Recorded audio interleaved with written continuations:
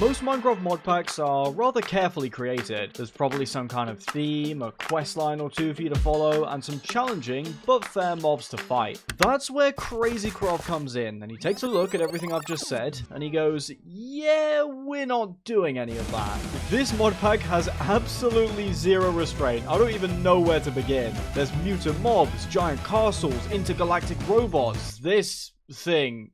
Herobrine himself can be summoned and fought. Want to craft an automatic assault rifle? Okay, sure. Want to shapeshift into any mob in the game? Go right ahead. Want to make a sword that does over 1000 damage per swing? Yeah, no problem. I'll be surviving 100 days in hardcore here, and in that time I'll be doing many different things, like setting up a top secret lab, creating a mob grinder that gives me infinite enchanted golden apples, making super overpowered armor and tools, and even taking on the Herobrine boss on day 100. If that sounds in any way entertaining, grab your snacks and get comfy, because we're about to spend 100 days in CrazyCraft Hardcore. Ladies and gentlemen, welcome to CrazyCraft. This is a mod pack that just has so much content, we should just get going right away. We are going to start by chopping down a tree, and we'll chop it down all at once using a feature called Ultimine. All I gotta do is hold down a specific key on my keyboard, and we can destroy a bunch of the same block type at once. We actually just got a bunch of fake cherry wood. Look at the planks, they're orange. That looks really, really wrong. We'll grab a crafting table and some sticks, and then we'll go ahead and whip up a wooden pickaxe. Now, we have started out with a whole bunch of different guidebooks, but these can be easily recrafted at any time, and we do not want to start by tediously reading everything in these, so we'll just go ahead and toss them out for now. We'll need to collect some stone for some stone tools, although with Ultimine this is going to be a lot quicker than usual. We actually mined enough stone there to one-shot our wooden pickaxe immediately. Axe and a pickaxe are all you really need at this stage in the game, and we've already found our first structure. That's not going to be a friendly one though. It looks like some kind of extended pillager outpost. I wonder if we could potentially... No, we're not going to be able to sneak in. We've already been detected. Out of the way, pig. Why have I just taken his soul? What have I done? I just wanted some bacon. I did not think I was sending that thing to the Shadow Realm. Come on, there's got to be some good loot in here somewhere. No, thank you. What is this? That pig just dropped a huge chop, which completely restores an empty hunger bar. I'm going to give you the honor of being defeated by the huge chop. We're just going to slap him across the face with a piece of bacon. If you could die, that would be really nice. I'm going to have to kill him with the axe. No, huge chop. Heal me. Oh my days. That's actually so OP. I mean, I shouldn't be surprised. The whole point of this mod pack is that basically everything is OP. We've got some carrot pigs over here, as well as an underground village. I actually know what this structure is. Also, I've just noticed the huge chop has given us health boost 5 indefinitely. I'm not sure if once we lose these extra hearts, that effect is going to go away. We shall just have to wait and see. We'll quickly grab ourselves some bookshelves from here, but I doubt we'll find much. Also, I would love to know where everyone is, because there is not a single villager in this place. We have got a chest, though, which is absolutely garbage. Also, we just took damage and I've been able to heal back up to our extra layer of hearts, so I think this is just indefinite. Unfortunately, I'm sure we will lose it at some point because we'll probably have to drink a bucket of milk to reset negative effects, but for now this is going to be super useful. We've got this little abandoned area right here that we can just dig straight into, and that's full of zombie horses. That's pretty cool. Anything in this chest? Not really. I wonder if there's a saddle in this place. That would be super useful. There's also a little hidden dungeon with a zombie with a stone sword. We got to be careful here. Let's get rid of you. There's actually a spawner that's just spitting these guys out over and over again, so this is going to be a little bit annoying, I think. I've got the stairs all blocked up, so now this should be rather easy. Yes, yes, very nice wooden axe. Now let me show you my far superior stone one. I do actually hear more zombies in this place, though, which is not a good sign. There is a chest in here with nothing that useful. Maybe we can use the leather to craft a saddle. We can use it to craft a backpack, actually. That's quite important. Interestingly enough, we could actually use the leather to craft a saddle pet, which allows us to ride any mob, I'm pretty sure. Unfortunately, it does not look like we can craft our own saddle. This place is actually pretty big. I'm going to quickly go and steal this lantern so we can actually see what's going on in there. Right, there we go. This is a bit better. This room seems to be clear of zombies. Very nice. Okay, now we're talking. We've got some emeralds. That might seem like a classic Minecraft YouTuber overreaction, but trust me, these are actually really good in this mod pack. We've also got a chest with a bunch of food here, and we can use this charcoal to craft ourselves some torches. emeralds. You see, the reason why emeralds are good is because in this mod pack, you can actually make emerald tools and armor, and they are way too strong. The emerald sword, for example, does more damage than a netherite one. Why this is the case, I have absolutely no idea. And of course, as you might expect, emerald armor is also better than netherite armor. I've only learned this because of the amount of times I've been trying to play through this mod pack, and I keep dying, but the one constant is that I keep trying to get emerald armor at the start. Oh, see, look at this. We can just obliterate these guys now. Right, mister, let's get you sent off to the afterlife. He's been staying up past his afterlife bedtime. We've got the last spawner in here. Let's quickly take that out. And boom, there we go. Now this area should be completely safe for us to loot. We've got a bit of armor. That's rather nice. I think we're actually going to be able to get a full suit of iron armor. And we've also got a saddle. Lovely. I got to remember to pick up leather because we need that for the backpack, but I just keep skipping over it. Not a bad little looting session. We'll go ahead and take a nap in one of these rather creepy and probably quite gross beds. We'll make sure to grab some diamond horse armor, and we'll need a bit of extra hay in order to tame these horses. I'm not sure why, but I'm trying to click to interact with this horse in any way, and it is just not working. Is riding a zombie horse just not a feature? Is that just something they never implemented? There is a skeleton horse here, so we can at least ride this. And skeleton horses are always tamed, so there's no need to go through that whole song and dance. We can just ride out of here. I am pretty disappointed we didn't get a zombie horse, though. Maybe I did something wrong. Let me know in the comments. I've got this tree stump, but I think this might contain a boss. I also just had a bit of a lag spike there, so that could very well be the case. We just mine that, and yeah, that is a boss. You can just about see him. He's basically a giant wood golem. Oh, okay, he seems pretty mad. The thing is with this guy, I bet we probably could cheese him just by standing here, but I don't know how his hitbox is going to work. It could be that it clips through this wall and just kills us anyway. Although if I just keep running in like this, I can use the emerald sword and we might actually just be able to kill him. Oh, no, get away. Oh my god. He did not like that. Good job we had the health boost or we would have just insta-died there. Somehow our horse just tanked that because he's an absolute trooper. What was that, man? He just anime slammed me directly into a mountain. Oh, I do see a village over there. That could be useful. I should get back to the task at hand, though, which is cheesing this boss. Come on, come here. Come get me. Let's get another hit. I can't seem to get the hit in. I really don't want to die. Come on. Big hits. Big damage. He doesn't seem to be mad yet. He could be angry at any time, so we just got to be ready. Come on. No, he's going to do the slam. Oh, 15 hearts in one attack is absolutely criminal. Also, for some reason, there's an enchanted golden apple cow here, and we've got regular golden apple cows over there. Now, you can breed these guys, but since we're right at the start of the game, I am going to kill you.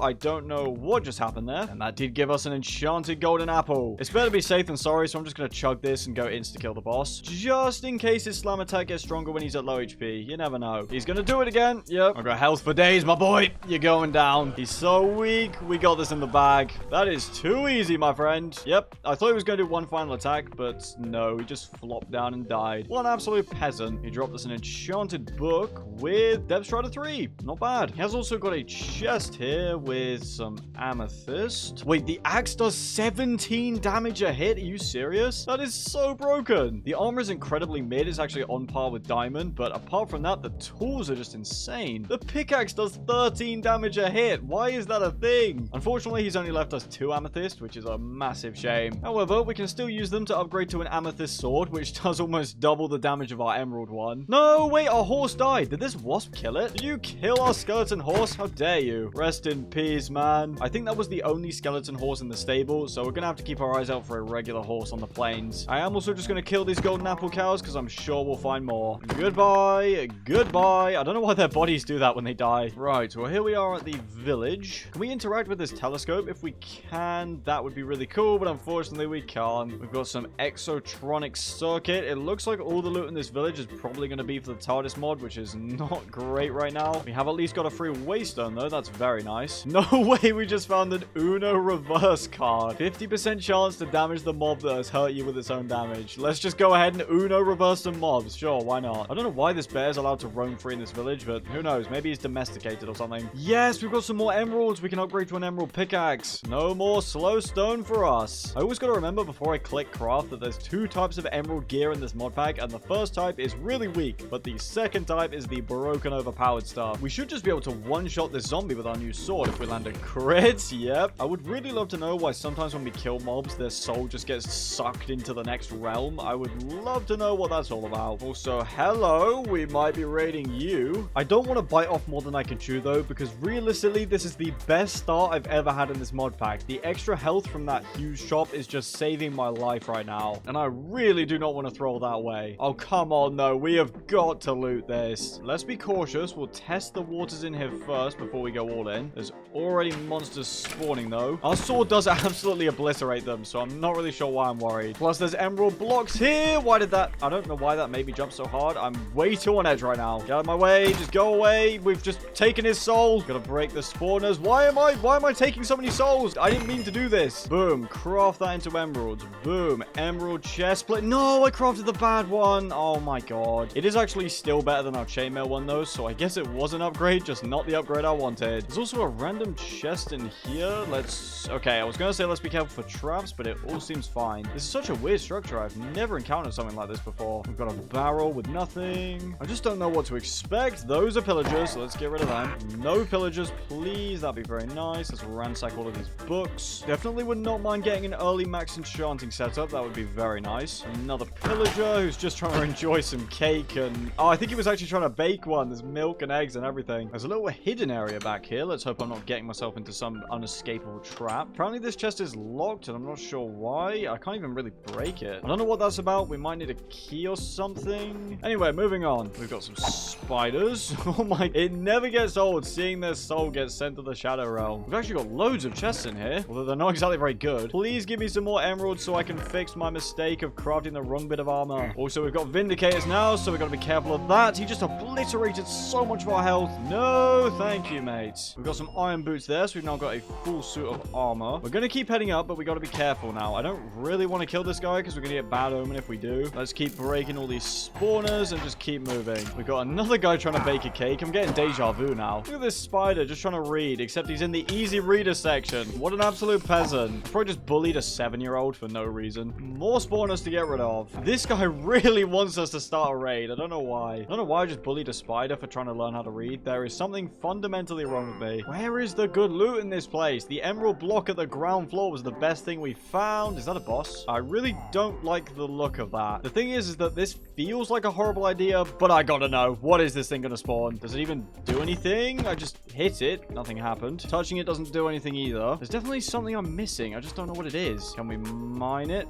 No. There's probably a boss summon item that you need to use on it if I had to guess. Anyway, with that being said, we're gonna get out of here, so see you later, mysterious floating tech thing. Let's just keep exploring. There's so many different structures and so much loot in this mod pack. I feel like we could just explore for the entire 100 days and still be finding new content. Oh, hello. We've got some invisible enchanted skeletons. I'm familiar with this modded structure here. I can't actually remember what it's called, though. It's some kind of shrine or temple or something. We'll just go ahead and destroy everyone with our super broken sword. And also, every time you see purple stars on the enemy, that's our Uno reverse card. Let's just smash our way inside. And these places usually have some actually decent loot, so we should be in for some upgrades here. Also, I don't know if our weapon has increased reach or something, but I have been hitting stuff from way further away than I should be. The loot so far is not quite as good as I was imagining. Anyway, on to the next floor. There only seems to be a few skeletons up here, although they are full iron, so we should be careful. This actually gives me a good chance to test out our increased range. If I stand about here, I'm still hitting him. I don't know how, but I can do damage to these guys from way too far away. Look at this. I can hit him from here somehow. Don't know how that works. That guy died to the Uno reverse. For some reason, we've got 3 separate pairs of iron leggings in here, as well as a monastery explorer map. Plus 2 emeralds. Finally, we can work our way towards a good set of emerald armor. I guess we'll take this bow as well, just in case we come across some more arrows. I believe there are a few chests on the ground floor as well that could be worth checking. Gotta be a little bit careful here that we don't get caught up in a bunch of skeletons, but I think we're gonna be fine. Brother, I just killed like 20 of your friends. What hope is there for you?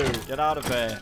I mean, iron pickaxe, obsidian, bit of lapis. Not terrible, but not amazing. And this chest has, ooh, diamonds. Very nice. Plus a bunch of iron ingots and some augment arrows. Do these work with our regular bow? I wonder. No, they don't. We must forge onward. We've got Rapunzel's tower over there. Let's go ransack that. If Rapunzel herself comes out, we may have to fight. I don't want to send her to the Shadow Realm, but if I do, it is completely on accident. The door is open. Not a good sign. And it's a tad creepy in here too. I really just don't want to get jump scared by some super powerful mob. Looks like we can open this chest, which has nothing nothing. And at the very top, there is also nothing. Okay, well, that's better than there being something bad. There's also a grave down there. Perhaps someone already sent Rapunzel to the Shadow Realm. Right, what have we got in here? We got 2 chests. We got a golden apple. That's very nice. And we just have a bunch of bones as well. We'll make a little bone smiley face. Sometimes I wonder why I do these things and why I'm the way that I am. And I just always come up short. I never know why. We're in a very mystical, magical, enchanted forest right now. Quite like the look of this. There's also a floating island that's miles up in the sky. I guess we could go check it out. Plus, we've got this abandoned tower. I know what these are. There's a hidden dungeon below them with some okay-ish loot. The actual structure doesn't have any loot in it. We will give that a pass. Right, tree, prepare to die. It actually destroyed our axe. There was more logs than our axe could handle. And there's some stink bugs wandering around that just look like Pokemon, to be honest. Let's go ahead and explore this floating island. We've got a water bucket, so I'm not too worried about what happens if we somehow get knocked off. There is also another tower there. And this one's actually different to the one that we just saw that we were going to ignore. This one should have loot in it. It's weird. This stuff looks almost like endstone, but it definitely isn't endstone. It is a sky slime island. Unfortunately, the textures are super buggy, so I'm not going to look at that for too long. Pretty cool. Shame there wasn't any chests, but I'm glad there wasn't anything bad up here either. And yes, I'm doing the super lame water bucket clutch. I don't even know if you can call this a clutch, where you just wait for the water to hit the bottom. I'm hitting the lame stepdad water bucket clutch. Let's go. Oh my god, that was 1 block thick. You can barely tell when you're up in the sky. That actually could have been so bad. Another day, another brush with how fragile my own mortality is. Also, before we go in this structure, I'm actually going to do something I should have done before, which is craft a shield. And while we're here, let's upgrade to an iron axe. I could go for an emerald one, but we're saving those for our armor. We're starting off with a chest, which is okay, I guess. Also a spawner. Let's knock that out. I really hope the loot in here isn't just going to be rotten flesh and food, because that is not great. Oh, golden apple. There we go. This was useful. As well as some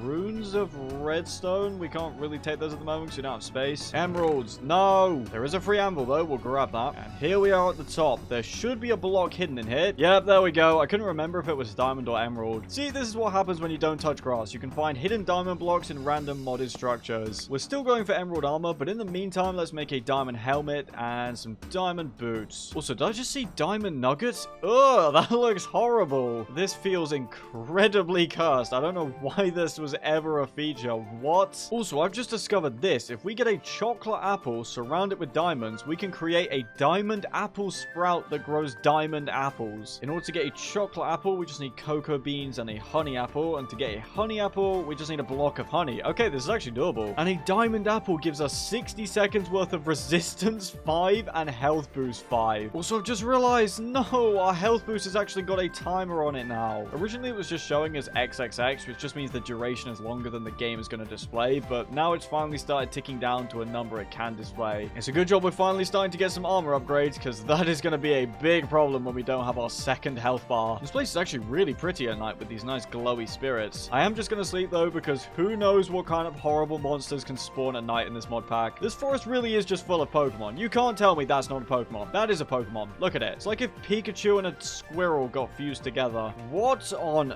earth happened here? Oh, it's a meteor. I'm about to say, it looked like someone got too happy with a nuke mod and just started spamming them everywhere. Does anyone have any childhood memories of doing that, by the way? Just absolutely decimating the old family or school computer by spamming as many Minecraft explosives as possible. Now, I believe if we mine inside this meteor, we should be able to get a reward. We've got a skystone chest with an inscriber logic press, as well as an inscriber engineering press. I don't really know what these do, but I'm interested, so I am going to take them. We've also got a random green apple here. I don't know why that's a thing, but that makes me unreasonably happy. I really like green apples. I wouldn't say they're better than a red apple, but they can definitely hit the spot at times. It appears we're coming to the edge of the land here, which I don't love, because the ocean in this mod pack is pretty dangerous when you don't have good gear. It's also pretty dangerous to my PC. Listen, in order to get shaders running on this mod pack, I had to do some witchcraft, okay? It's not always going to look perfect. We've got what looks to be another slime island over there, so we'll leave that alone. Not much point going there. What is this weird blue ore? What? I assume we need a shovel for this. Okay, there we go. That is working. Oh my days, it's plastic bags. All of that littering in the ocean in all my videos has finally caught up to me. You can now mine plastic bags in Minecraft. Well, I mean, there's only one thing to do. Let's throw it right back in the ocean, baby. There's also a few plastic bottles here, so let's just toss those as well. With the power of Minecraft mods, you too can now litter in the ocean with no consequences. I really don't know what I was expecting with a strange blue sandy ore, but it definitely wasn't plastic bags. We're now in a biome known as the Haunted Forest, hence all the cobwebs. Oh,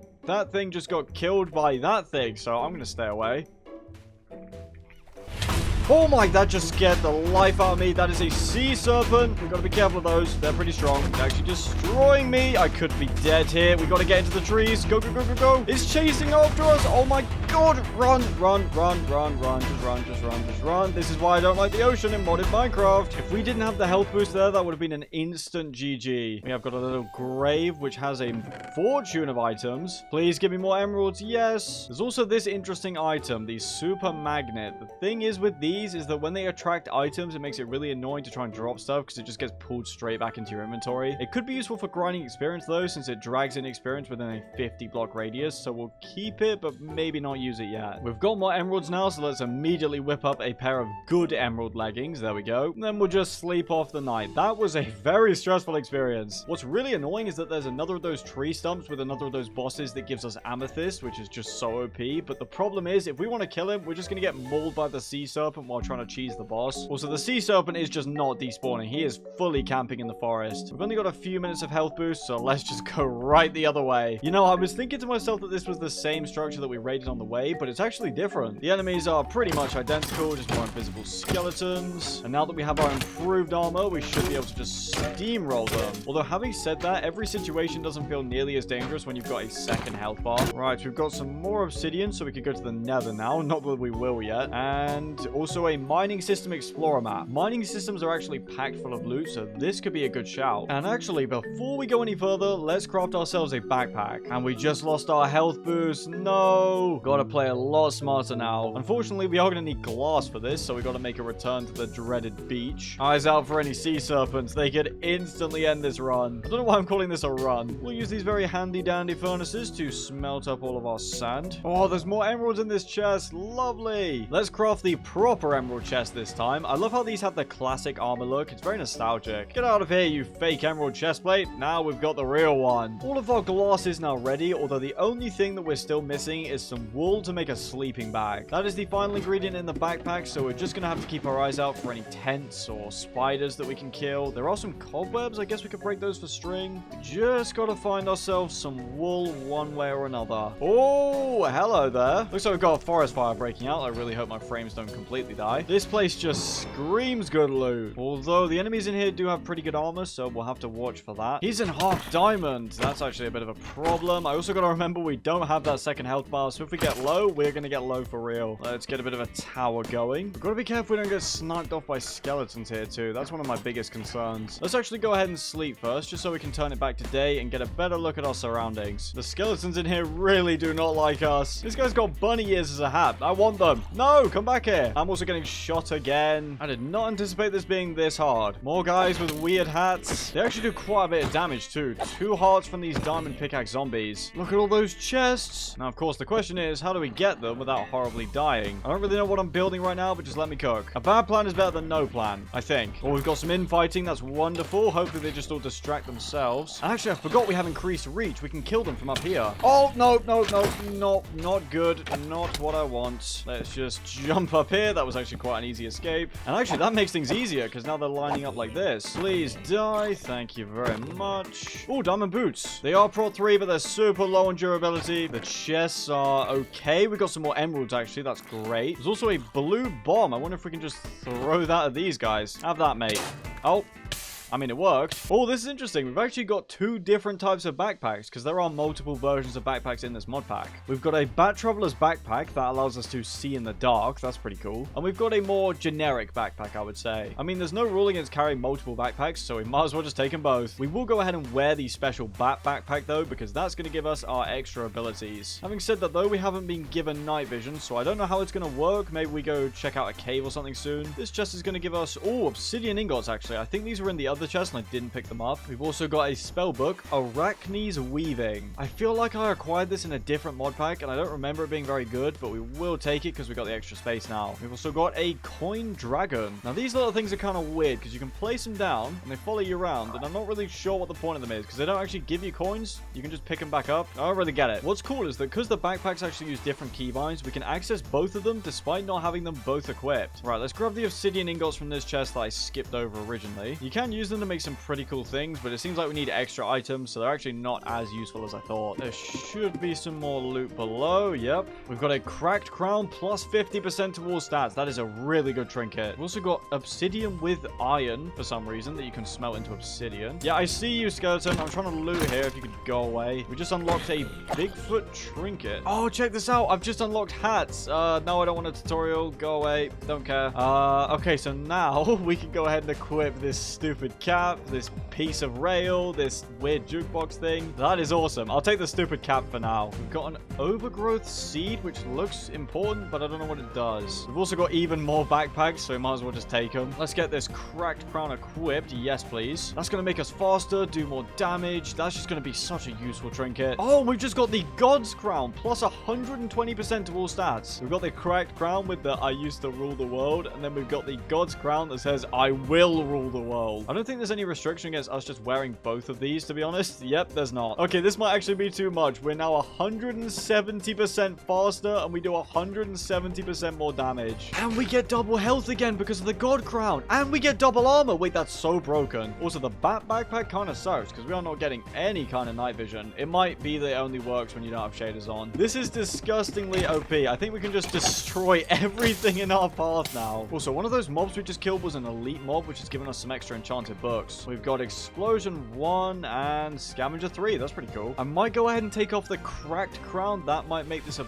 bit more manageable. Yeah, that's so much better. I know people are going to be a bit annoyed, but this is going to make for a worse viewing experience because if I'm just zooming around like this all the time, you're going to get a bit motion sick. Also, apart from anything else, I will get motion sick. To be fair, our stats are still over double what they normally are, so we're still overpowered. Don't worry. We've got 2 and a bit health bars, plus the armor bar is a color I have never seen before, which probably means it's completely overpowered. We've got another Uno reverse card. We might be able to equip 2. Does the reversing cancel itself out, though? Can you Uno reverse and Uno reverse? No, they work with the same trinket slots, so you can't equip 2 of them. Wait, yeah, we can. These 2 slots are for any trinket. That's perfect. We'll now be reflecting 100% of an enemy's damage back at them. I think we should just be able to fall down here and be completely fine. Yep. And we can just demolish all the enemies in our path. I'm noticing that despite our strangely colored armor bar, we are still taking a decent amount of damage from enemies, so it might be that this is only buffing our armor toughness, maybe? We've got a callus trinket here, which negates damage from cacti, anvil, hot floor, and sweetberry bush. Also reduces our damage taken by 5%, which is useful because I'm getting shot while trying to explain these things. Look at that, he's got an arrow through his head. I wonder if we unlock that. We do. Oh, look at that. I prefer our big hat, but that is still really cool. There we go. We'll get that equipped, so now we're taking less damage. This is such a good structure. We've got an ancient tome for unbreaking, which can be used to add an extra level to the unbreaking enchantment. And there might actually be more loot around this side too. Does not look like it. However, there is another of these tree stumps. We'll whack this guy in the back with...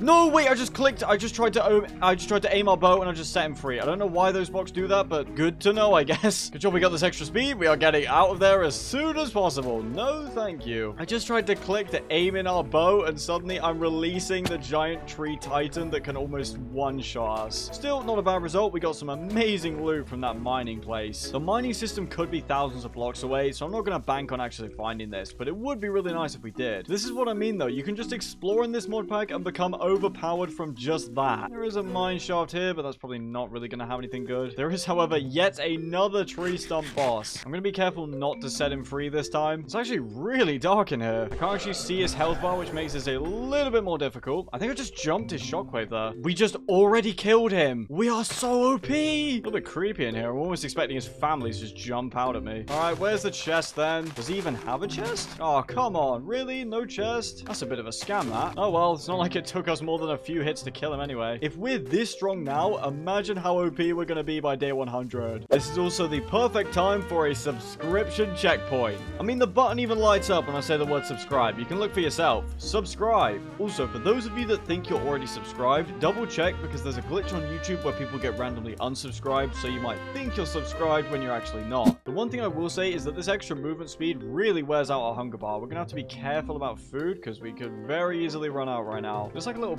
beehive. What's all this about? Oh, I broke it. It gives us a basic gemstone, which you can use to make, ooh, druid shield. This is kind of busted, actually. You heal 4 hearts on block. Also, there's another structure there. I don't know what you are, and I don't like that. We're just gonna steer clear of it because despite how strong we are, you just never know with Crazy Craft. Oh, this is a village. This is what jungle villages should be like in the actual game. This would be so cool. They've even got a pit of shame for wandering traders. That's wonderful. Please have more emeralds. Come on, please.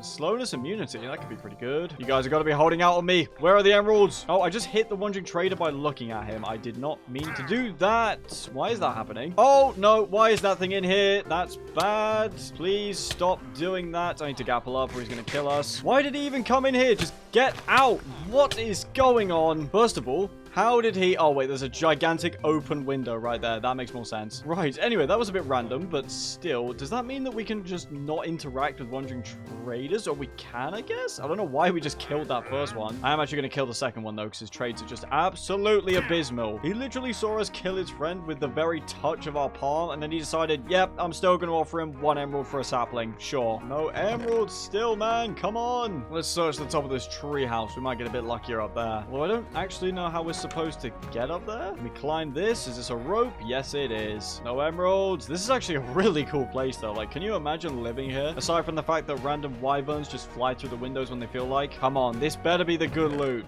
It's not the good loot. Experience boost 2, though. That seems pretty good. And no emeralds. I mean, we tried. Oh, no. Why are these in this mod pack? This is one of my most hated mobs because they're just so incredibly annoying. They hide themselves if we just walk away. You can barely see them, and then they just randomly jump scare you while you're walking in the jungle. Please just die. No one likes you. We dropped a mantis claw. That could be pretty cool. This is actually used to make the Big Bertha handle, which is then used with the Big Bertha guard and the Big Bertha blade to make Big Bertha, a sword which does 500 damage. Then if you combine our cracked crown, which is going to double that basically, that's 1,000 damage with this sword. That's kind of ridiculous. Maybe we could look at making Big Bertha, but that might be one of those items that takes an absolutely insane grind to make. I do see another structure on the map over there. That's a whole castle. Are you kidding me? We have obviously got to raid this behemoth. I feel like I say this every few months or so, but I do apologize if I sound a bit weird. I am starting to get a cold. This place is apparently a pillager fortress, so at least we know what to expect. I mean, I wasn't expecting to see a flying bee. That was not on the list of things to expect. We do have to be careful because these vindicators are still going to hit us hard. You can get out of here. We'll just one-shot everything. And this item right here is raw moose ribs. Lovely. There's actually a book on this table, so let's grab that. Purr's journal. You know, I don't think we're going to need to read Purr's journal. Let's just throw that away. There is a spawner back here, so we'll take care of that. I am a little bit concerned about any potential evokers because those could cause some problems for us. We've got a chest here with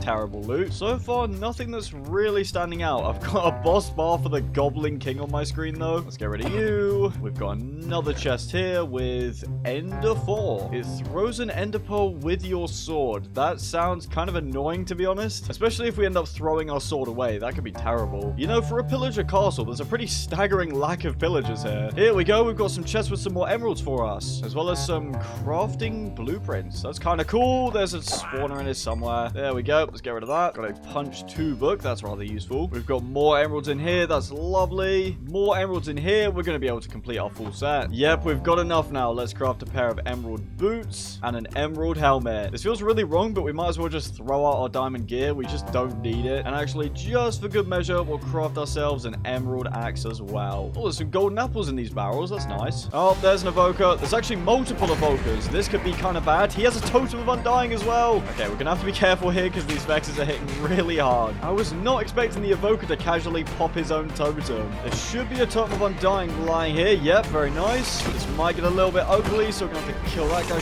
quick. This guy's actually stuck on a chair. This is really easy, actually. Kill him as well. Vexes are actually really good for farming the different hats because they keep spawning with different ones. Look at all the new ones that we've unlocked so far. We can actually go ahead and equip our Totems of Undying in the trinket slots. We'll just get rid of that guy. Sorry, mate. Then we'll grab the rest of the loot. There's still one more evoker, but he's hiding in the walls, which is why all these Vex keep spawning. Where is this guy, man? He's spawning so many. There he is. Get out of here. We've got a heart that we can just eat to regain some extra health. There we go. All right, job done. Hold on. Never mind. There's still a spawner in the floor. Get out of here. There's loads of chests here, so we should be able to get some pretty decent loot. Got some interesting enchanted books. Nothing that's really standing out to me yet, though. We'll take Prot 3. That could be rather useful to combine to another piece of Prot 3 armor. There's also this little secret stash of gold and emeralds back here that we can take. And I've also realized alongside the trinkets in our inventory, there's actually a second trinket interface that we can access with F12. I have been seeing in the chat that I've been unlocking trinkets, which is for this certain trinket mod. So let's click this. Oh, here we go. We can actually go ahead and add all of these. So we've got Turtle Shell to allow us to breathe underwater. We've got Bigfoot to scare baby monsters away. And we've got Creepo, which prevents creeper explosions. We really have unlocked so many different hats now. We can have a squid on our head, a party hat, a tree. I like the tree, actually. That's pretty funny. Or we can have a squirrel. Yeah, we'll take him. This thing is bigger than my own head. It looks like we're not on the top floor yet. We can keep heading up the stairs. Looks like we have reached the ramparts now. There are quite a few chests here, so I'm hoping for some above average loot. We're already starting off strong. We have a flight spellbook. This is going to be incredibly useful for movement. We've also got the steadfast spikes trinket, which gives us immunity to knockback. And we've got a lovely pufferfish liver, which means we have a 30% chance to apply poison to when attacking. And it also makes us immune to poison. Let's get all of that equipped for sure. Unfortunately, it goes in one of the trinket slots that we already have filled. I'm thinking we remove the callus because it negates damage from some pretty uncommon sources like cactuses and anvils and just does a 10% full damage reduction and 5% regular damage reduction. 30% chance to apply poison too is really, really good. Next up in this chest, we got some iron and whatnot. Not bad. This chest has some sleeping pills, which makes phantoms scared of us, and we also can't sleep in a bed, so I will not be taking these. And this chest has the power glove, which gives us +4 attack damage. That is a lovely trinket. And we've also got a broken magnet, which is just a worse version of the magnet that we've already found. We've got nothing on our hands, so we can equip this power glove immediately. And now with that, plus the God's Crown, we're now doing almost 40 damage a swing with our sword. It looks like there are some other towers for us to loot, so let's get on that. Yes, hello, idiot. You're about to get one shot. No way, look at this. The little training dummies have villager banners on them. We just got given this trophy for opening 100 chests. There's also an enchanted book with projectile protection 5, but to be honest, projectile protection even at 5 isn't that great, so we'll leave it. We've also got a spell book called Zachris's Tiny Huts. There's also a moonstone in here. I have some experience with this. It is a pretty awkward trinket to use. You just end up floating around all the time. I'll go ahead and show you guys what it's like real quick, but yeah, it was just kind of difficult to use. Now, taking a look at our spell books, we have Takeoff, which allows us to just get Elytra flight without an Elytra, and I'm interested to see what this hut actually does. I mean, I probably should have expected that, to be honest. It is a pretty good panic button, although you wouldn't want to lock in, say, a Vindicator with you. That would be really bad. We've got another chest up here with... Oh, we've already had this before, the Speed Force trinket. Or actually, maybe we haven't. I don't know. I've died so many times trying to make this video that it all sort of blends together. I don't think we've had this, but it gives 200% extra speed. Now, combine that with our God's Crown, we are now working at 320% speed, which is just a bit ridiculous, if I'm honest. Once again, not something that is easy to control. We have got this central room right here that we can loot. There are quite a few Vindicators in this place, but most of them are just stuck sat at the table, so all they can do is just look very angry.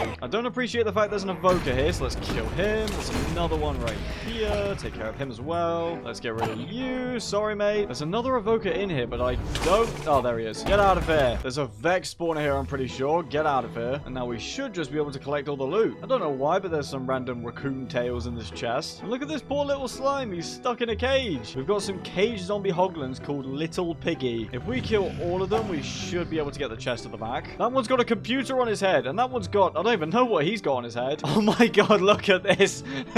That is so stupid. Right, everyone's dead. We can go collect all the spoils. Not really a whole lot, but extra emeralds are always welcome. And there's more emeralds in here. Another golden apple. That's lovely. And we also have a key, which we can equip, but it doesn't say what it actually does. I mean, it just goes in a trinket slot. I'm not really sure what the point of it is. It must have some use, though, so we will keep hold of it. We have also got a leveled up Ravager here called Cassandra, which we'll just kill for some free XP. Sorry, Cassandra. Now you've been sent to the Shadow Realm. My bad. There are actually a few villagers in prison present here. The ironic part is that they have better conditions than my trading halls. You're all free now. You're welcome. If I'd known the loot was going to be this bad, I would have just left you guys in here. We've got some more gold as well as nothing. Okay. It's actually really hard to get up this spiral staircase when we've got so much movement speed. Yes, we got some raw gold here. And a diamond block, actually. And more generic loot that we don't really need. Here we are. This should be the final tower. We've got a superstitious hat, which will apply an extra level of looting to killed enemies. And a blaze nucleus, which gives us fire immunity and basically gives all our attacks fire aspect. This is going to be amazing for the nether, so we will take it with us. We also have a free slot for our head, so we can chuck on the superstitious hat. Although we will go ahead and stop it from displaying so that we can see our funny squirrel hat instead. We also have some warp scrolls that could be quite useful. We've got a gills trinket, which allows us to breathe underwater, but we can't breathe air, so I guess it could be good for ocean monuments. Plus a second power glove. I don't know if we can equip this, but if we can, that's going to be incredibly useful. I mean, we've got two hands, so it makes sense if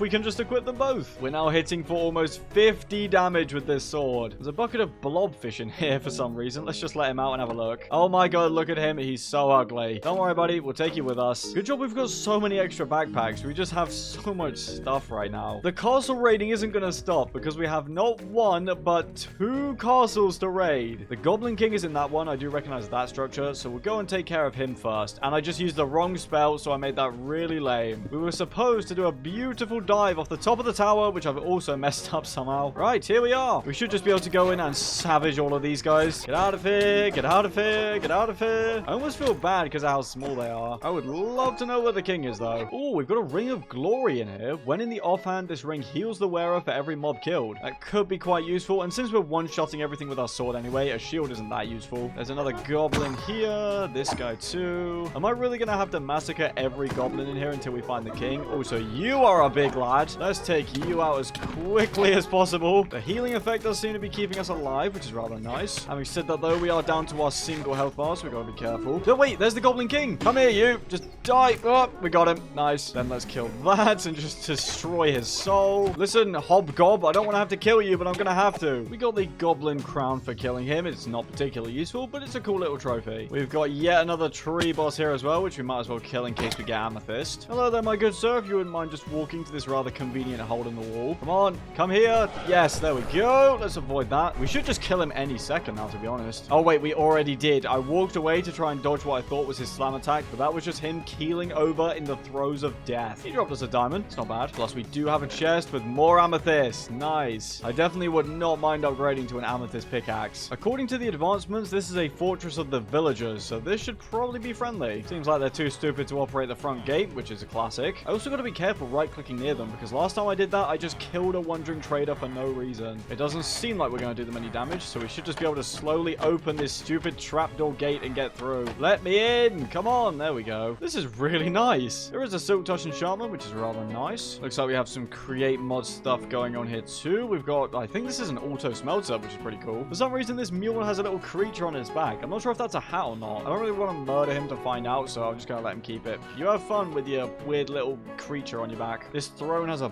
button that we can press. Don't know what that did. Oh, I think it's just decoration. Never mind. We've got some hidden gold. The king's stash. This place is actually really lively. Oh, and there's the honey apple that we need in order to make the chocolate apple somewhere, I think. Yeah, there we go. Cocoa beans, honey apple, and sugar to make the chocolate apple, and then the chocolate apple makes the diamond apple sprout. We will definitely be taking you. Actually, never mind. I've just checked. There's two types of honeyed apples in this mod pack. They look very similar. This is the one that can't be used in the crafting recipe, so we'll put it back. Never mind. This is a very nice little castle. We'll stay the night here. I don't know how this guy's doing that, but clearly he is someone operating above the mortal level. After that footage that you just saw, I actually didn't record for an entire week because I got really, really ill. Eventually, I was able to start recording again, but I have to warn you, during the next 20 minutes or so of this video, I'm gonna sound like I'm on my deathbed. We have got some kind of weird little structure right here. Seems like some kind of goblin outpost. Not really anything in the chest. Also, my voice is definitely going downhill. The illness is taking hold of me. There is a waystone over here, so we'll grab that.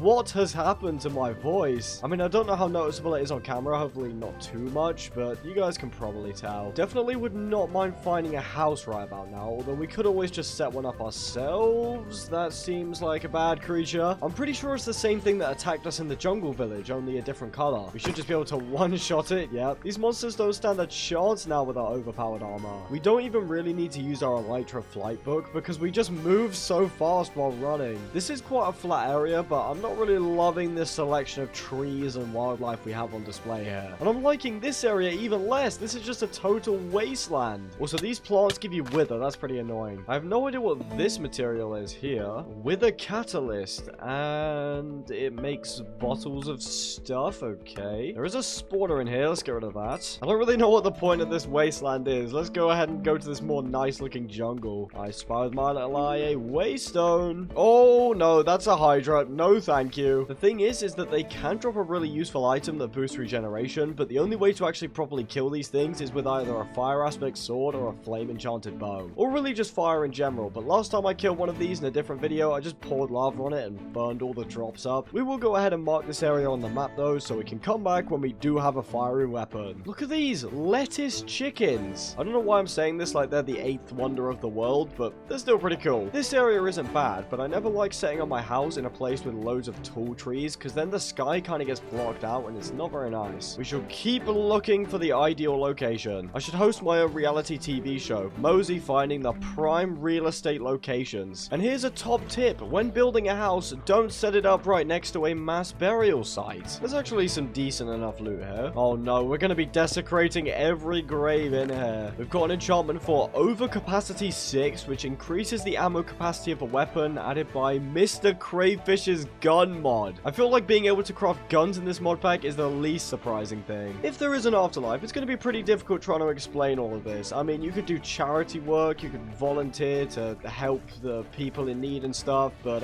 yeah, about that time you robbed 27 graves. Sorry bro, it's over for you. No heaven for you. Oh no, not another one. We'll keep it so if we really want to get crazy, we can stack 3 of our crowns together. Also, talking of stacking, we've built out half of our charm slots with totems, and I intend to get this all maxed out. I'm going to be a gun-wielding invincible god by the end of this video, trust. You know, if this whole YouTube thing doesn't work out, I feel like I could go into the grave robbing business. It's pretty profitable. Oh no, we have reached the ocean. That is very bad. We're going to have to head back through the wasteland, I'm pretty sure, just so we can continue moving on solid ground. Those horrible serpents are definitely out and about, just waiting to ruin my day. Oh look, he's even got a little birch camo Fortnite skin. Ooh, you know what? I'm really liking this forest. Nice hyper-saturated green grass. I like that. We've got some big trees, but not too big. There's still plenty of space to see the sky. We've even got some buzzy bees hanging around. This is going to be perfect. Also, question mark bushes for some reason. I don't know why these are here. I keep noticing them, and then I just don't understand. I'm pretty sure it's just classic Minecraft mods with textures not loading and all that sort of thing. Let's go ahead and store all of our stuff in these chests, and that's going to finally free up our inventory. And we'll also go ahead and whip up an amethyst pickaxe. Look at that. These trees are just made of standard oak logs, which is very nice. We don't need to worry about them being some strange modded wood. Even with Ultimine, there's still somehow that one stupid cube of wood that manages to escape the axe and then cause none of the leaves to decay. Axes can insta-mine leaves in this mod pack though, which makes things a bit easier. We're also getting apples galore from these trees, which is going to be really useful because we're starting to run out of food. Look at that, stack and a half of apples from one tree. We've got to go ahead and clear a bit of land for our new base. Got to make sure we get the area lit up too. Wouldn't want any horrible modded monsters spawning in it. If you're noticing the increased yap levels in this video, it's because YouTube and you guys seem to be requesting that kind of thing. People seem to like to sleep to these videos for some reason, so I think I'm going to shout really loud like halfway to wake you guys up. So yeah, let me know how you feel about me just non-stop talking for like 3 hours straight in these videos. Do you like that? Is that something you want to see more of? That's a wasp, like the one that killed our skeleton horse. Get out of here. We've got to go ahead and whip up a furnace so that we can turn all of our logs into charcoal. The cool thing about this mod pack is that there's actually a set home command, so now we can teleport back here whenever we like. There is a cooldown on the command though, so we're gonna have to be careful not to overuse it. All the waystones we've been collecting do have a purpose though, since we'll be needing those to transport ourselves between different locations and points of interest. I'd definitely like to get a mana boost enchantment on one piece of our armor, because right now we get one use of the flight book and then we can't use it again until the meter's fully recharged. I'm thinking a bit of a spruce rustic sort of look for our house would be quite nice. What is with this mod pack and adding fake Pokemon? Look at this roost stalker thing. That is a ground bug type if I've ever seen one. I've also just realized we have made a fatal mistake and set our base up next to some of the most powerful creatures in this mod pack. geese. Have you ever seen an angry goose? Because trust me, you don't want to. They are deeply violent and troubled individuals. We've got sand for the windows. Let's also grab some sandstone for our fancy pool. That's right, we're having a pool in our house. I don't know why, but I feel like building something modern, so that's what we're going with. And instead of waiting for our furnace to take 3 years to smelt anything, we're going to upgrade it to an iron furnace, and then we'll upgrade that to a golden furnace. This should start smelting items like nobody's business. You know what? That is a little bit anticlimactic. I was expecting it to just fly through the whole stack in about 20 seconds, but still, it is faster than a regular one. This is why I light these areas up, because then you get stuff like this thing attacking you. Why? Look at him and his pack of smelly dogs. Also, he runs almost as fast as we do. Anyway, now you're dying. Get out of here. Oh, I want your hat. Give me your hat. By the time I'm done with my torches, this place is going to be brighter than the surface of the sun. I'm going to be honest, this is more than acceptable, but extreme paranoia is pushing me forward. We're already running out of charcoal, so we're going to need to set up a peasant furnace to burn wood in. We've got to quickly mow the lawn, so we've got some space to work with. And we'll then make a fake emerald pickaxe. You might be wondering why, but this is why, because it comes enchanted with silk touch. It's pretty much the only thing the fake emerald tools are good for. Just like that, now we have a stack of regular stone and no smelting needed. I'm thinking we build a house on a stone foundation, because that'll look quite nice. This is going to be a starter base, but I do still want it to be fairly big. I mean, for starters, we're going to need to have enough space for all the different crafting areas and all of our chests. Now that I've discovered the existence of guns in this mod pack, we have to pair them up with our god crown. That is going to do some monster rights violating levels of damage. Also, look at this gigantic vein of iron. That's rather useful. And it just keeps going. This is just too much iron at this point. We do not need this much iron. Modern is not really a style that I build in this game, but there's always these gigantic open windows. I know that much. And then that's where you get kind of funky with it, and you hit them with the double split window. Okay, the double split window is a failure. Let's erase that from our memories and never mention it again. I like to think I'm decent at building in this game, and then I step out of my medieval comfort zone, and it just looks like a 3-year-old's drawing. Maybe what we need is a bit of contrast with a nice oak entrance. I don't know if I'm about to cook or burn the entire kitchen down. Sometimes it can be hard to tell the two apart. If we had more resources available to us, we'd be using concrete for this build rather than wood, but since it's early game, we've got to make do with what we have. This is where things get interesting, because we can also throw in some vertical slabs. I love how there's just a skeleton casually walking around in full diamond armor. Bro thinks he's gonna be the Minecraft neighborhood watch. It's just never that serious. We need more spruce wood, but first I'm dropping you. His name's Sir Lobban. These named mobs usually drop a pretty decent piece of gear when we kill them. Probably not better than anything we have right now, but it should still be decent. We'll just two-shot him. Oh, the whole world went dark for a second. We have successfully devoured Sir Lobban's soul. Yeah, look at that. We got Lobban's diamond chestplate with reach 5 and magic protection 5. As of recently, I've been setting like goals on these videos, and I think it's time we go crazy. We raise the roof with an insane goal. This is going to be pretty difficult, but can we get 7 likes on this video? The community's going to have to lock in for this one. If we're going to break 7 likes, we've all got to hit that button right now. Do it, and you can contribute to the cause. Oh, hello there, my friend. Now, last time I saw you guys, I ended up killing all of you by accident, so hopefully that doesn't happen this time. I have never seen a more broken axe in my entire time of playing this game. Sharpness 10, looting 5. He's also selling wither skeleton skulls for 5 emeralds apiece. What a bargain. To be fair, going back to the axe, even with sharpness 10, our sword is still doing the same damage unenchanted. I'm absolutely buying out as many skulls as he can afford. We got 5, that's not bad. We do actually have some spare emeralds lying around, so let's buy some more. Never mind, wait, the trade's maxed out already anyway. I may perhaps be getting slightly carried away with the concept of a starter house. Why are you climbing up on my scaffolding, man? Of all the places to be, you choose this. Yeah, that's right. Walk away. Walk away in shame. My voice is dying, so I sound like a sick Victorian child. I did actually find some marble in the caves beneath the house, so we can use that for the floor. It doesn't have any vertical slab variants that I can find, so we won't be using it to replace the wooden walls. We do seem to have a bit of a wasp infestation, which is rather annoying. Let's add in some stone bricks here and there for a bit of extra texture. Yes, I'm holding true to my word that I would build a pool. We do, of course, need to go ahead and fill the pool with water. In order to fill the deep end, I've just placed down all these oak planks, which we can then just auto mine back up. Since we're going to have these big open areas to enter the house with, we're going to protect it with a wall. We'll fill it in with leaves to bring a very needed pop of color to this place. In this ocean of brown, tan, and gray, the green with the subtle pops of red is like a shining beacon. You know, in life, people are blessed with certain things. You know, some are great at sports, some are great at writing, but me, I was blessed with the ability to yap about Minecraft builds.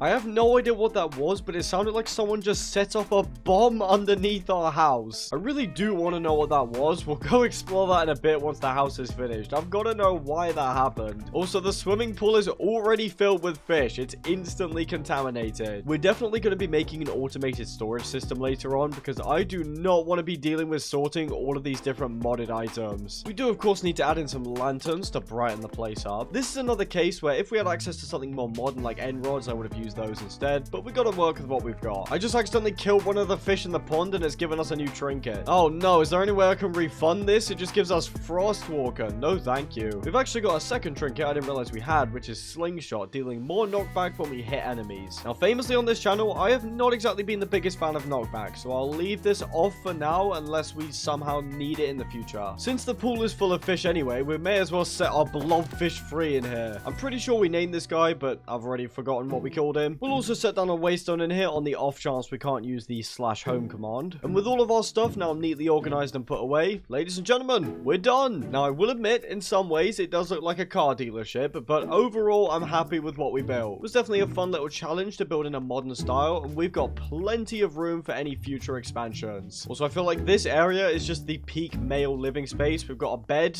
nothing, some chests, and that's it. Let's go ahead and get ourselves set up with an enchanting table. And I'm already going to have to move this bed because this just screams enchanting table area. We'll just tuck the bed in here, I guess. We're going to sink this down by a block so that the bookshelves don't end up connecting to the glass, which always looks absolutely terrible. Right, there we go. That looks lovely. The mod pack does include the Apotheosis mod, which means the quality of the enchantments we can get is reflected in the level of bookshelves we have. We should be able to get some okay stuff. I'm mainly just trying to get some early game protection enchantments. I've also been wearing Lobbin's chestplate because it has reach 5, which means we can break blocks from a mile away. And we can also hit things from a mile away too. We don't have any lapis to enchant with, so I'm thinking we go on a mining trip and also investigate the source of that mysterious explosion. We've already run into a cave, which should be rather interesting. There's actually a silverfish spawner in here. Let's get rid of that. And the chest has nothing really to write home about. I'll take a spare anvil though. I mean, the spawn eggs are just spider spawn eggs, which aren't particularly interesting. It is cool that we can find these naturally though. I believe there's another spawner. Yep. We've got some upgraded diamond leggings in here that are better than our emerald leggings, and they also give us +4 max health. I was wondering what this stuff was. It's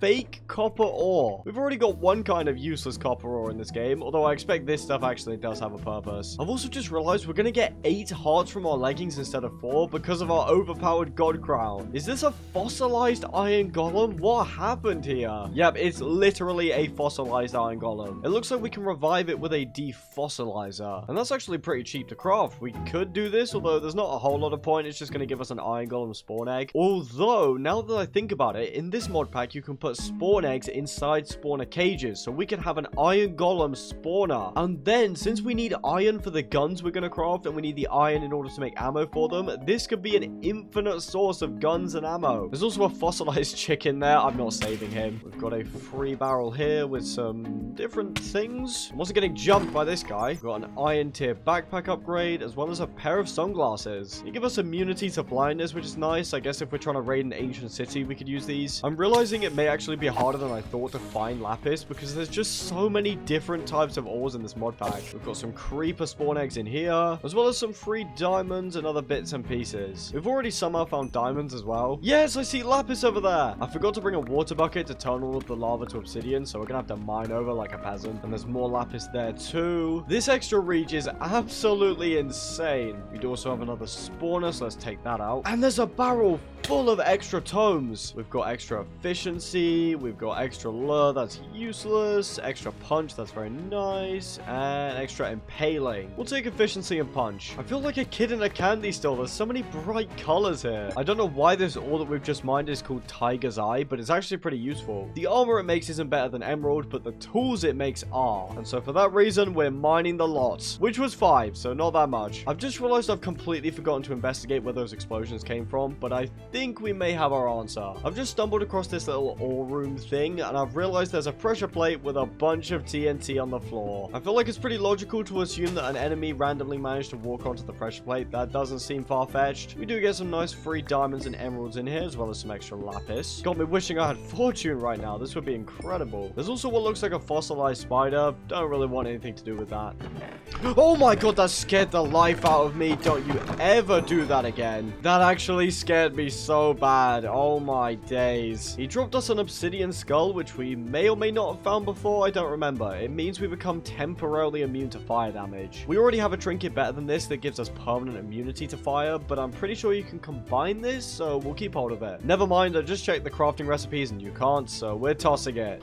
He's got a dinosaur hat. Yo, that is mine. We've already collected so many of these. Okay, you know what? The dinosaur is cool, but it's so big that it's actually going to look a bit stupid. I mean, most of these hats look stupid, but this is going to look extra stupid. But now I'll go with the computer stuck to my head. Maybe I should do this in real life. Just have it play my videos all the time and go out in public and make people subscribe. On second thought, I feel like that's an absolutely terrible idea and probably would get me arrested. This silverfish is shooting weird stuff at me. It set me on fire. We've also apparently found a buried dungeon, so we're gonna have to be careful. I wonder if this ore gives us amethyst. It does. That's actually gonna be so good because now we don't have to rely on finding those tree monsters in order to get those 2 amethysts the chest summons have. Now it looks like we can actually upgrade our amethyst to rubies with a philosopher's stone. Once again, ruby armor is just on the level of our emerald armor, but the tools are really good. For now, let's just grab all of this amethyst. And we'll also grab diamonds because we still need to grow those diamond apples, if you guys remember. In fact, we've got enough diamonds on hand that we can just craft one of these bad boys right now and try it out. Why hasn't that worked? I just checked. The only way to get diamond apples is by growing them. I guess we'll have to wait a little bit longer before tasting a delicious diamond apple. Also, I don't know why I just reacted to a piece of mossy cobblestone. I'm still on edge right now. There's a whole bunch of spiders in here. Let's just get rid of the vermin. Oh, this is pretty cool. The Rage Mine Trinket. This is going to be like in 2065 when we all have Apple iBrain chips installed. We're going to add this to our brain like an upgrade. Our damage goes up based on the damage we take over time. Now, I don't know if we can fit this in with our God Crown as well. Actually, never mind. It works with both the trinket slot and the head slot. So we can just swap out our pufferfish liver, which isn't great, for the Rage Mine. We also have a sharpness tome, which is lovely. Oh no, I just got really excited about this trinket here, the Vampire Blood. It gives plus 150% attack damage, and when we kill a mob, we heal 10% of their HP, but if the sun hits us, we take damage. This was nearly so good, because it would have been doubled by our God Crown. We would have been doing 300% extra damage. I don't know what this fossil is, but I'm going to mine it up. It is a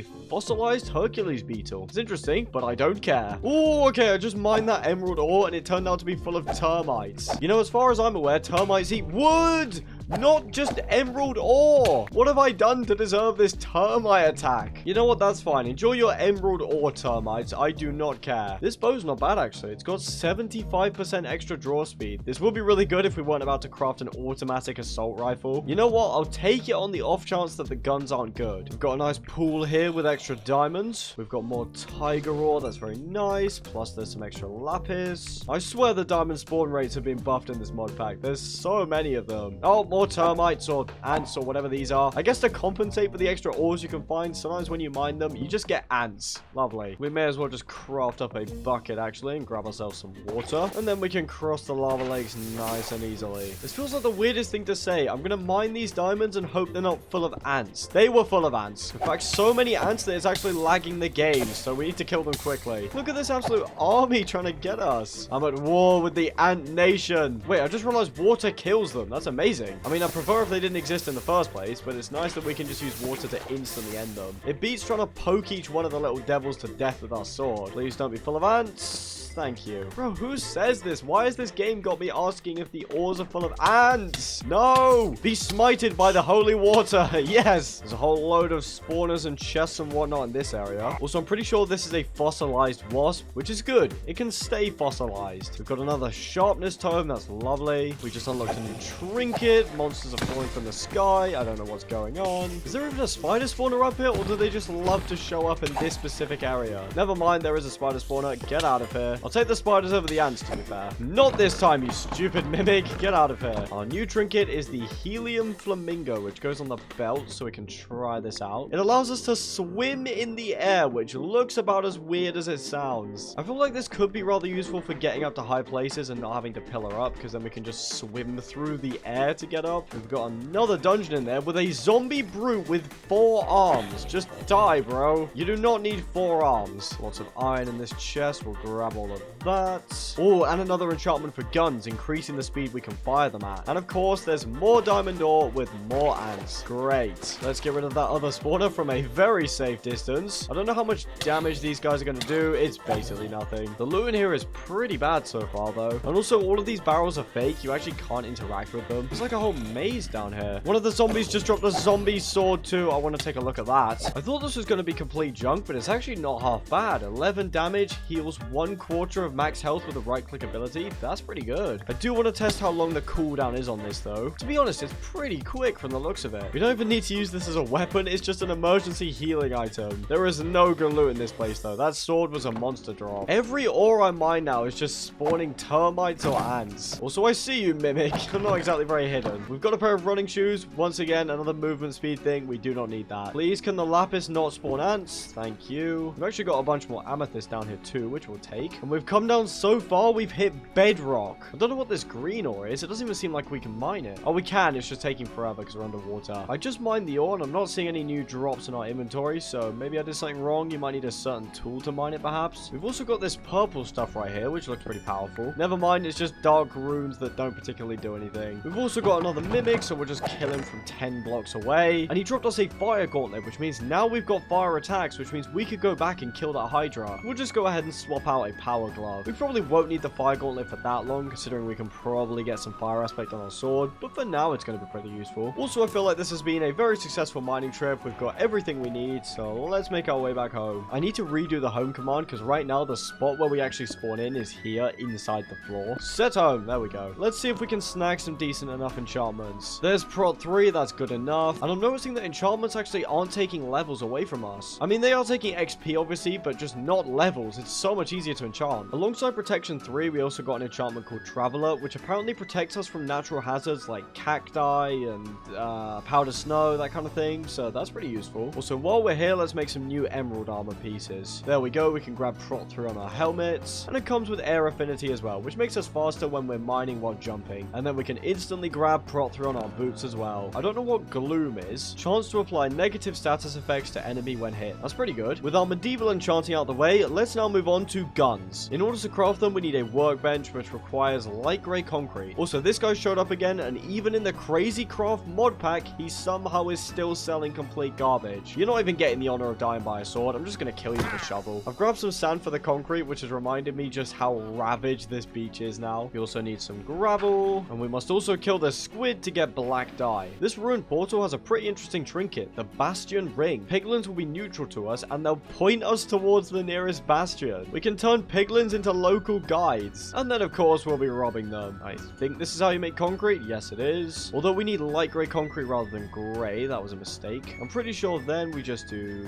No. We gotta convert the concrete, so we'll just do it in the pool. Doesn't everyone with a mega mansion mix concrete in their backyard pool? I'm pretty sure they all do that. Right, there we go. We've got the workbench. And now look at this lovely display of firearms. We could make the minigun, but this has a spin-up time, which makes it really awkward to use. So I'm thinking we just go with a standard assault rifle. And we can actually dye it as well, which I find pretty funny. We'll use grey dye to make it look more modern. Oh, baby. Now we can legally defend our home. Of course, we're going to go ahead and upgrade this thing. We'll get a scope, a grip, a stock, a silencer. Although we do need to actually craft ammo for this thing, which requires iron nuggets and gunpowder. We need 2 pieces of redstone for the sight, I guess for the red dot. So I'm going to go back to the mines very quickly. And now with our redstone acquired, we'll whip up a scope. We'll also go ahead and craft a tactical stock. And finally, we'll assemble a light grip. And now we can go ahead and attach everything to our weapon. I don't even know what game I'm playing anymore. Unfortunately, there's no creepers around because we need to kill them in order to get gunpowder for ammo. So we'll have to wait a little bit before we can test this bad boy out. I'd really like to craft this philosopher's stone thing to upgrade our amethyst to rubies, but you need glowstone dust. And there's also a few other things that we need from the nether, so I'm thinking that that's where we go next. Let's go ahead and craft a fresh set of tools to enchant first of all. Efficiency 4, haste 3 on a pickaxe, that's lovely. Efficiency 4 on the axe, and sharpness 3, unbreaking 3 on our sword. While we wait for night so we can start farming gunpowder, I'm going to go out on a little cow hunt. That's because I'm planning to upgrade to the cow backpack, which will cleanse all negative effects from us and will be super useful when dealing with wither skeletons and that kind of thing. Oh, there's actually a pillager windmill basically right next to our base. Gonna be honest, these guys are probably bringing the property value down, so they have to die. Sorry guys, you had a good run, but for the sake of monetary value, you need to get out of here. If my home is valued at an extra $1 million,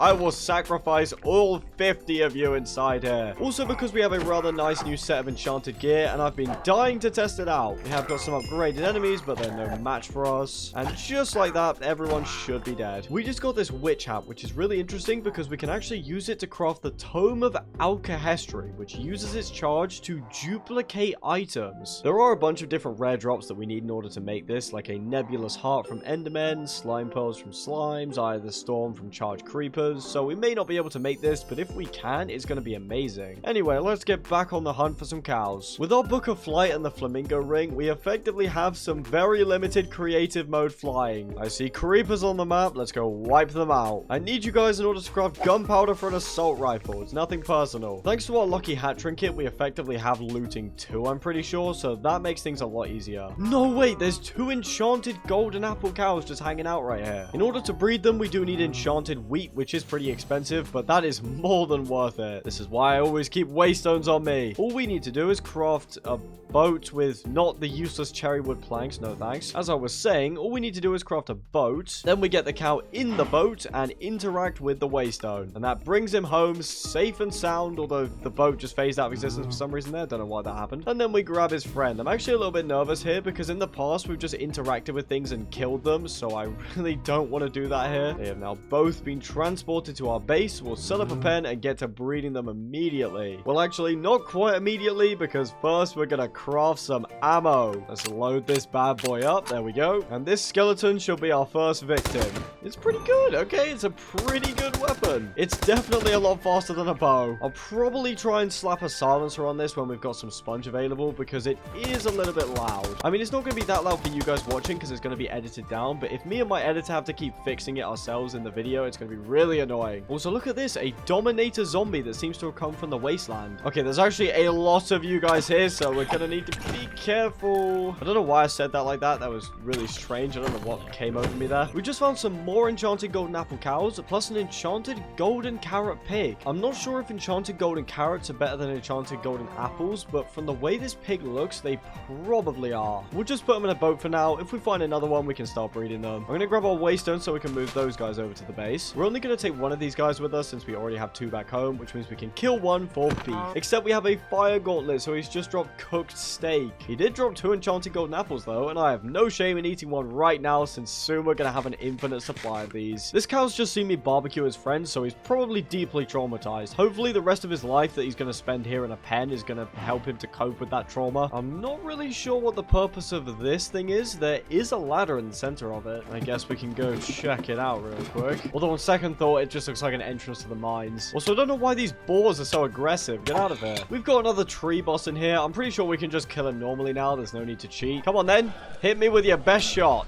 It did half a heart of damage. Then we whip out our Minecraft assault rifle and gun him down. Unlucky, mate. You just got skill diffed. Imagine being a mystical tree golem, waiting decades for a fated battle between a knight on horseback, and then instead you get shot at by a guy wearing a pink flamingo rubber ring and a computer monitor on his head. We do still need to find a regular cow so we can get some raw beef. This structure might have some, maybe? You can get one shot. You can get one shot. And unfortunately, I started the joke too late, so everyone's already dead. Ooh, now this is pretty interesting. Feral claws. It almost doubles the user's attack speed, which is really good. I'm thinking in the future, once we get a fire aspect enchantment, we can replace the fiery glove with this. Unfortunately, there's no raw beef in here. Here we go. We've got a hairy cow right here. I've made sure to remove the fire gauntlet, so now we get raw beef. And unfortunately, we only got 2 pieces. We need 3. Thankfully, he has friends, as well as what on earth is that thing? Let's kill you. Oh, no, we're whipping out the AR for this one. Get out of here. I have no idea what that thing was, but it was absolutely hideous. A creeper has actually just dropped one of the items that we need for the duplication book, so that's pretty good. Let's head back towards the pillager windmill because it's full of hay, which we'll need in order to breed our golden apple cows. This guy's got a new hat for us. We'll grab that for sure. And then we just go ahead and take all of this. We do need to grab ourselves a bucket of milk as well, and I've just noticed these cows are having a hat party. I mean, look at these guys. I'm not going to kill all of you because that would be cruel, but I'm sorry, you have to die. That diamond pickaxe helmet is way too cool. And look at that. It's stuck in my head. This is horrifying, and I love it. Now with our backpack, we go ahead and do this to make the cow traveler's backpack, cleansing all negative effects. We'll also make a smithing table because we can combine the cow backpack with with our iron upgrade to upgrade the inventory space. Then we'll go ahead and get it equipped. This Bat Traveler's backpack never did work anyway. We'll make these guys a little pen. It's not going to be anything fancy. We then very carefully get them out of their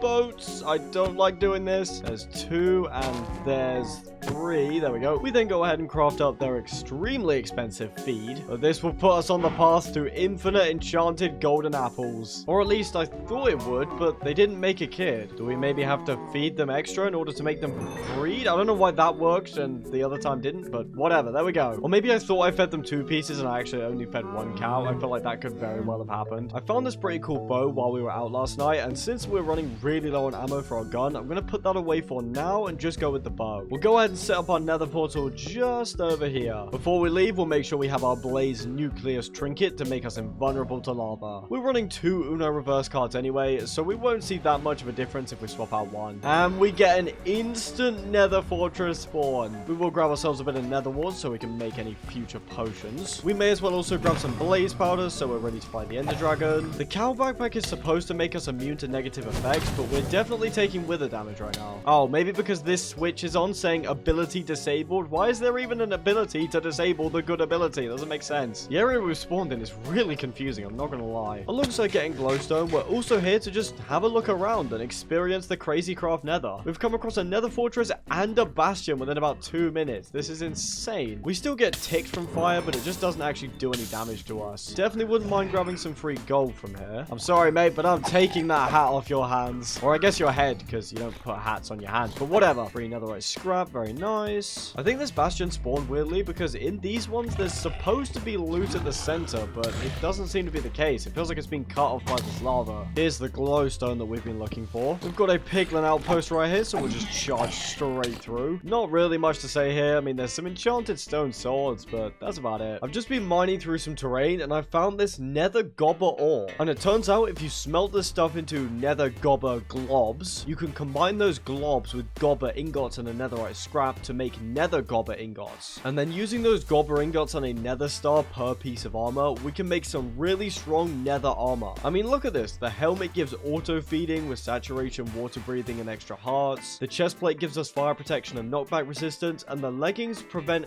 all fall damage. Plus, the full suit gives us poison and wither protection. The armor set in general is super strong, so I would love to have a full suit of that. If we use Ultimine, I feel like we could find some of this stuff pretty quick. Although we'll need to upgrade our pickaxe with mending or something because it's already been obliterated. What are you doing in here, man? Get out of here. Oh, hello, that's a mutant wither skeleton. I have no idea why he's decided to show up. I'm pretty sure we can just kill him in a couple hits, though. This shouldn't be particularly difficult. Yep, he's already dead. I do want to find his head. There we go. That's going to be a pretty nice trophy. Also, I'm noticing these guys spawn way too frequently. They're super annoying. I didn't actually get all of the blaze rods that we need, so we'll spend a bit of time in this nether fortress. Plus, in this mod pack, the wither skeletons drop wither skull fragments, which can be used to craft wither skulls, which makes it really easy to grind for these things. It's pretty easy to farm these guys when we can just one-shot them. Oh, this guy actually survived. Never mind. As I was saying, it's pretty easy to farm these guys when we can one-shot them. We just got a sharp blaze rod we can use as a weapon. We can now kill the blazes with pieces from their friends. That's messed up. I think a mutant blazer spawned. Yeah, it has. We need to deal with that quickly because he's blowing up the entire nether fortress, and he's actually doing some decent damage to us. Listen, man, sorry we're gonna do you like this, but you need to die. I think we've got him. Yep, he's done. Let's get out of here. He's gonna blow up, though. He was pulling me in there. I'm not sure what was happening. When you kill him, you actually get a little baby blaze pet, a rodling. He's trying his hardest to kill this blaze, and it's not working because it has fire resistance. You go, little rodling. You do your best. He actually follows us around, too. I hope he doesn't die, because I'd be pretty sad if that happened. Also, there's another mutant blaze now. Also, I didn't realize at first, look how fast this bow can shoot. Another mutant wither skeleton has shown up, so let's just two-hit him. This is the easiest fight in the game, I swear. Yeah, look at that. We got 2 wither skeleton skulls here. I think that mutant blaze is actually despawned, because I have no idea where he is. This has gone from grinding blaze rods to just bullying mutant mobs for fun. This is a pretty cool trinket right here. The wooden stick.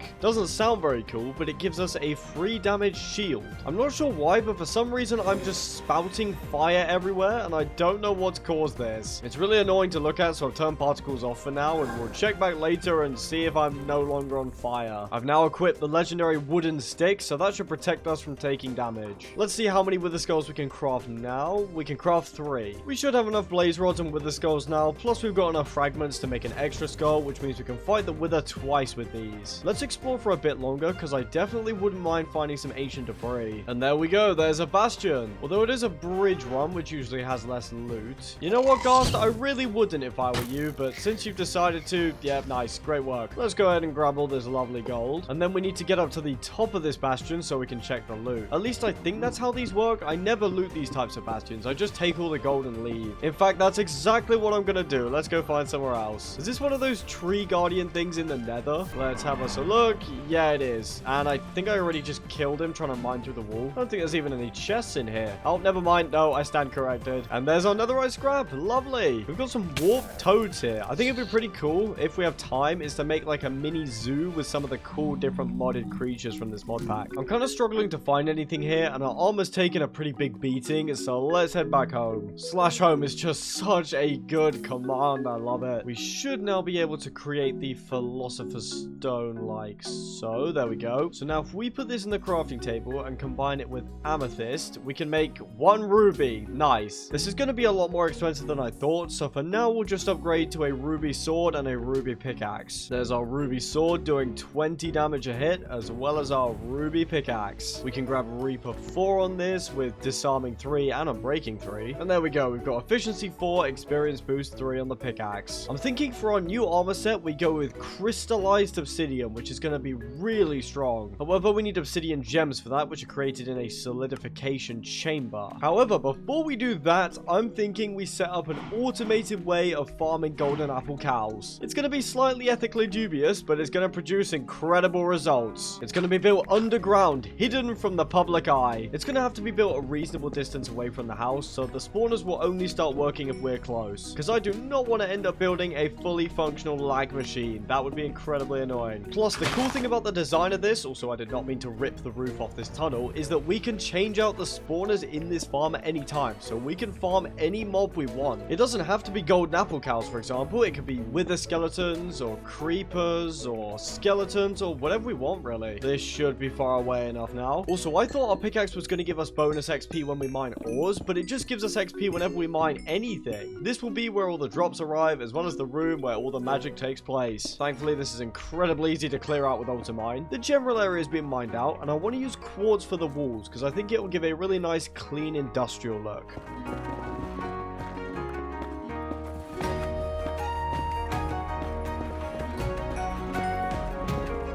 Collecting quartz without fortune is pretty difficult, so we're also going to make some white concrete to add into the build. Yeah, I think that'll be just enough sand. Oh, hello, that's a Leviathan, and he's coming straight for us. Please go away. We'll need to collect a bunch of gravel as well. This should be enough white concrete powder for now. Although, having said that, I'm going to kill a few skeletons to get extra bones for white dye. We have actually got some new trinkets available. We've got the horseshoe, which means we can step 1 block up without having to jump, which is rather useful. And there's also this book of enchanting, which says we don't need any bookshelves for enchanting, but I don't know if that's going to work with the enchanting mods in this mod pack. We can also unlock some new slots with extra XP levels, which we can definitely afford. We can grab Butcher's Cleaver, which gives animals a chance of dropping bones. And we can also grab Magneto, which is like a magnet we can activate when we want, which makes it a lot more useful than the magnet trinket. This horseshoe trinket is incredibly useful because now we can preserve our speed while going up slopes. Die, skeleton, die. With the skeletons we killed, we can make a bit of extra white dye. And boom, there we go. A couple more stacks of concrete. I forgot to show you guys, but while I was mining quartz, I actually found a decent amount of nether gobber ore and ancient debris. We'll go ahead and craft our shroom lights into stone lamps, and we'll also make a bunch of quartz pillars. And with all that now assembled, we can start building the walls. Then we've got our lamps with quartz blocks in between to add some nice variety. I'm really liking this design we've got going on here. All we got to do is pour water on the concrete to turn it into regular concrete, and that's going to look really nice.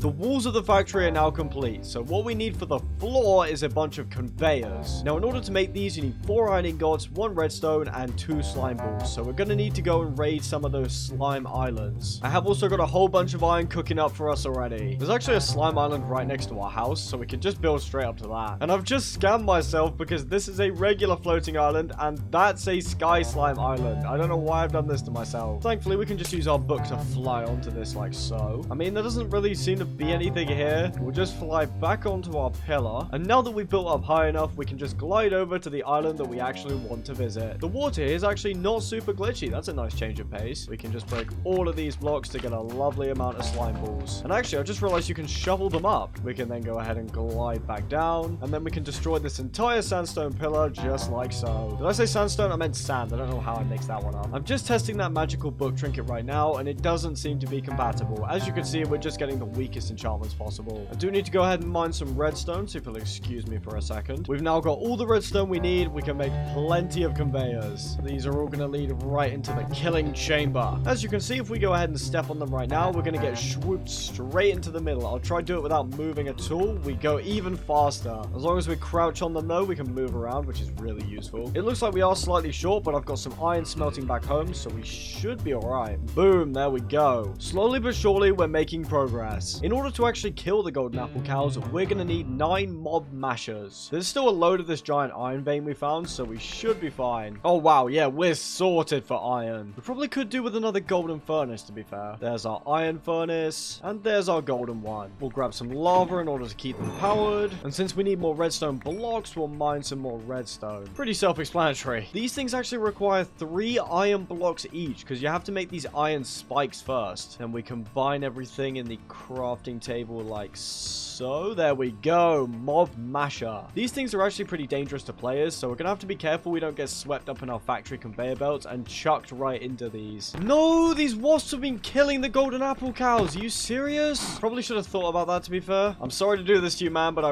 really need you to be alive, so I'm gonna box you in. Thankfully, we do only need one of these to get the ball rolling, which is very nice, but still, that is super annoying. Another thing added to the very, very, very long list of horrible things I hate about wasps, both in real life and in Minecraft. Would it kill these guys to trade one good thing for once? I mean, I guess we had his brother at the start who had that super stacked axe. That was pretty cool, but yeah, you gotta get off my property, man. I like how this guy's trying to pretend that he didn't see anything, so he's not a witness and I don't have to kill him, so he doesn't report it to the police. Who's a good llama? Who's a good llama? It has taken, no joke, all of our iron, but we finally have 9 mob mashers. You can actually craft upgrades for the mob mashers, such as a looting upgrade with blue dye, gold nuggets, and redstone. Of course, since we have 9 mob mashers to upgrade, we're only going to get looting 1 for now. For this farm, I'm using the same design with the conveyors and mob mashers that Swev used in his 100 Days Crazy Craft video. I just want to put that out there. Let's get all of these installed. The mob mashers are all functional now with the looting upgrades applied. For the collection system, we're going to be using a backpack with the magnet upgrade. We need ender pearls and iron ingots, which we don't have. Plus, we need to silk touch spawners to actually place them inside the farm. So I'm thinking we head out and just see what we can find. Before we do that though, let's get all of our armor repaired. Just like enchanting, repairing is a lot cheaper in this mod pack. I'm thinking we may as well upgrade our diamond pieces to netherite, since we're likely going to have a bunch of extra netherite by the end of this video anyway. Also, unrelated, but I finally figured out why when we kill something, sometimes we just steal their soul. It turns out there's actually a shapeshifter mod baked into this mod pack, so if I just press this key, it brings up this menu. And so that weird animation that we see where an enemy just turns black and gets destroyed, that's us being able to morph into it. It always happens the very first time we kill an enemy. So I'm pretty sure if we wanted to right now, we could just transform into the mutant with a skeleton. There we go. Yep, I'm a mutant with a skeleton now. I'm so big. Plus, I feel like I move faster. I don't know if that's just me. We can even go ahead and transform ourselves into a ghast. And the best part is we actually get all of the powers of the morph. I love how there's just no camera space here. The ghast takes up all of it. So when we're the ghast, we can just fly as much as we want. It's insane. I'm not sure how I didn't figure this out earlier, and there's probably some people in the comments that were very mad, but at least I finally know what I'm doing. Also, look at us in the inventory. It's just unusable. The only drawback is that when we turn into a mob, we do get their base HP, so because we're a ghast, we're a lot weaker in the health department. I mean, it's not really that much of a problem, but it's something to keep in mind. Here we go. Here's the first of many spawners that we'll collect. We'll grab this one too. Plus, there is a bit of loot in here for us to enjoy. In total, I'm going for 16 spawners for our factory. I think that should be more than enough. We've got a big old battle tower here that should have plenty of spawners for us. How do you do, fellow monsters? He wants to hit me, but he can't because I'm too high up. Although, so far, these towers only have these battle spawners, which can't be silk touched, and therefore we can't use them in our factory. I've also found out online that the way to open these chests is by breaking every spawner on each floor. As you can see, all the spawners have been broken, so we can collect this land monolith key. And if we place 3 of them in the structure at the very top of the tower, we can summon a boss. I would definitely be down for that. We could get a look at how powerful or weak we are. This chest didn't have a key. Are you kidding me? We only need 1 more. That should be all the spawners taken out, so now we can open another chest. Never mind. There we go. Come on. Give us the 3rd key. Why? Come on, man. There we go. And actually, there's the 2 ender pearls that we need for the magnet upgrade. Whoa, this has been very profitable indeed. Right, here we go. In go the 3 keys. Here's the boss, the land golem. He's running straight for us, but he can't even seem to hit us. We're just too fast. Let's see how much damage he does. Literally nothing. Just get out of here, man. You're a fraud. We were far stronger than he could have ever imagined, although I'm pretty sure the tower's about to start crumbling beneath us, so we need to turn to a ghast right now. There we go. The tower will collapse. Just got the text on screen, and there it goes. No, wait, there's all the loot. No, I needed that. No! Now, this is a pretty spectacular sight, though. That's so annoying, man. I didn't realize there was a chest full of goodies. It is very entertaining watching this tower crumble to nothingness, though. All I managed to grab was this Land Guardian Eye, which doesn't even do anything. Also, don't know why you're looking at me like that, Wasp. You can die. We did get the Eyes of Ender we needed, so I'll call that a victory. And also, we got to see the whole thing blow up, which was super entertaining. It's annoying, though, because I saw that chest have bottles of enchanting, and those will be really useful later on. Well, no use crying over spilt milk. Let's see what other structures we can find. I've actually just flown backwards, so now we're at the pillager windmill that we saw before. We can raid this blimp, actually. These always have loads of spawners. Wait, the entire blimp is made of quartz. Why didn't I think of this? I spent so long in the nether. Oh, well. Here we go. Here's our first spawner. And here's our first enemy on this ship. A skeleton with an axe that we can just one-shot. There is also some free redstone here that we can take. There's always a secret chest tucked away here. It has a sharpness and a punch tone. That's pretty good. We've also got another spawner back here that we can grab, which brings our total up to 7. There's also some on the lower level, and one of these skeletons just dropped a really good book, Endless Quiver. This is effectively a better version of Infinity that makes all arrows infinite, so we can finally use the neglected tipped arrows. We'll probably just go with tipped arrows of farming. That seems like the most simple approach. This whole shape-shifting thing is incredible. I can't believe I didn't use this before. We just casually have creative mode flight now, sure. We'll descend upon these pillagers like a plague and wipe them out. We've got a little medieval tower here. I've already just killed the witch inside by mistake, but doesn't look like there's a spawner. We do want to take that enchanting table with us, though. We're going to need to go ahead and morph back into a human here. There's also a free golden apple. Very nice. And we will also want the extra bookshelves for our upgraded enchantment setup. I'm wondering if there's a smaller flying mob we could transform into, like maybe a blaze? Yeah, that does the trick. Now that we don't have the hitbox of an entire bus, we should be able to move around a bit easier. We've got a little floating blacksmith plus a camp. Oh, and I've just started a raid because I have bad omen. Oh, well, this seems like a good place to dump the raid at, to be fair. Pretty cool trinket here, the ice cube. When we hit, we apply slowness too. I guess we could participate in this raid for a little bit. Let's go for the mutant wither skeleton morph. These pillagers won't know what's going on. That's right. Run in fear. Run in fear of me. Oh boy. Okay, that's new. Daleks, I think those are. It's from the Doctor Who mod. Oh, ow. Okay, they actually hit pretty hard. As cool as the morph is, the standard hurt sound is replaced with the wither skeleton sound, which is going to get really annoying really quick. I don't know where the rest of the raiders are, so we might call this a wrap. I love how this guy hasn't gotten out of bed, despite the fact his entire house is blown up around him. Oh, no, there we go. He's gotten out of bed now. That is a horrible hat right there. Let's get that off your head. There's apparently still one more raider, but I really do not have the patience to go find it. Oh, well, never mind, because he's found himself, so we'll just take him out. There are more Daleks in this raid, and they seem to be immune to arrows, which is a little bit of a problem. Let's get rid of you. One of these guys has a straight-up laser cannon, man. Only I'm supposed to have the overpowered stuff. You don't understand. These guys don't get the memo. Once again, we've got a single raider remaining, so let's just get out of here. Plus, our armor's already taking a bit of a beating from the Daleks, so I don't really want to keep it up and see how many spawn in the next few waves. We can actually transform into a Dalek now, which is pretty fun. Although we don't seem to be able to fly like they can. Back to being ablaze. This village has been providing us with a rather nice supply of bottles of enchanting, so I keep picking those up. And it looks like the Daleks dropped some exotronic circuits, which we can use to repair the TARDIS, which is an intergalactic spaceship. You do have to go out and hunt for the TARDIS, though, which is not something we'll be doing right now. We've got this little pirate ship here, so let's just wipe everyone out. All ye plunder be mine. I don't mind some free diamonds. I'll take those. What I'm really after, though, is spawners. And actually, this could work, because this will lead to an underground dungeon. We've already got our first spawner right here. And I think I just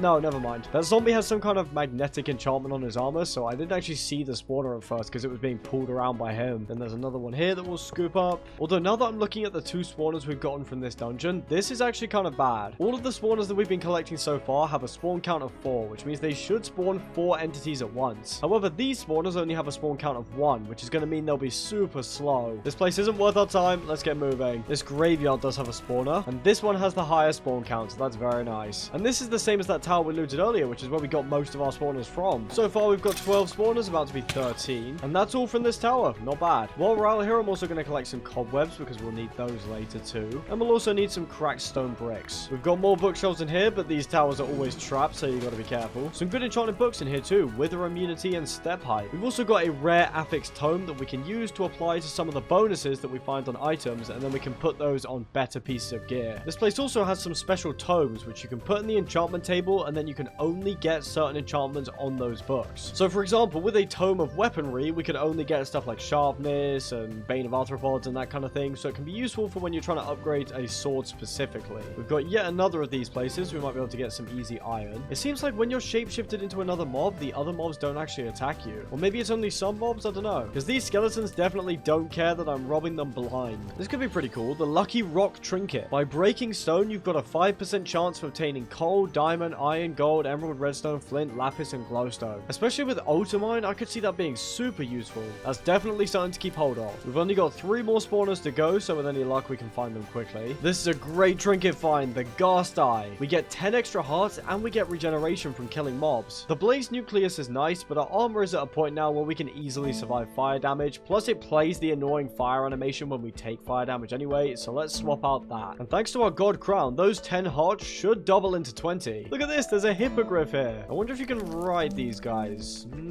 Doesn't look like you can. Oh well, it's still pretty cool. If we make that zoo I've been talking about, we'll definitely have some of these. Also, the cracked crown has definitely doubled those bonus hearts, because we've gone from green hearts to blue now. I'm pretty sure we've got 5 rows of hearts, so almost 50 health right now. Because red is 10, orange is 20, yellow is 30, green is 40, yeah, and blue is 50. And it also looks like we found just the structure we need to get the remaining spawners. I'm not actually sure if I explained it, so forgive me if I already have, or forgive me if I haven't. But the way the farm is actually going to work is you can change what's inside a spawner by using a spawn egg. And there are several ways to acquire spawn eggs in this mod pack. So what we'll do is we'll get golden apple cow spawn eggs, and we'll put them inside these spawners, which will then generate infinite golden apple cows. I feel like I have already said that. Maybe my brain's turning to mush from too much Minecraft. Look at all those glorious spawners. Let's go ahead and hit the old slash home. There we go. I've actually just realized we've got 2 amazing available trinkets right now. The mossy ring to slowly repair held items, and the magical feathers to give us creative flight. That is insane. Oh my days. Why is this a thing? That's stupid. I can understand creative flight from shapeshifting, but creative flight permanently from a trinket? That's just busted, man. The auto repair stuff is also very nice. It's definitely not the fastest thing in the world, which means we'll definitely want to get some mending and whatnot, but it's still something I'm happy to have. It's also time for us to take off the flamingo ring, because it's becoming very annoying to try and fly, and this thing activates and makes us move about as fast as a snail in treacle. We also don't seem to be taking any fall damage anymore. I'm not sure why. Maybe it's one of the trinkets or something, but this is awesome. We just leap off and we're fine. I'm thinking it's also time for a new hat, and I'm quite liking the look of this turtle on our head. His name's actually Jeremy, apparently. Look at that. We got Jeremy. Now that we've got all of the spawners, we need to get ourselves some golden apple cow spawn eggs, which, as you can imagine, is not going to be the easiest thing in the world. First of all, we need to make a mob swab stick like so. Then we carefully break out our golden apple cow, and we swab him with the stick. And this now contains its DNA. We then need to combine this with seeds and a bucket of XP, so we can turn it into GM chicken feed. And what this is going to do, it is going to have a slightly detrimental, perhaps even fatal effect on the chicken, but it's going to lay an egg, which is going to be an enchanted golden apple cow spawn egg. Now, in order to get liquid XP, we first need to craft an experience pylon, and it has mostly easy stuff apart from this crystallized amber, which we're going to need to get from a solidification chamber using liquid honey. So first of all, let's actually craft the solidification chamber. In order to get fluid into the solidification solidification chamber, we first need to craft a cask, and we then need to upgrade that to a fluid tank. We're also going to need a way to pipe fluid from the tank into the solidification chamber, so we'll need some cables. In order to make fluid cables, we need bricks, so we'll have to grab some clay. I definitely wouldn't mind setting up some kind of auto smelter. That would be really useful. While that's smelting up, we need to mine some coal, since we'll need to use it in order to craft a heat generator. There's also another fossilized iron golem down here. We'll grab him. Definitely a lot easier to go mining when you have creative flight. We should have plenty of coal now. We then go ahead and we make 4 coal blocks. We also need to make 2 pistons, some redstone torches, and this stuff called mason cobblestone. We can use 4 of this to make 1 piece of mason stone, and then we can combine everything in order to craft the heat generator. I'm pretty sure we can put this next to the solidification chamber, and it should automatically connect. So now if we burn some coal in this, that's going to start generating power. And look at that, the solidification chamber is slowly being powered. We can then craft up our bricks. We turn them into brick stairs, because for some reason, these are the key ingredient in order to craft fluid cables, so I have no idea why. So now we connect up the tank with the solidification chamber, and then we simply need to find some honey to fill up this tank with. And in order to get the honey, we need to create a mixer. First, we're going to find ourselves some andesite, so we're back in the mines again. There we go, found some. We then need to combine the andesite with iron nuggets to create andesite alloy. Then we do something like this in order to create andesite casing. Then we need to make some cogs like so. We then combine everything we've got so far to create a mechanical press. We then make some shafts, and we then combine those with wood and an andesite alloy to create a hand crank. We then set everything up like so. We throw iron on here, and then we crank the press. And this is going to flatten those iron ingots into iron plates, although it's going to do it incredibly slowly. Now that we've got our iron sheets, we can make a whisk, and then we combine a bunch of components again in order to create the mixer. We'll also need to make a basin for it, and we'll also need to power this thing with something called a blaze burner. In order to make the blaze burner, we're going to need 2 iron sheets as well as 2 iron bars. By the way, if you say iron instead of iron, please seek medical help immediately. Right, there's our empty blaze burner, and you're probably thinking, oh, we need blaze powder to power this. No, we're going to be capturing a live blaze inside it. The lengths we must go to expand our industry. Now we just got to find a blaze. Here's one, and he seems to be really eager to join the workforce. There we go, we've grabbed him, and he is going to go underneath the mixer. He looks a bit small right now, but when we feed him a bunch of flammable items, he will spark into life. Now then, let's make ourselves a compass, and we'll go ahead and upgrade that to a structure compass. We need to find honey blocks, so for that, we're going to search for a wasp nest. Thanks to our powers of flight, we'll be there in no time. I'm surprised there wasn't one next to our house, considering the amount of problems we've had with wasps lately. You know, my neighbors actually had a wasp nest on the side of their house for a couple...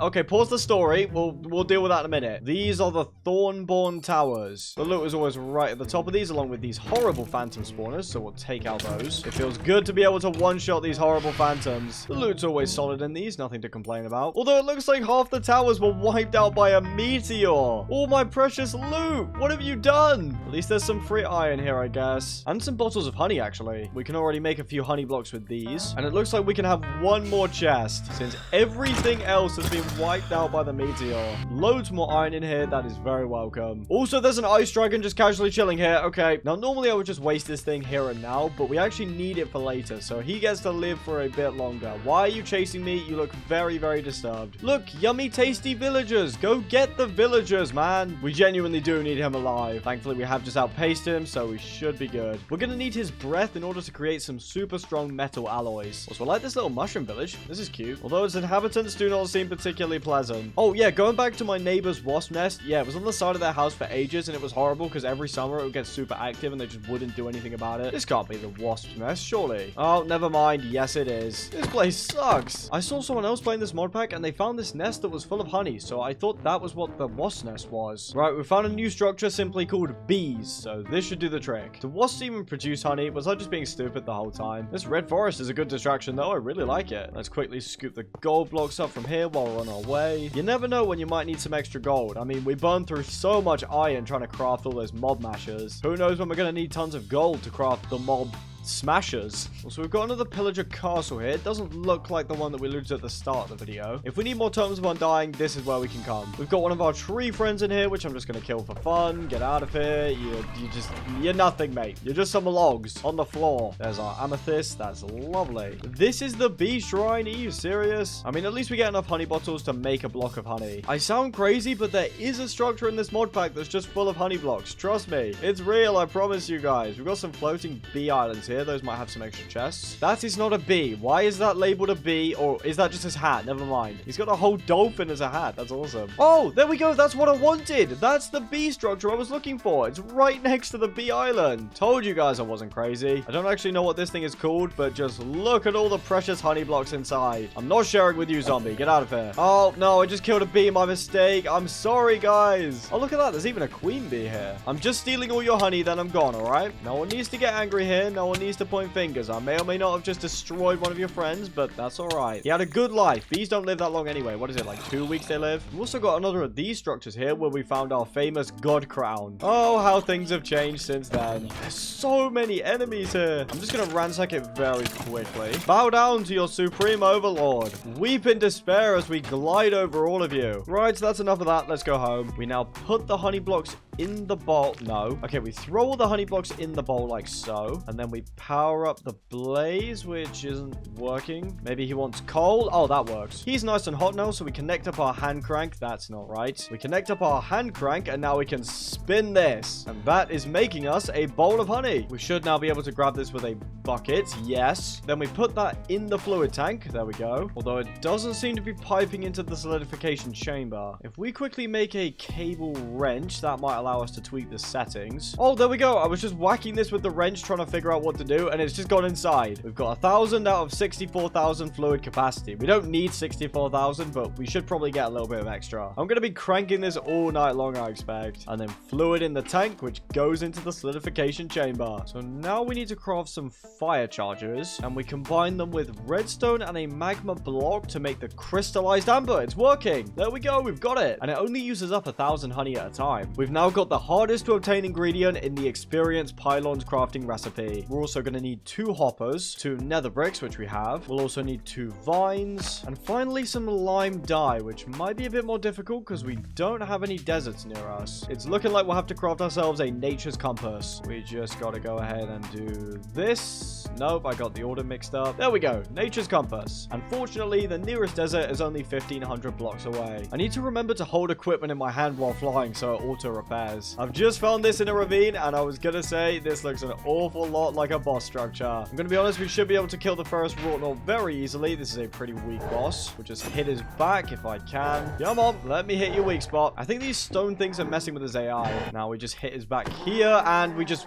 one-shot him. We got his helmet and the axe of 1,000 metals. Solid little result there. Once again, though, our armor has been taking a beating. I really want to make a permanent set soon. This blacksmith has an explosion-proof jacket where blast damage is reduced by 30%, and when hit by an explosion, you get 1 TNT. I think we should be able to equip this. Yeah, nice. A free reduction on blast damage is lovely. Also, I hate these creatures. They're called cockatrices, and the screen is just bugging out because they give you nausea. I'm staying out of range of that horrific nausea beam. I had a really solid run going probably a couple weeks ago, and it was ruined by them. And the worst part is they just spawn everywhere in these biomes, which makes them completely uninhabitable. At least we found our desert, which has the cacti we need. And it seems like there's some pretty cool structures here, including a dragon skeleton. That's not a structure, but that's still pretty cool. There we go. We can collect all the bones from this thing, although you need to interact with an empty hand. Oh, sorry. Were you researching that? My bad, man. My bad. Is this coal ore in the sand? What is this? Bituminous sand. That's interesting. And it smelts 12 items. That's actually quite good. In fact, this is actually much better than coal, so we should just grab it. I mean, this stuff is everywhere. Coal can smelt 8 items, so this is effectively a 1.5 times smelting boost. Oh, this mod has death worms. I do not like these things very much. Let's see how much damage this one can do if he wants to hit us. I've just pushed him on a cactus and now he's gonna die. Well, rest in peace. There we go. There's one here. Okay, he doesn't seem to be able to do that much damage. When I played medieval Minecraft, even on day 95, these things were demolishing my HP. We've also got some bandits in here, which is pretty interesting. I would back up if I were you. Look at him doing this slow walk up. You're not him, man. Just stop. You got what looks like a carrot sword. Oh, another death worm that's trying to kill us. Let's just get rid of him. We've also got a tiny dragon skeleton. This one was a runt. The researcher villager can come out and have a look at this one instead if he's not mauled to death by the worms. It also looks like we have a floating village up here. I always like these. Obviously not that useful to us now, but very cool structures. This is also one of the biggest ones I've ever seen. There's even a nice little bit of loot. We need the golden apple cow farm up and running soon because we are running very low on food. Anyway, that's enough of that. Let's go back home. And now we can cook up our cactus. I think we'll have to start making a trophy room soon. After all, we're gonna need somewhere to put the axe of 1,000 metals. For some reason in this mod pack, cactus smelts into cactus paste, which you then have to craft into green dye. Then we combine that with some white dye to make our lime dye. And with that, we should now have everything we need in order to make the experience pylon. Yeah, there we go. Look at that. Now, you're supposed to be able to deposit experience into these, although I'm not seeing an option, so we can do something else instead. We'll simply use one of the spawners we stole and kill the mobs from this to power the pylon. There we go. We just kill him. That should get absorbed by the pylon. Yes, 7 XP so far. And that counts for 140 experience, so I expect we're going to need 1,000 of this in order to bring out a bucket of it. Don't run away. No, you're outside of the range of the pylon. You foolish child. You have escaped with your life. If we use a soul lantern on this, it's going to ignore any light levels. And this will make it a lot faster. I really need to upgrade our storage system. This is getting way too full. We should now be able to connect the pylon to the fluid tank. Then we use the wrench, and that should fill up. Okay, I've got it working now. This is filling with XP. And then we can just use a bucket to grab that out. There we go. Experience bucket. Let's shut you down for now. And a cool feature of the spawners is that it's actually going to keep the upgrade that we applied to it. So now that we've finally got our experience buckets, we can combine those with seeds and our swab to make the GM chicken feed. And now that we've finally got our bag of feed, we just need to find some chickens to feed it to. No chickens so far. There is a crocodile though. Did you eat all the chickens? Own up. I know it was you. Oh, and he wants to fight, which is a terrible idea. Chickens. Chickens. Where are you? I've just realized the ruins of the battle tower has actually got some iron blocks in it, so we'll take those. And now on with the search. There we go. I can just about see him on the map. Now we need to go ahead and get you guys in a little hole because we're going to mass breed you. Does anyone else ever get this bug with chickens specifically where you hold seeds and they just don't follow you? There we go. Come on. Come on in. Come on. Follow along. Yes. Yeah. There you go. I'm going to have to AFK this for a little while until we've got at least 20 odd chickens, I would say. And for the very first time, we can actually make use of a waystone. Chicken coop. There we go. We'll need some seeds to feed them so we can just go ravage the pillager's farm. Plus, it also gives us the nice bonus of getting some extra food. Oh my god, there's a mutant creeper here. Yeah, you're getting bow-spammed, my friend. Also, RIP to those villagers. Just die. Thank you. He's probably going to blow up when he dies, isn't he? There we go. I don't know what his problem was. I can't actually see the love heart particles because I have them turned off. I've tried turning them back on and we are for some reason still on fire. Please, if someone knows why this is happening, leave it in the comments below. Guys, I'm just like all of you. There's that weird guy that comes in and feeds all of us. Man, isn't he so strange? But maybe everyone that's watching should subscribe to him because I think he's really cool, actually. I feel like I'm the chicken village idiot somehow. All right, I need to talk about chicken things with them because they suspect that I'm not one of them. Oh boy, I sure hope I become a tasty KFC bucket. That doesn't seem to have worked. Abandoned mission. It was me pulling the strings all along. Foolish chickens. None of you suspected a thing. Yeah, I'm at that stage in the AFKing where I'm experiencing severe boredom. Look at that. They're even holding a chicken council now to discuss the implications of what I've done. You can never trust a Minecraft chicken, I'll tell you that much. If you just stuff the baby chickens full of seeds, they do grow quicker. I've fed this little guy about 100 seeds so far. He's probably going to reach the size of a bowling ball soon. It's about 25 minutes later. We have many more chickens now. All we got to do is feed one of them this GM feed like so. And then he's going to have a little bit of an explosion and die and create the enchanted golden apple cow spawn egg. Sorry you guys all had to witness that. Who's hungry though? For now, our factory is going to have 16 spawners in it. I'm thinking we have 8 golden apple cow spawners, 4 iron golem spawners, 2 wither skeleton spawners, and then 2 that we'll decide on later. We do have 2 fossilized golden carrot pigs, which we could return to spawn eggs and then have an infinite supply of golden carrots. That could be a shout. First of all though, we're going to want to grab a bunch of wool so that we can create plenty of mob swabs. Thankfully, there's some wool left in this village. Yeah, we can craft plenty of mob swabs now. Let's go ahead and get 8 golden apple cow spawn eggs first. We may need to collect some more experience so we can have enough buckets. I'm not 100% sure. Yeah, we're already running low. We are going to need to do that. That's fine though, because we can set up plenty of zombie spawners. I've also realized why all the baby zombies run away. It's because we have a trinket on that actually makes them do that. Doesn't mean you're going to get saved, buddy. You guys can run, but you can't hide. Come back here. Our solidification chamber is slowly filling up with experience now, which means we can craft more chicken feed like so. And I'm putting it all into this backpack so we know when we've got enough. One of them actually dropped this item, the glow squid lantern, to highlight nearest enemy in 20 blocks. I guess it could be useful for raids and that kind of thing. We've got all of the chicken feed for the golden apple cows now. We've also got quite a lot of XP left in the solidification chamber. Next up, we're going to want to defossilize our golden carrot pigs and our iron golems. In order to make the fossil machine thingy, we're going to do something like this. There we go. And in order to defossilize stuff, we need a bucket of water and an aluminium power chip, which needs iron and aluminium. Is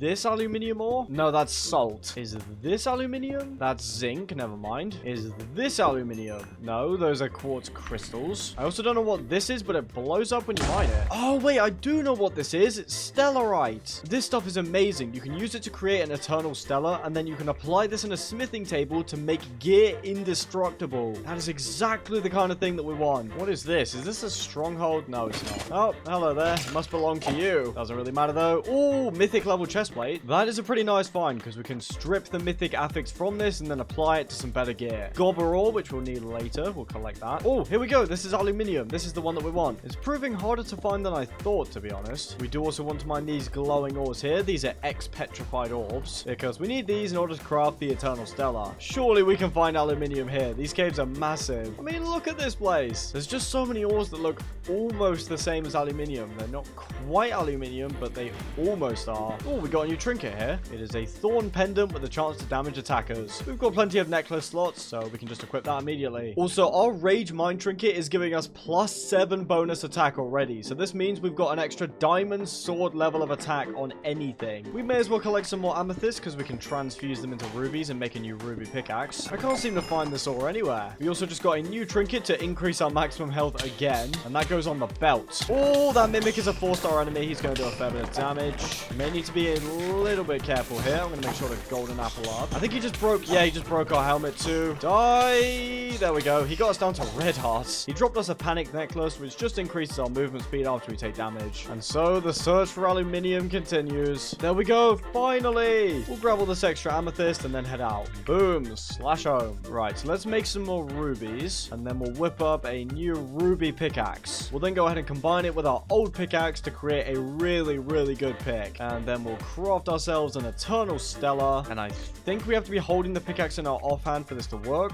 Does that work? Well, it's fixing all of our armor, which is good. What if I go out and break a block? Well, the pickaxe is still at full durability, but that's because of that trinket we have that repairs it. Okay, this is interesting. It seems like it doesn't work if the item's already enchanted. You can only do it on an unenchanted pickaxe. But then, can we just combine them? Yes, we can. So I don't know what the point of that is, but at least we can still get the indestructible pickaxe for just 5 levels. I think when you right-click, it just repairs all the gear that you're wearing and holding. That reminds me, we do actually need to enchant a new helmet. There we go. Now that we've got the aluminium, we can make the tablets needed, or the power chip, sorry. We then take our fossil, add the water and the chip, and there we go. It's returning to a spawn egg. I actually didn't mine enough aluminium, so we can only return our 2 golden carrot pigs. We can't do the iron golems as well. No, wasp, you stay away. We can, of course, still get the iron golem spawn eggs. We just need to go and swab an iron golem from a village. There might be one in this underground village if we're lucky. Well, there is a clay golem. That's a start, but it's not what we need. Is there an iron golem in here? I think it may all just be clay golems, unfortunately. There might be an iron golem in that floating village we found. I somehow managed to lose the floating village, so I've come to this one instead, and it doesn't even look like it has an iron golem. Oh no, it just has another clay golem. No. There is also this castle back here that we can check.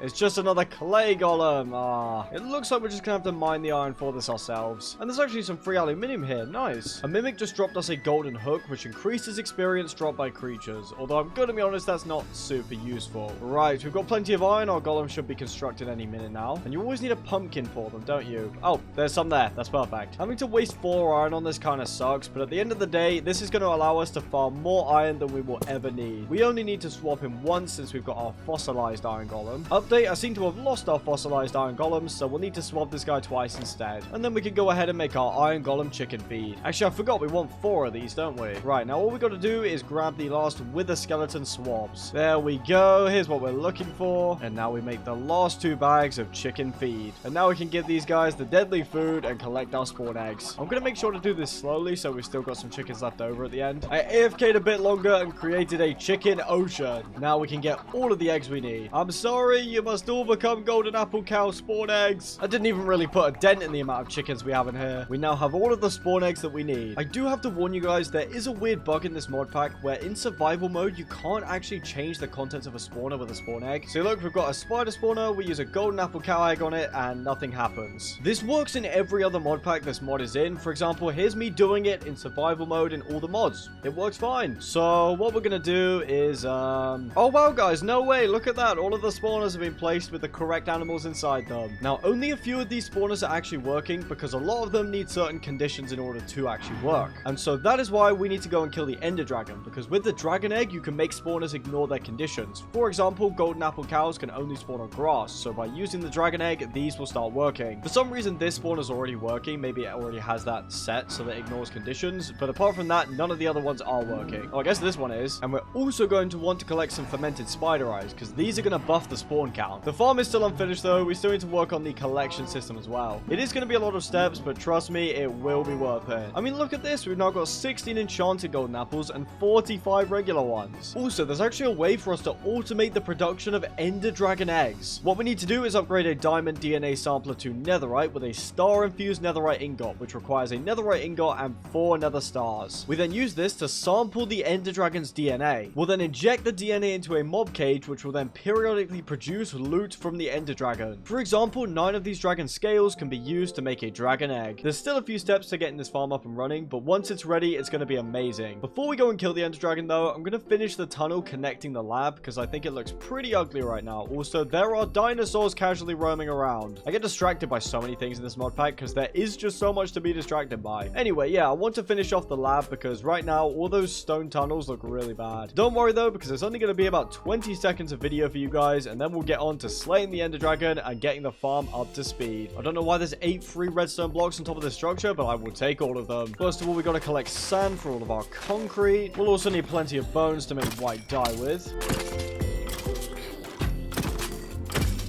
And now we just need gravel. There's a big old Leviathan here, and of course he's going to try and kill us. I think the limit on sugarcane growth in this mod pack has been removed because that is not natural. I've got the Eiffel Tower of sugarcane on my back lawn. We should be able to make a ridiculous amount of white concrete now. In fact, we've got enough resources to make 16 stacks of the stuff. I'm going to dig a new tunnel because I don't like how you come to the end here and then have to go down even further. Also, the farm has been running, albeit rather slowly. I've added this little maintenance door to the farm so we can access it whenever we want, as well as a very fun window where we can watch the cows get swept to their death. We're going to completely ignore this top area, and instead the ladder will come from below. So we're going to have a tunnel running underneath this, and then you can access this room via ladder. If the farm is working this well already, I'm scared to see what it's like at full power. We've already got 42 enchanted golden apples. This will be the collection room. I've updated the design for the mob mashers, so now each of these levers turns off a redstone torch, which then deactivates the mob masher. The fact that this goes over a ravine is going to be a lot more annoying, but it will be worth it once it's finished. Well guys, I'm just going to go ahead and lock in and get all of this built.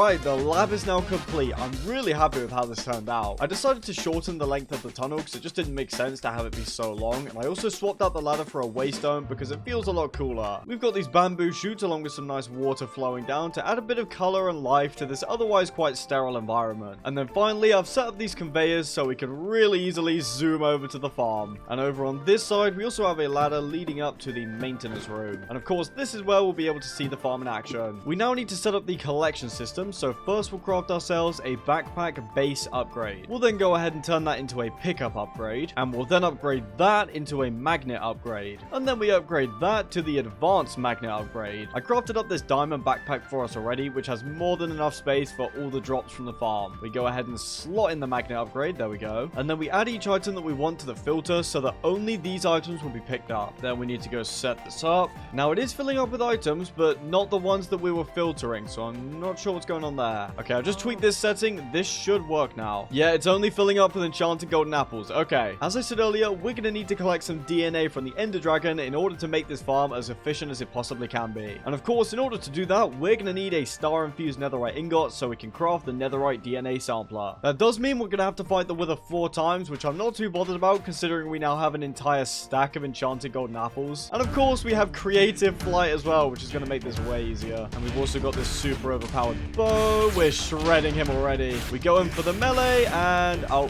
that's the end of him. We have unlocked the Wither shapeshift, but for some reason, we're just completely invisible. Here's Wither number 2. That raccoon is going to get absolutely blasted away. Oh, look at this text. Apparently, every Wither we spawn will make the next one harder to fight. He's definitely taken a few extra arrows to put down, but I'm not exactly too concerned. That's Wither number 2. We may as well just go straight into fighting the third one already. It keeps saying we spawned our first one when this definitely isn't the first one. Come on, you. Let's get you home. And by home, I mean into an early grave. Now, we do need some more Wither skeleton skulls, but I'm thinking we just use these 2 soul lanterns on the Wither skeleton spawners to make them ignore the light level. And now these are going to endlessly spawn Wither skeletons, and we should be able to get plenty of skulls. Yes, look at the farm go. We've already got enough fragments now to make the remaining skulls. I know exactly what you want. You want to try and eat that final golden apple cow in this box. It's not happening. There's our remaining skulls. Very nice. And now we'll kill this guy one last time. Nice and easy. We just go in with the sword, and that's the end of the Wither. Unfortunately, we actually don't have enough ancient debris to make a netherite ingot, but I know how we can find some. All we need to do is track down a structure in the nether called the catacombs. It should just be over this way. It looks like we're gonna have to do a bit of mining in order to get to it. And here we are, the catacombs. There are a whole bunch of Wither skellies in here, so we could get some extra skulls as well. And now what we should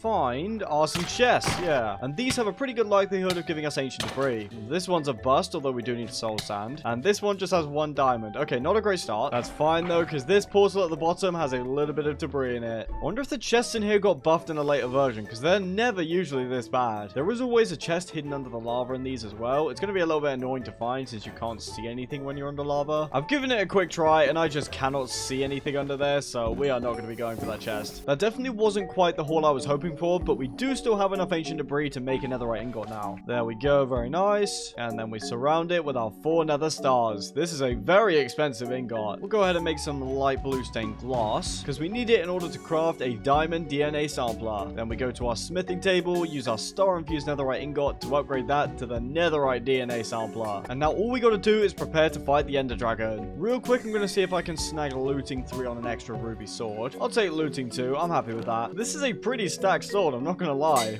I've crafted us a bunch of glass bottles because we're going to need to collect the dragon's breath. I've actually forgotten to collect all the ender pearls we need, so we got to collect those real quick. It's a lot easier to grind endermen when you can just one-shot them and they can't teleport away. They also drop ender pearl fragments, which we can craft up into ender pearls. Oh, endermen, where are you? Why have I been told that a magma cube's been killed? I don't care. You know, for a place called the Warped Desert, there doesn't seem to be a lot of endermen around. We could always check this Warped Wood Temple, I guess. Here's the hidden spawner. Nothing so far. We've got a cracked dragon scale that can be crafted into a dragon scale, and that grants immunity to withering. Could be pretty useful, so I'll take it. And we've got some gold blocks as well, but no sign of any ender pearls. We do also need ghast tears to upgrade our spawners, so we'll be sure to grab those. There's no endermen, but I have found this kind of weird stone building thing. Looks like it's just a little dungeon, which also doesn't have any ender pearls. I like this bit where you launch yourself up with slime blocks. That's fun. I can't find a single enderman. I think we'd have better luck just looking in the caves at home. We have, however, stumbled across this very lovely treasure bastion. There we go. We got some ancient debris. Now let's see what the main chamber holds. We got a diamond sword with looting 7. There's a way to strip enchantments off of items, so we'll definitely take that. And we've also got some extra diamonds and another piece of ancient debris. Oh, netherite scrap in this case. We may as well take all the gold too. Look at this magma cube's hat. It keeps stretching as he jumps because of the way that they work. And look at this guy. He's got a snowman and it just goes super long and distorted. That is so dumb. Also, I've been forgetting to mention to you guys, we have got some new trinkets. I'm not sure if I covered this one. We've got the luck coin to provide us with luck 2. We've got the rock candy to give us movement speed. The golden swatter to let us one-hit kill silverfish, which isn't particularly useful. The mind's eye to let us see invisible entities. And the piggy, which lets us ride a saddle pig without the needs of a carrot on a stick. We'll grab the luck coin because that should increase our chest loot. And we may as well also grab mind's eye. I guarantee if we go down into the caves now, we'll instantly find endermen. So far, fight idea isn't really working as well as I thought it would. It's like all the Endermen have just packed up and disappeared. Let's just go out and find the stronghold first. We can set up a waystone there, and then we can get there whenever we want. And by that point, it will probably turn to night, and then we can just look for Endermen out in the forest. Also, I don't know why, but when I look away like this, there's a giant green beam on the left of our screen. I don't really know what's causing that. Oh, wait, it's the waypoint for the Hydra. I remember now. Talking of the Hydra, we should just be able to kill it now since we have fire on our sword. It doesn't really seem to be working, though. I think it's because it's in water, so the fire's not working. Well, I'm not about to try and hoist this 1,000-ton snake out of the water anytime soon, so he can just swim around, I guess. We could always use our netherite DNA sampler on it, and then eventually we'll get the Hydra heart. It seems like the stronghold is underneath this wasteland biome. What are these guys? Crest Dominator zombies. Okay, interesting, interesting. Down to the stronghold we go. These places have been given a pretty substantial upgrade in this mod pack. We're gonna need to spend a bit of extra time trying to find the portal room. This part is always the worst. There's a free diamond block which we'll take though. I guess we could just start tearing this place apart with the pickaxe. That's probably gonna be the easiest thing to do. Patience is a wonderful virtue, but not one that I was particularly blessed with. My only concern is that we've got a bit of glitched world generation going on here, so the possibility is that the end portal has been overwritten by the world generation. That could be a problem. I mean, it wouldn't be that big of a deal since we could just find another stronghold, but it would be a bit annoying. Oh, hold on, never mind. This is it. There's our waystone, and we unfortunately don't have any eyes in the portal, so we will need all 12. It's also turning daytime. No! I'm pretty sure just killing one Enderman with this looting 7 diamond sword will get us all the pearls that we need. I'm not asking for much, game. We've somehow even managed to find a lost TARDIS. That's the spaceship I was talking to you guys about. But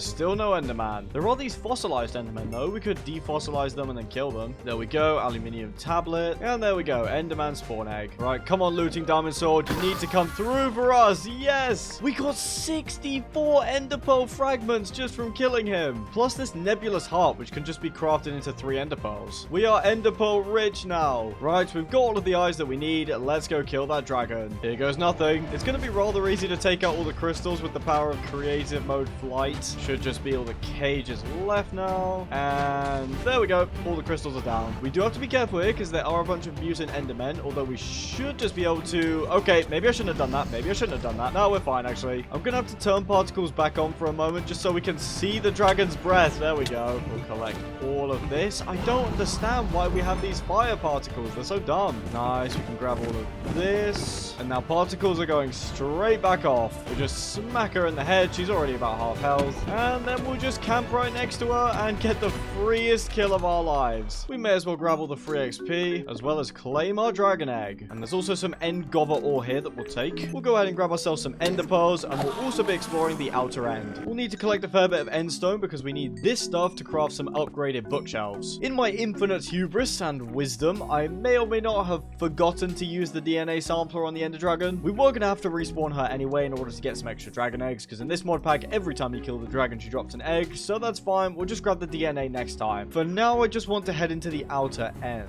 It looks rather dark here. That's probably because of the biomes we're in, though. This little tower looks nice. I wonder if there's any loot inside. I mean, not really. There is a villager in here who's somehow fast asleep. Not sure how that works. So let's just, do that. I had to do it. He clearly knew some kind of forbidden magic and had to be dealt with. I'll tell you what, actually. Let's look for an aviary.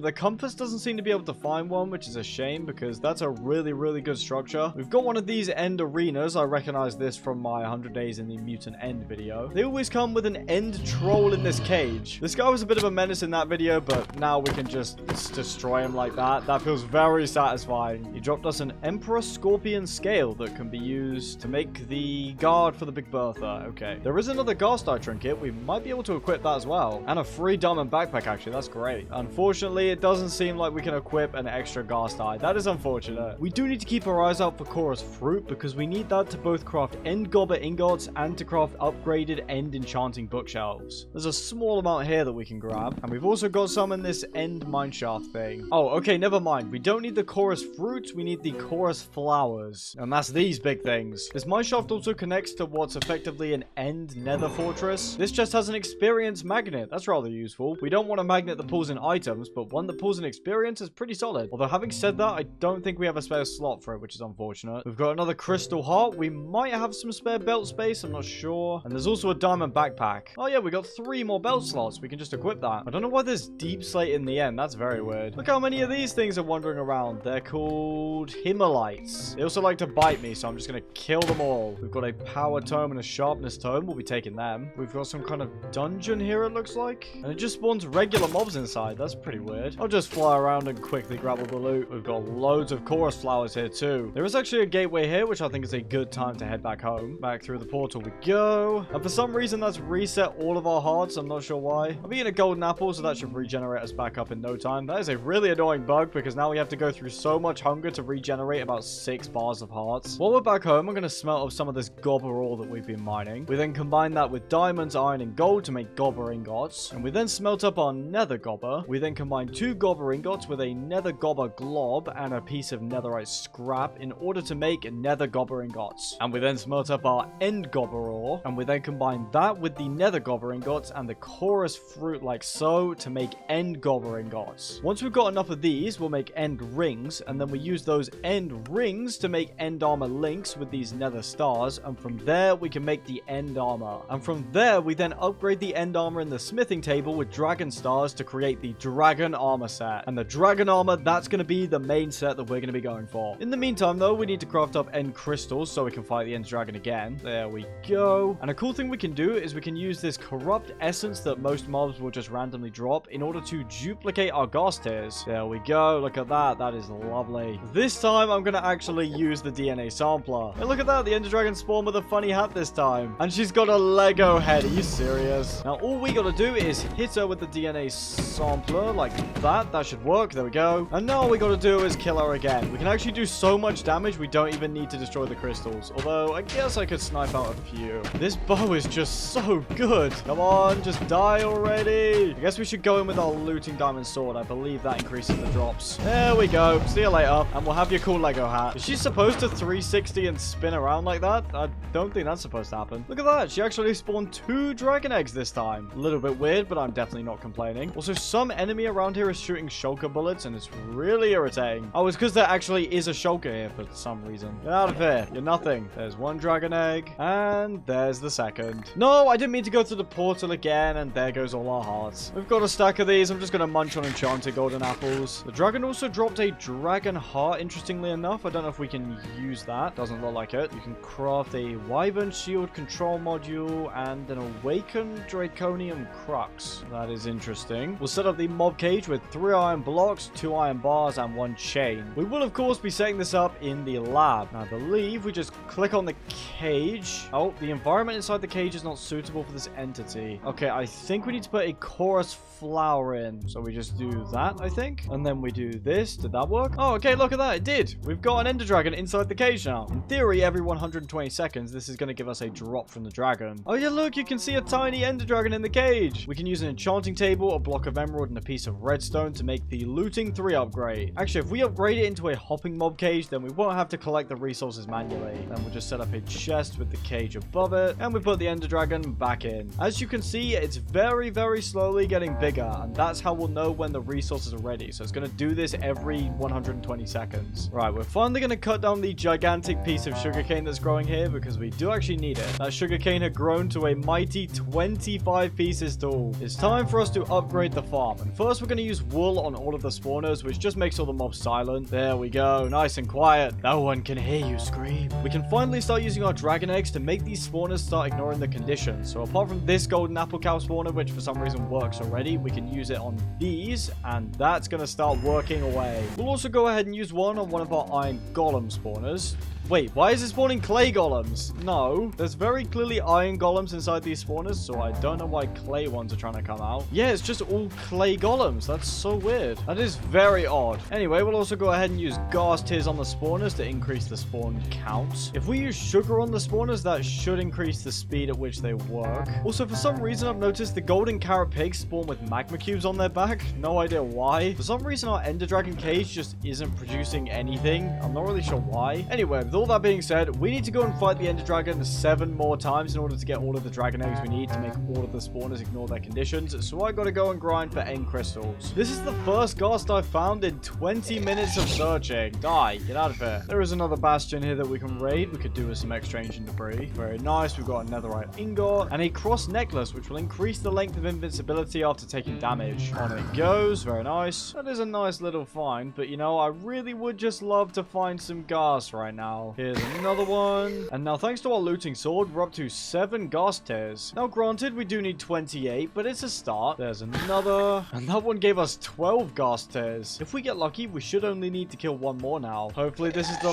last ghast. Ah, we're just a couple tiers short. Also, can you get off my face? Here we go. This should be the last ghast. We have just enough catalyzing glands to craft a couple more gas tiers, and there we go. We're all done. We'll actually set up a waystone out here just so we have somewhere to go whenever we want to fight ghasts. Although it does cost 3 levels to teleport between dimensions with a waystone, which is fine for when we're going home because we can just do /home. But when we're going here, that's when we'll have to pay. Let's actually upgrade our gold furnaces to diamond ones. There we go. And then we'll upgrade those to emerald furnaces. I don't know why emerald is a higher tier than diamond. That doesn't really make sense. That is definitely a huge speed increase though. We can start crafting up all of the 28 end crystals that we'll need. Oh, our caged ender dragon has finally produced some results. We've got 1 dragon scale. Now you need 9 of them to actually make an egg, and since it's taken this long just to get this one piece, I don't think we're going to be making any dragon eggs from this. We'll just have to do it the old-fashioned way, with violence. Also, I've remembered this mod pack has inventory pets, and we're going to craft ourselves one. We shall create the loot pet, and as long as this thing is in our inventory, and we've also got some golden nuggets to feed it with, we'll get bonus drops from mobs and from mining. So in theory now, this little guy should be active and enjoying these golden nuggets every now and again. Anyway, we've got 8 ender dragons to kill, so let's get on with it.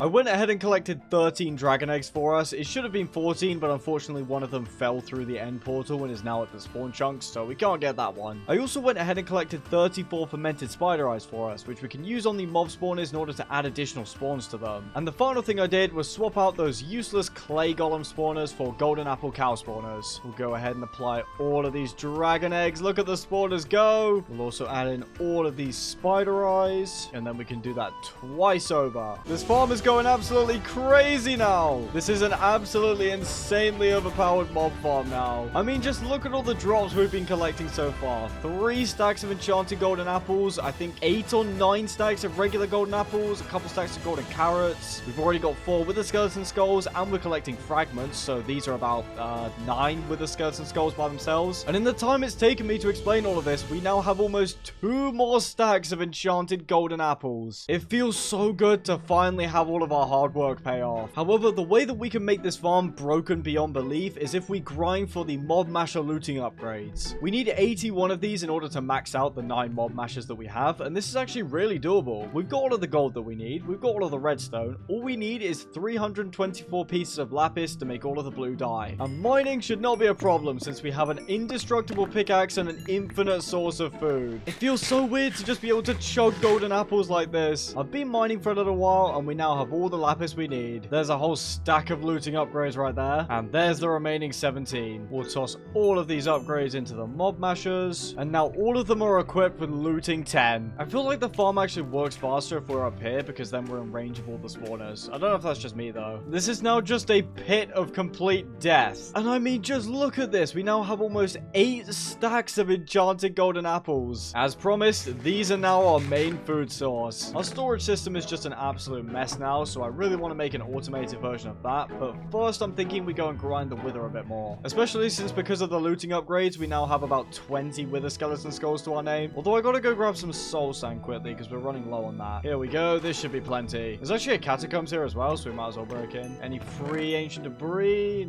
No. Oh, here we go, there's some on this portal, and 1 extra in this chest. The reason we need to grind the wither is so that we can make the end armor links and craft the end armor. And per 8 links, we need 2 nether stars, so for 24 links for a full suit, we are going to need 6 nether stars, so we need to kill the wither 6 times. We should be able to breeze through this fairly quickly.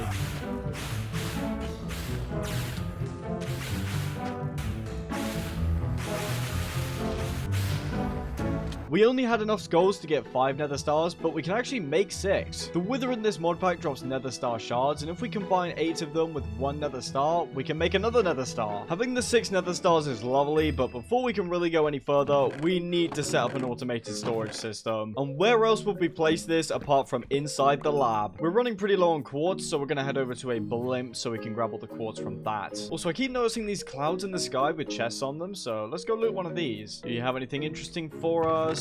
Oh, it spawned a blaze called Fred when we opened it. Well, I'm sorry, Fred. I'm going to need to take these items from you. And it's just spawned another one called Bernie. Get out of here. There is another inventory pet here. We've got a pig pet with bonus hunger saturation. We can eat poison food, gives us pork chops, and his favorite food is carrots. We'll take him. I don't think we're going to use him because our loot pet is more useful. I mean, we could have 2 at once, but then our inventory is going to get more clogged. I've also just found out I've been a little bit silly. Apparently, we need the pet to be in our hotbar for it to be active, so we'll just do that. And now he should be giving us the extra looting value and extra drops and whatnot. You know, I was just about to say while flying over the ocean, I really wouldn't mind if a tide serpent showed up right now, just so we can kill it and prove our superiority. Come here, just die. You're almost dead already, and there we go. Job done. We have come a long way since the start of this video. I'd definitely like to get the end armor set crafted soon, because dragons can still give us a run for our money. Here we go. We've found the blimp, and now we just activate the wonderful ulti mine and collect everything we need. Although I did just see a pop-up that the loot pet mining bonus has been prevented to prevent conflict with another mod, so we're not going to get extra drops from ulti mine, but that's fine. There's so much free quartz on these. I love it. We've also got a lucky horseshoe in this chest, which is going to negate full damage. We might as well equip this because we do have a slot for it, just in case our creative flight trinket bugs out or something. And actually, I will grab some of this redstone. We've got another cross necklace in this chest. I think we actually will equip this because right now we have the thorn pendant, which honestly isn't that great. I would much prefer to have just extra invincibility. Funny enough, these are actually 2 different cross necklaces. Anyway, we've got all the quartz that we need, so we'll head back home. Thankfully, we have quite a lot of white concrete left over from when we were building the tunnel, so we shouldn't have to worry about collecting any more resources. I'm pretty sure this is stellarite right here, so we can actually make some more tools indestructible. Yep, lovely. Please blow up the lab when I mine you. Absolutely no respect for public property. We'll have a little tunnel leading to the storage room, nothing major. I'm hoping we'll be able to hook this backpack up to the storage system, and then all of the drops will be auto-fed into it. This planned area for the tunnel makes for a great concrete farming area. We just place it all down like so. Then we pour a whole bunch of water on it, and then we just auto mine the entire thing. I'm going to copy this waterfall nature design from the main corridor onto this, but I'm thinking of maybe going with sugarcane this time. We've also run out of shroom lights again, which is a slight pain. At least they're right next to our nether portal, so it doesn't take too long to restock. I also forgot we did also unlock a new trinket. It's this thing, the dark egg, which apparently summons friends to fight for us when we're under attack, so we'll try it out. It's going to cost 36 levels to unlock the next slot, but we might as well buy these since we have 173 levels at the moment. And for now, we'll just equip golden swatter and the butcher's cleaver. We do also need a bunch of stone in order to combine that with the shroom lights. 48 should be more than enough. So far, so good. We will get some conveyors in here too. As for the actual storage room, I'm not sure how big to make it. I do want there to be plenty of space for the various machines and contraptions that we'll build, so I'll keep that in mind. This should be a big enough size. On account of this being the big storage room, the roof will be a little bit higher. I'm rather liking this wall design that we've got going on. It's similar to what we've got going on in these corridors, but still a bit different. The water's going to flow from this, so we're just going to have one single stream. This is going to look really, really good once it's finished. I've just come out to the desert to collect some sand for concrete, and I've ended up being chased by not one, but 2 dragons. Now, we actually only need that ice dragon specifically, so we should just be able to kill these guys. Goodbye. You're almost dead.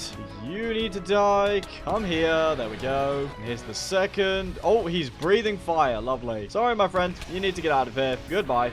I'm on him. Oh, there we go. I killed him. Now we can loot the corpses. Lovely. Also, look how big this death worm is. Go away. I'm looking around and I can't seem to find the carcass of the other dragon. Doesn't really matter though, since we don't need the drops. We now have free reign to loot the dragon's nest, and these are notorious for having pretty terrible loot. Oh, look at that iron armor. Let's go. What an amazing reward. There are also these gold piles, which just give golden nuggets. I'll just leave them to this death worm. Now I can go ahead and do what I actually came here for, which is collect sand. All we need now is some gravel. Right, there we go. Plenty more concrete. I'm actually going to go ahead and use one of our nether stars to craft the infinity wand. Now, this thing is very simple. It just allows us to place 5 blocks at a time. It's going to make setting up all this white concrete powder a whole lot easier. With the white concrete supplies back up, we should be able to finish this. And thanks to the infinity wand, we'll be able to complete it much faster as well. I think the floor is going to be a bit boring if it's just this white concrete, so we'll add some quartz patterns. We're almost done now. We just got to add in the waterfalls. All right, there we go. We're not going to do these just yet because that's where the chests are going to go. I also tweaked the shader settings slightly to make the water a bit more blue, and I really like how it looks now. Almost forgot to add in the conveyors. Let's get those placed in. And now we can zoom in and out of our storage room. In order to fill up the storage room with chests, we will of course need to collect a bunch of logs. A little bit of deforestation can go a long way. We'll grab a stack of chests, but that won't be enough. I'm also going to turn them back into regular chests just because I like how that looks more than the dark oak ones. Right, we've got plenty of chests now, so let's get them all placed down. I'm leaving this one block of space at the back because we'll need that for the cables in order to link all of these up. I think even though these chests have a block above them, they should still work when connected to the storage system. Well, that is a mighty assortment right there. This should be more than enough storage. As it turns out, I'm a complete moron. After I finished placing all the chests, I started putting the cables in and forgot to resume my recording, so it's all set up already. However, I do want to explain to you guys how the whole thing works. Now, all of this stuff was fairly cheap to craft, so don't worry about any resources or that kind of thing. This right here is a network storage route, and then on top is a network inventory table. So this is what allows us to actually access all of our chests. I'll show you that in a second. We've then got this network cable that snakes along here, and then as you can see, it connects up into our chests, and these all have a bunch of link cables connected to them, which, as the name implies, links them all together. And then when we click on the network storage table, boom, we can access every single item in all of these chests and pull out whatever we want. There's also a search feature, so for whenever we want a specific item, we can just search for it. And then when it comes to offloading our inventory, it's very simple. We just dump everything inside. Right now, I'm just going to grab the blocks needed in order to fix the roof. We just got to do something like that. Boom, there we go. As you can imagine, I've already spent all the time carting all of our items over from the main base, and now that is all done. Everything we own is inside this network. I'm annoyed I didn't get to show you guys me setting it all up, but hey, you only missed about 15 minutes, I'd say. Also, the lab is really starting to come together now. I am loving this. Real quick, we actually need to go ahead and craft another storage route. We just got to go ahead and do something like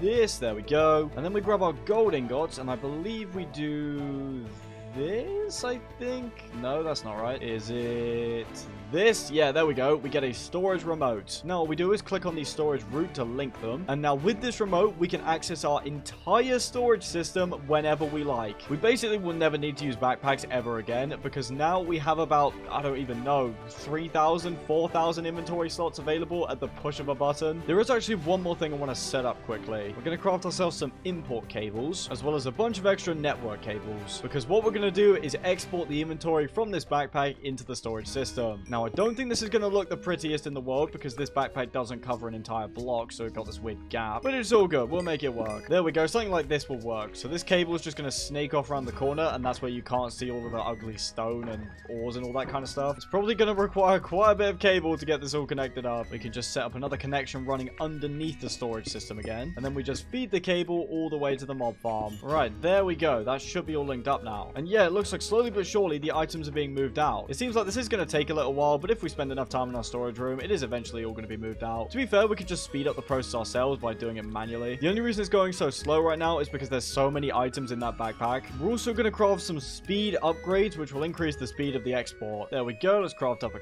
couple. I don't really know how these work. And then I guess we use them on the export cable. That doesn't seem to do anything. Apparently, in order to apply the upgrades, we've got to turn these import cables into filtered import cables. And now we should be able to select it. There we go. And then we apply the speed upgrade. Looks like you can actually apply multiple. That's useful. Oh, that's going so much faster. That's a million times better. We may as well just craft all four. There's 4 slots after all. And now we should never see another item in this backpack because it's getting immediately fed into our storage. If you know the meme where Iron Man's inside his suit and all the different like tech notifications and stuff are popping up and he's got this cool interface, that's what this storage network feels like. And there's even a very easy to use trash button so we can just get rid of rubbish now. That's amazing. Just like that, we have over 1,000 enchanted golden apples in our storage. Our next step is going to be to transfer all of our little machines and crafting stations to the lab area. It's just going to make life a lot easier. There's quite a bit of stored experience in the solidification chamber now, so I'm going to make sure to bucket out all of it. It's not going to waste. And we'll just chuck all of that in the storage system. There we go. Very nice. It looks like our caged ender dragon has finally produced some results. We got 26 dragon scales. We can actually almost make 3 dragon eggs with that. That's not bad. That has been over the course of like 2 hours though, so I don't know know how efficient this is. Now we just got to set everything back up in here. I'm not gonna lie, this storage room looks so clean. I kind of don't want to build all these little extra weird contraptions next to it. I mean, we have the storage remote now, so we don't really need to set these up right next to the chests. I think we just keep this room as it is and maybe build a room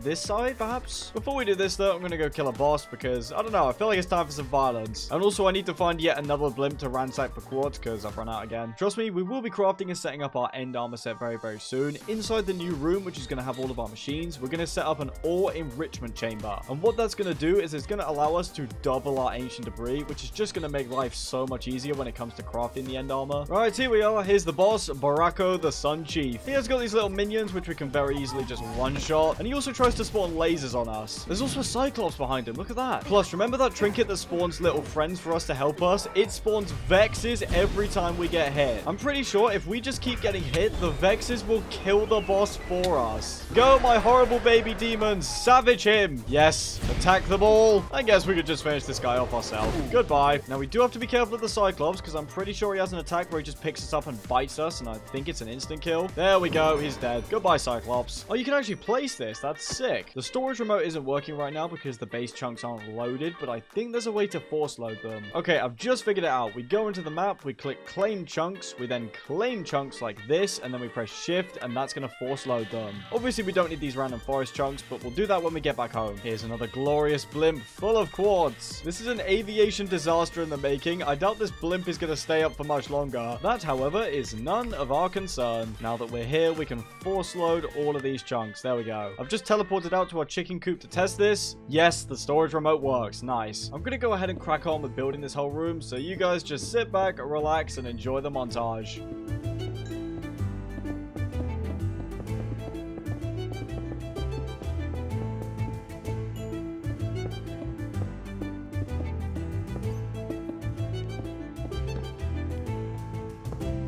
Alright, there we go. The room is finished. I'm really happy with how this turned out, and I'm equally happy that we didn't try and jam it into the storage room. I went ahead and pulled our enchanting setup from the base into here, and I also set up an auto smelter. Now then, in order to make the enrichment chamber and start doubling our ores, we need to create basic control circuits. And in order to get basic control circuits, we need to create a metallurgic infuser. And in order to make the metallurgic infuser, we need an osmium ingot. It shouldn't be too difficult to find some osmium ore. The only problem is that it's a silvery color, a lot like every other ore in this mod pack, so we might end up getting a bunch of duds first. This is platinum and this is tin, so it's not those. This is zinc. This is more tin. This is platinum again. See, I keep getting mixed up. And this isn't it either. This is prosperity ore.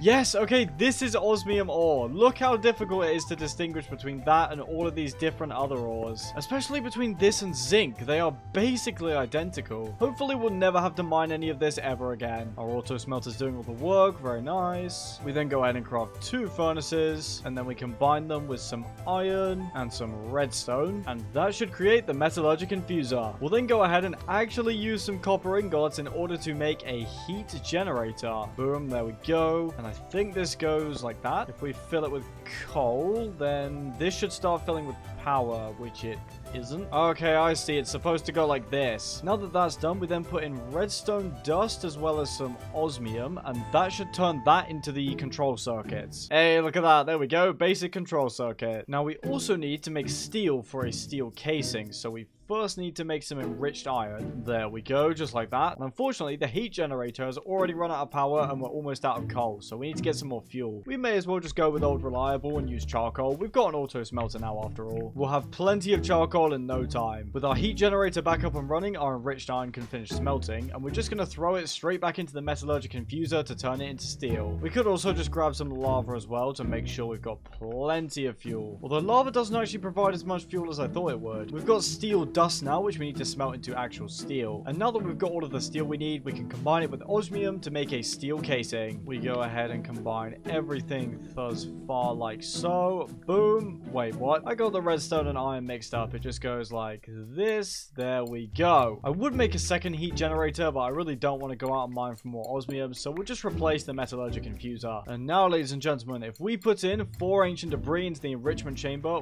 we should receive 2 netherite scrap per piece. piece. This is it. This is the big moment. Don't fail me now. Yes, there we go. 2 netherite scrap. Heat generators are so inefficient. We are burning through charcoal like nobody's business. At least it's pretty much topped up to the max now. There we go. 4 ancient debris into 8 netherite scrap. And this works for every single ore. I'm not sure if it works for nether gobber, but no, it doesn't work. Never mind. I was going to say it's worth a try. We'll go ahead and get this smelted up. And then let's see how many end gobber ingots we can craft. We can definitely make a bunch of nether gobber ingots. And then we go ahead and do this in order to make the end ingots.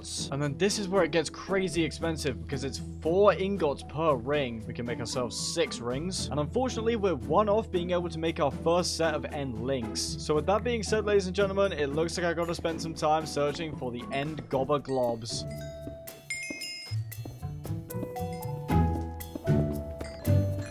I've collected 21 nether gobber ore, 28 end gobber, and 15 ancient debris that's going to turn into 30 netherite scrap. I also got 21 nether diamonds, which you could just craft straight into regular ones. We'll go ahead and throw all this debris into the enrichment chamber, and we'll get all of our nether gobber and end gobber smelted. And while that's going on, we'll top up on gobber ingots. It gets quite confusing with all these different gobber names, I must say. We'll then go ahead and craft up a bunch of nether gobber, and that then gets turned into end gobber. And of course, we then craft as many rings as we can, and I believe we should actually be able to craft a full suit of end armor now. We just need to set up a few more ingots, and we also need to get some more chorus flowers actually. And unrelated, but there's this very loud and very annoying zombie right under the room, so we gotta kill him. I saw I've been spamming torches everywhere in here and they're still spawning. Anyway, before we go out and get those chorus flowers, we'll craft our first 2 sets of end armor links. And just like that, we can start crafting the end armor. There's the chest plate, and we'll also grab the leggings. Oh yeah, there's all the chorus flowers we need here. And now with those, we can keep crafting the end ingots. And since we're 1 nether star short, we do need to kill the wither one last time. This should just be a piece of cake like usual. Especially since as he flies up, we can just bow spam him for free. We don't even have to aim. Then we just hit him with the sword. I don't know what he's doing there. We just keep going. He seems to go invincible as part of the fact that he gets upgraded each time we fight him. Either way, it doesn't really matter because he's about to die. Our Vexus might actually finish him off. See you, man. Get out of here. Right, we've got our 2 nether stars. Very nice. Now all we do is combine them with our end links. And now we can proudly complete the end armor set. Look at how sick this looks. That brings me on to our next area of improvement, the enchantment setup. I mean, come on, this sucks. We're only getting level 30 enchantments when we have 221 levels. That's not good enough. We're going to want to craft end shelves, which will then upgrade to pearlescent end shelves. We'll use the dragon's breath we collected earlier, along with a bunch of ender pearls and all of these endstone bricks. Right, there's all of our end shelves. And then, as I said, we need to make some pearlescent end shelves as well as some draconic end shelves. Also, this is completely unrelated, but pretty much a given. This lab is where I've set our home command to. I mean, it makes sense. Everything we have is down here now. I mean, our used car dealership mansion is still above, so we can always visit that if we want. Anyway, we need to find ourselves an end city. Really? This is the end city we've been directed to? I'll still collect the few end rods that it has, but I won't be happy about it. There's actually another rage mind in this chest, and we might as well equip it. I mean, sure, we have the reverse card, which is pretty decent, but that's nothing compared to doing 15 extra damage. Plus, now that we have 2 of these, we're doing 38 damage, so that means our sword is doing 52 damage, and then that's doubled with the god crown, which means we're doing 104 damage. We are more than capable of one-shotting these guys. Goodbye, goodbye. Oh, we're so overpowered. We can even one-shot these horrific mimicubes, which I hate. They're such an annoying creature. Let's try one of these many gateways and see if we can find a better end city. We've got some new coordinates, so let's go check them out. This is definitely a better end city, although unfortunately it doesn't have a ship, which means we don't get the dragon heads we need for the draconic bookshelves. Oh, look at these guys. Purple golems. They don't really do very much damage. I've located yet another end city. Let's pray that this one has a ship. Here we are, and of course, no ship. Great. That is literally all that we need now, is just an end ship with 1 dragon head. We've already got 1 head in storage. We just need a second. And I mean, I do have one on display, but I don't want to take that down. Oh, there's another city right here with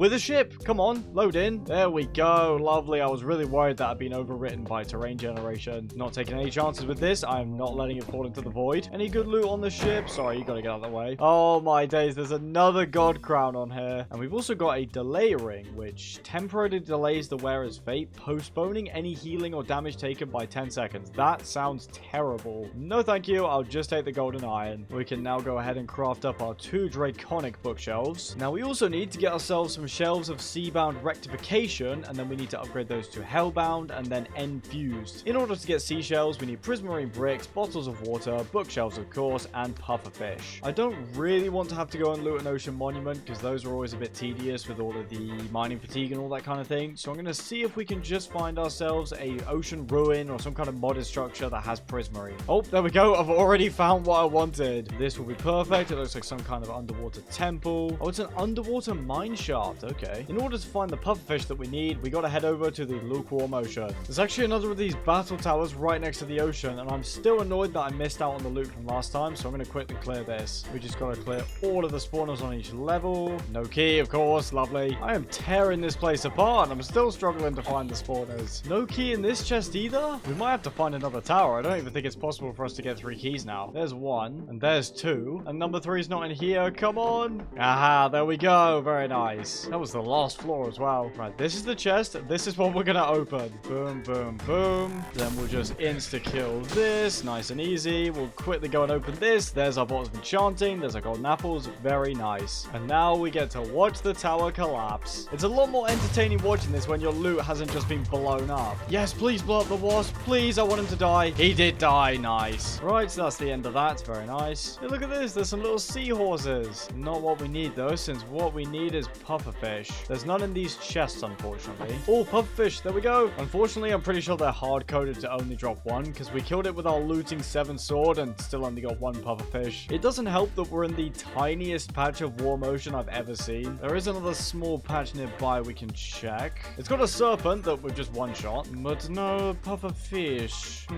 Where are the pufferfish? The nearest warm ocean is 3,000 blocks away, but we might have to go to it because otherwise this is just going to take forever. To be fair, all I really need to do is just fly really high up and then just hold forward. I can basically just AFK this, although while I'm doing it, you should make sure to subscribe. You should make sure to hit that like button. Come on, let's do it. You should do it right now. At least we found some dragons on our way to the ocean. You know what? This one reminds me of Toothless from How to Train Your Dragon. I think in one of the later movies, there's a white dragon as well. I don't know. I'm not that caught up. I only ever saw the first one. I know the first one. Anyway, we'll leave Toothless be because we got to go kill more pufferfish. Here's our warm ocean that's thankfully a lot bigger than the lukewarm one. There's also a sea serpent making a beeline for us. Yeah, how about no, mate? Just get 1 shot. You're nothing. You're worthless. We've got the turtle shell trinket that lets us breathe underwater, so I could just camp here at the bottom of the ocean and wait for pufferfish to spawn. It's annoying because from a distance, a lot of these smaller fish look like pufferfish. Oh, and we're being attacked by a dragon. Wow, get out of here. Just go away. He's actually gotten through one of our health bars, so I'm going to be a bit careful here. Just die, please. Do a bit of this. He's almost dead now, I think. Come on, be gone. There we go. Job done. Look at you now. I don't know why you even tried that. Don't pull the funny business with me, young man, because you end up like this. We actually got a dragon egg from that. That's pretty cool. And we also got over a stack of dragon scales. I'm pretty sure that was the biggest dragon you can possibly fight. I mean, I'm not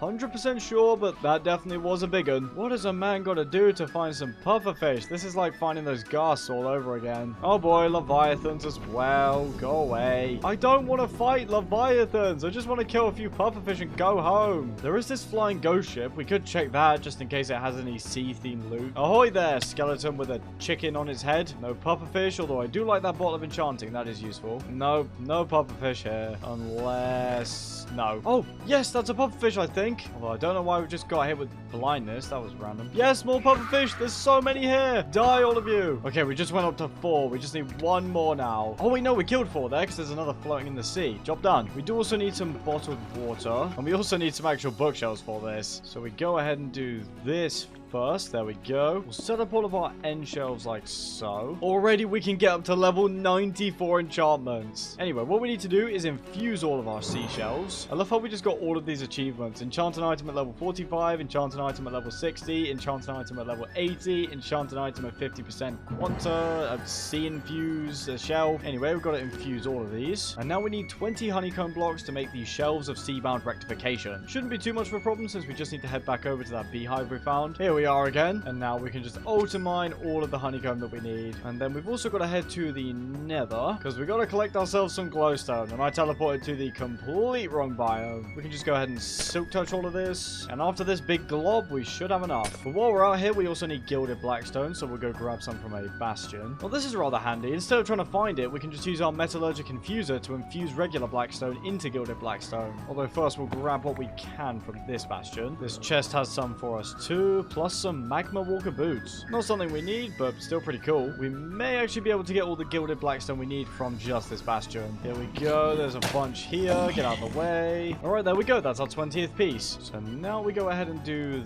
this first, and that gives us sea-bound rectification shelves, and we then surround those with gilded blackstone in order to make hell-bound rectification shelves. And then Mozi forgets the materials and has to head back out to the end to get more stuff. And now that we've got the blocks we need, we can go ahead and upgrade these to the shelves of end-fused rectification. I believe we can just add these in like so. And then the other thing we need to do, which I forgot originally, was upgrade our end shelves to pearlescent end shelves. We don't actually have quite enough end rods, but thankfully we can get some popped chorus fruit and craft them. There we go. And boom, there we go. Then we add these back in, and then you realize that you miscalculated, so you craft more pearlescent end shelves. No, we're at level 96. We're not quite 100. I think we need one more draconic shelf, which means we gotta sacrifice the dragon head. For the sake of getting level 100 enchants, I will do it. Yes, look at that. Level 100 enchanting. All of these meters are maxed. It was a noble sacrifice. We gotta go out and get some more trophies. Can't have you being all lonely. And now, ladies and gentlemen, we can finally enchant our end armor at level 100.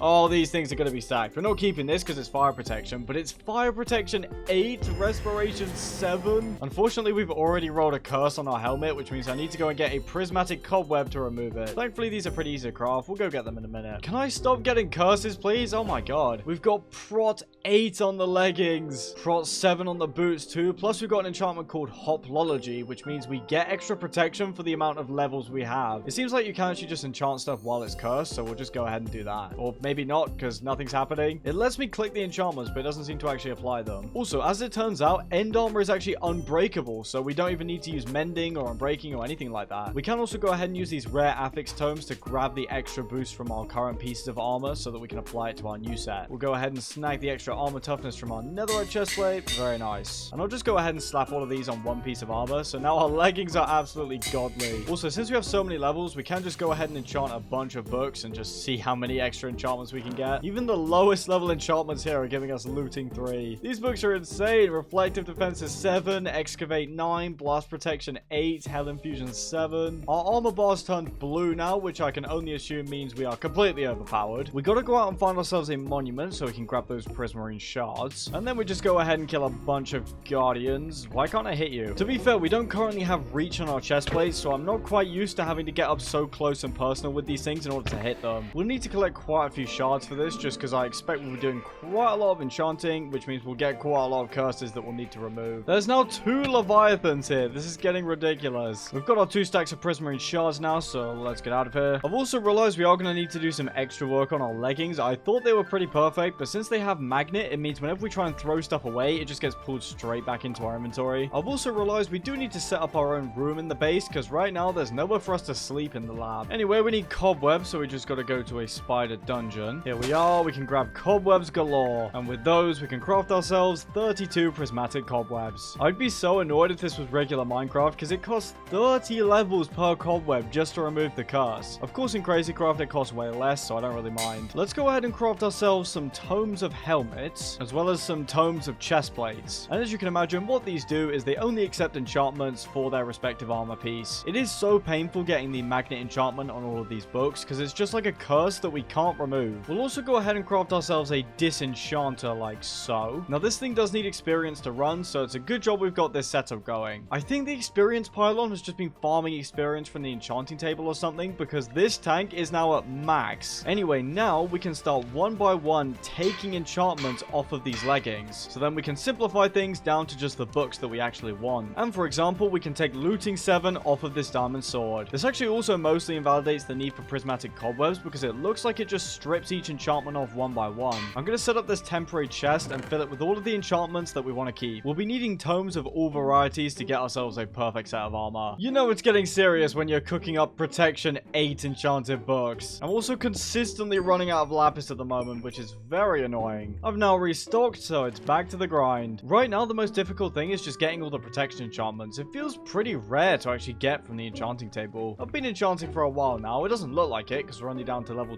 313. But if I go into our storage and type a book, you can see there is a whole lot of enchanted books in there now. This is all the stuff that we don't need at the moment. Inside each of these chests, I've assembled all of the enchantments that we're going to need for each piece of armor. Everything is going to be enchanted with protection 8. I didn't bother getting any unbreaking or mending enchantments because the end armor is unbreakable. So now we just got to combine everything together. Just look at this book. That is disgusting. You need to be level 125 just to be able to apply the enchantment to this chest plate. That is now one piece of perfect armor created. I'm not actually sure if we'll have enough levels for this, but I do have a strategy in case we run out. You gotta love Minecraft anvils, man. Even in Crazycraft, where they're mostly fixed, there's still a few problems. These two books being combined, 82 levels, but just swap them around and, oh, 22. It's gonna cost 106 to put all of this on our helmet, which we can definitely afford. 2 pieces of perfect armor so far. I'm surprised our anvil's still holding up, to be honest. The leggings enchantment cost is only 73, so we can very easily make these. And now all that we have left are the boots. Can we afford this? Yes, we can. I've just taken off our hat and accessories for a second so we can appreciate the full glory of the end armor set. Also, I was able to get a new block reach enchantment on our chest plate, and this means we can now place blocks from this far away. Oh, hold on. Whoops, I actually forgot to add this book to our boots. There we go. Now, as I mentioned earlier, the armor comes with a bunch of effects. So the helmet gives us auto feeding, water breathing, and absorption hearts. The chest plate gives us fire protection and knockback resistance. The leggings give us no full damage, and the full set bonus prevents any negative effects from being applied. Now, if we really wanted, we could grind to upgrade this to the dragon set, but the only benefit that this gives over the regular set is that you get creative flight. There's no upgrades to the armor quality or defense or anything like that. It's just the creative flight. And so for that reason, there's not really any point to do it because we already have the ability to fly. We need a new hat, and I'm quite liking the look of this crown. Yeah, that's gonna be good. We've got an incredibly broken set of armor now, but we need some broken tools to match. And what better tools to pick than the All-the-Modium ones? The sword alone does 1,511 damage. Now, this is why we need that ice dragon from earlier, because we need an ice dragon forge in order to fuse unobtainium and vibranium together to make the vibranium alloy ingot. In order to make the forge, we need an ice dragon heart as well as dragon forge ice bricks. And just getting 4 of these bricks requires 5 blocks of dragon scales. There is actually a fairly easy way to get all of the dragon forge bricks that we need, and it starts with crafting the silverfish pets. Now, this little guy gives us the ability to walk through walls, which doesn't sound particularly useful given the context of what we need, but this is going to be crucial. We now need to find ourselves a mausoleum, and of course we've got to do a little bit of flying in order to make it there. Oh, hello, there's our resident ice dragon just chilling over there. We'll need him later. I know that we're pretty overpowered already, but there's a very good reason why we need to keep getting stronger, and it's because in this mod pack, over time, monsters do actually get stronger themselves, so we got to keep up with that. Also, there is a very angry dragon here. Sorry, mate, we don't need you. Get out of it. Goodbye. I actually didn't see this at first. We're here at the mausoleum. Is that even how you say that word? I don't know. Now, these things are pretty interesting because the walls are actually indestructible. They're like bedrock. You just can't get through. Looks like one of the enemies has spawned outside, the dead thrall. Now, usually, you're supposed to get a key from a certain mob, and that's what opens the door. Now, the mob is pretty famous for A, not spawning, and B, not dropping the key. So, for normal means, you actually can't get inside this structure. However, with the use of our silverfish pet, we activate its no-clip ability, and we just walk straight inside. It always feels really cool to get inside this place, because it feels like you've just accessed some hidden content. Now, the chests don't have anything particularly amazing, although it does have these sapphires, which you can use to craft an ice dragon summoning crystal, so we might take some of these. We might as well. Also, the enemies in here are pretty stacked. We just got this Dread Knight sword from one of them, and it does 17 damage. I don't think I actually explained why we need to go inside these. It's because at the center, there's some of the Dragon Forge bricks, and sometimes the Dragon Forge block itself. And that is going to make our lives a lot easier. Yep, you can all just die. We're just mowing you all down. Get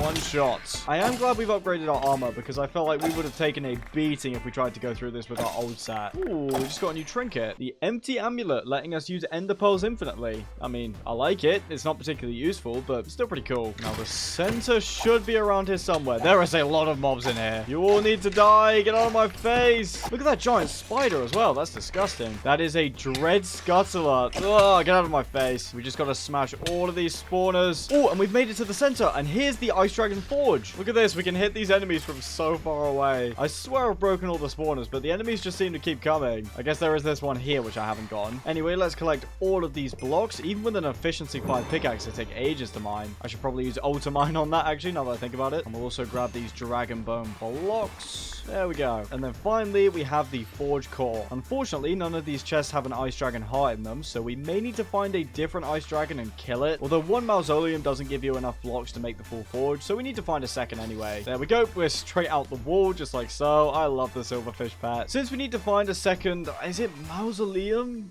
I'm gonna butcher this every single time. Since we need to find a second one of those, I'm just gonna fly out for a while until we can get the structure compass to relocate. There's one of these enchanted golden carrot pigs here. I just want to kill it so I can see what it drops. Oh, it drops enchanted golden carrots. Okay, well, I should have expected that, but I just wasn't 100% sure. They're actually an upgrade over enchanted golden apples. That's pretty interesting. Oh, well, we've only got one, so I'm just gonna chug it. And it gives you night vision too. That makes sense, because carrots, they help you see better in the dark. I like that. We do need some extra bottles of enchanting for a crafting recipe later, so I'm just gonna go ahead and crunch this battle tower real quick. Boom, there we go. There's the 3 keys we need. And then we just go ahead and do this. I love how this guy thinks he's got a chance. That's so cute and adorable. Look at you. Oh, go on, buddy. You got this. You can do it. Now we crush his hopes and dreams. And there were no bottles of enchanting in there, so that was completely pointless. Wonderful. I'm glad his tower's being destroyed. He deserves it. I spent all that time breaking the spawners just to get no bottles of enchanting. You serious? Although there might be some in this pillager outpost. Or I guess not the pillager outpost. These are... I can't even tell what those are.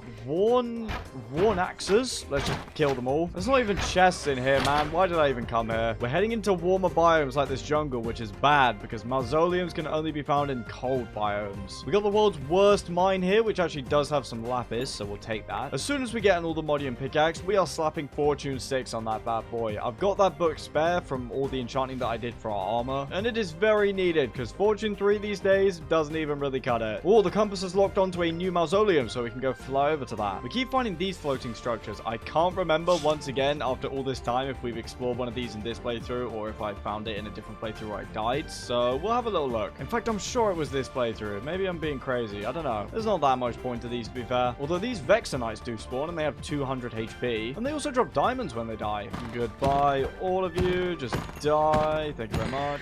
This is pretty cool, actually, because it means you can get renewable diamonds in this mod pack. Funny enough, we've also just found the Ice Maze, which is where a boss lives. We may as well go kill her. It will be another notch on the belt. What we're looking for is a ship that's crashed into the ice, so not this structure. Well, I've just searched the entire maze and there's no sign of the ship, so we can't find the summon item for it, which is a bit annoying. I've just looked up the official pronunciation. Apparently, it's Mausoleum. Also, we have just found a very weird looking village, as well as this graveyard. Now, this is a very holy looking grave, so we're probably going to get in a lot of trouble with the Elder Gods if we rob this, but I'm going to do it anyway. Oh, baby! Okay, it doesn't even matter Elder Gods or not, because we've just got all the bottles of enchanting we need. And we've even got a free totem of undying. Plus this weird egg thing. Oh, that was just full of gold. I don't know if I ever actually explained this, but we need all the bottles of enchanting in order to craft the experience armor set, which is going to give us a bunch of, as you guessed it, bonus experience. This place even has enchanted golden apples. It's got everything we could possibly need. Anyway, the reason why we'll need to get a bunch of extra experience is because even though we've got a maxed out armor set, we're still going to make a pretty beefy enchanted sword and pick, and we probably won't have enough levels. Also, this village is really cool. I love the design of the buildings. Very colorful and also not structurally sound is the best way to describe this place. Whoever owns this house, I've probably just ruined their life forever, so let's leave now. I do like these pink trees. They're very nice. I've also been thinking we should set up some kind of wildlife area inside the lab where we've got a bunch of different animals and whatnot that are roaming around. I think it'd be really cool. Now, here's a familiar sight. We've got our tree golem buddy. Does anyone remember at the start when this guy could nearly kill us? Well,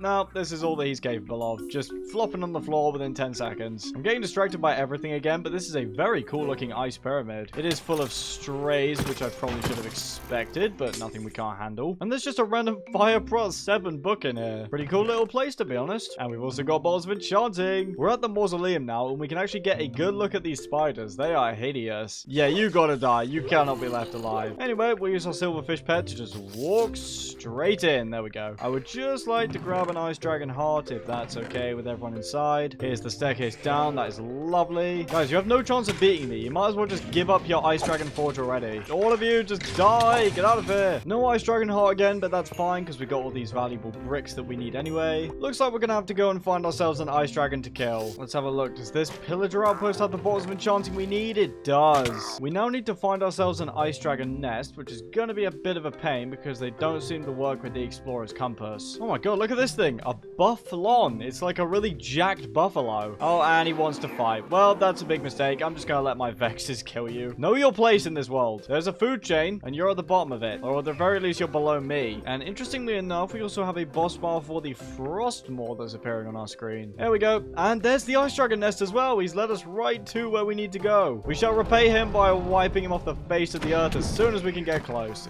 Goodbye. There's our ice dragon. Oh, if you could deal with the pillagers for us, that would be lovely. Thank you. Yeah, get him. Get him. Oh, yeah, these pillagers don't stand a chance. Look at this poor guy trying to make a stand. And that's the end of him. Now then, dragon, if you don't mind, we'll just come along in, and there we go. It's dead. Except, why was there no body? What? Was that maybe a dragon from a different mod? Because they're supposed to die and you can loot their skeleton. That didn't happen. Oh, wait, I've just come back and he's played his dying animation. So, okay, cool. That works. If you wouldn't mind dropping your heart, that would be very much appreciated. There we go. Look at its skull, too. This thing is pretty big. With this, we can go ahead and craft ourselves a Dragon Forge Ice core, since the mausoleums only gave us the apertures, which are needed, but we also need the core as well. Now, this is what a typical forge looks like, but you're gonna have to pretend that these prismarine bricks are the ice dragon bricks. Basically, what I'm saying is we still don't have enough ice dragon bricks to finish this thing, but we're pretty close. We need 11 more. We can use the scales that we got from the ice dragon to craft some scale blocks, but unfortunately, you need 5 of these to craft 4 bricks, so we can't do anything with these. Unrelated, but I've just found a yeti. He seems actually kind of friendly. In that case, I guess I'll just leave him alone. I thought he was going to try and attack us, and then we just have a little fight, but no, he's just going to explore the snowy surroundings. Fine by me. Let's go ahead and teleport back home, and then we'll fly in the opposite direction to try and find another mausoleum. Another mausoleum has been located. I'm actually going to stay the night in this lovely villager castle. I'm not going to lie, I think I'm going to need to steal this clock for the lab. This is way too nice. Also, it looks like these windows actually connect, which is lovely. Definitely would not mind having some of these, and they're actually fairly simple to craft by the looks of it. And look at these flower pots too. I'm going furniture shopping and everything's free. I love it. Also, this throne room looks so cold with our blue end armor. I think we may have to steal the entire throne and the carpet beneath it. We'll set up a waystone and teleport back here in the very near future. I really am just going to lift this and place it block for block into the lab. It will look so good. I guess for tonight, I'll sleep in one of these peasantly bunks, or maybe not because there's monsters nearby somehow. They've got a whole castle and they can't afford to do nighttime security. Sure, they probably spent all their funds on the throne, come to think of it. What is it with people not knowing how to build a house on a solid foundation? What is this? I love how this pig's got weird... Those aren't antlers. I don't know what those are, but they don't look normal. Anyone home? Hello? I'm just breaking in for fun because I feel like it. Maybe the pig owns this house. That wouldn't surprise me. I was getting a little bit worried because this looks like the exact same terrain as one of the other mausoleums that we looted, but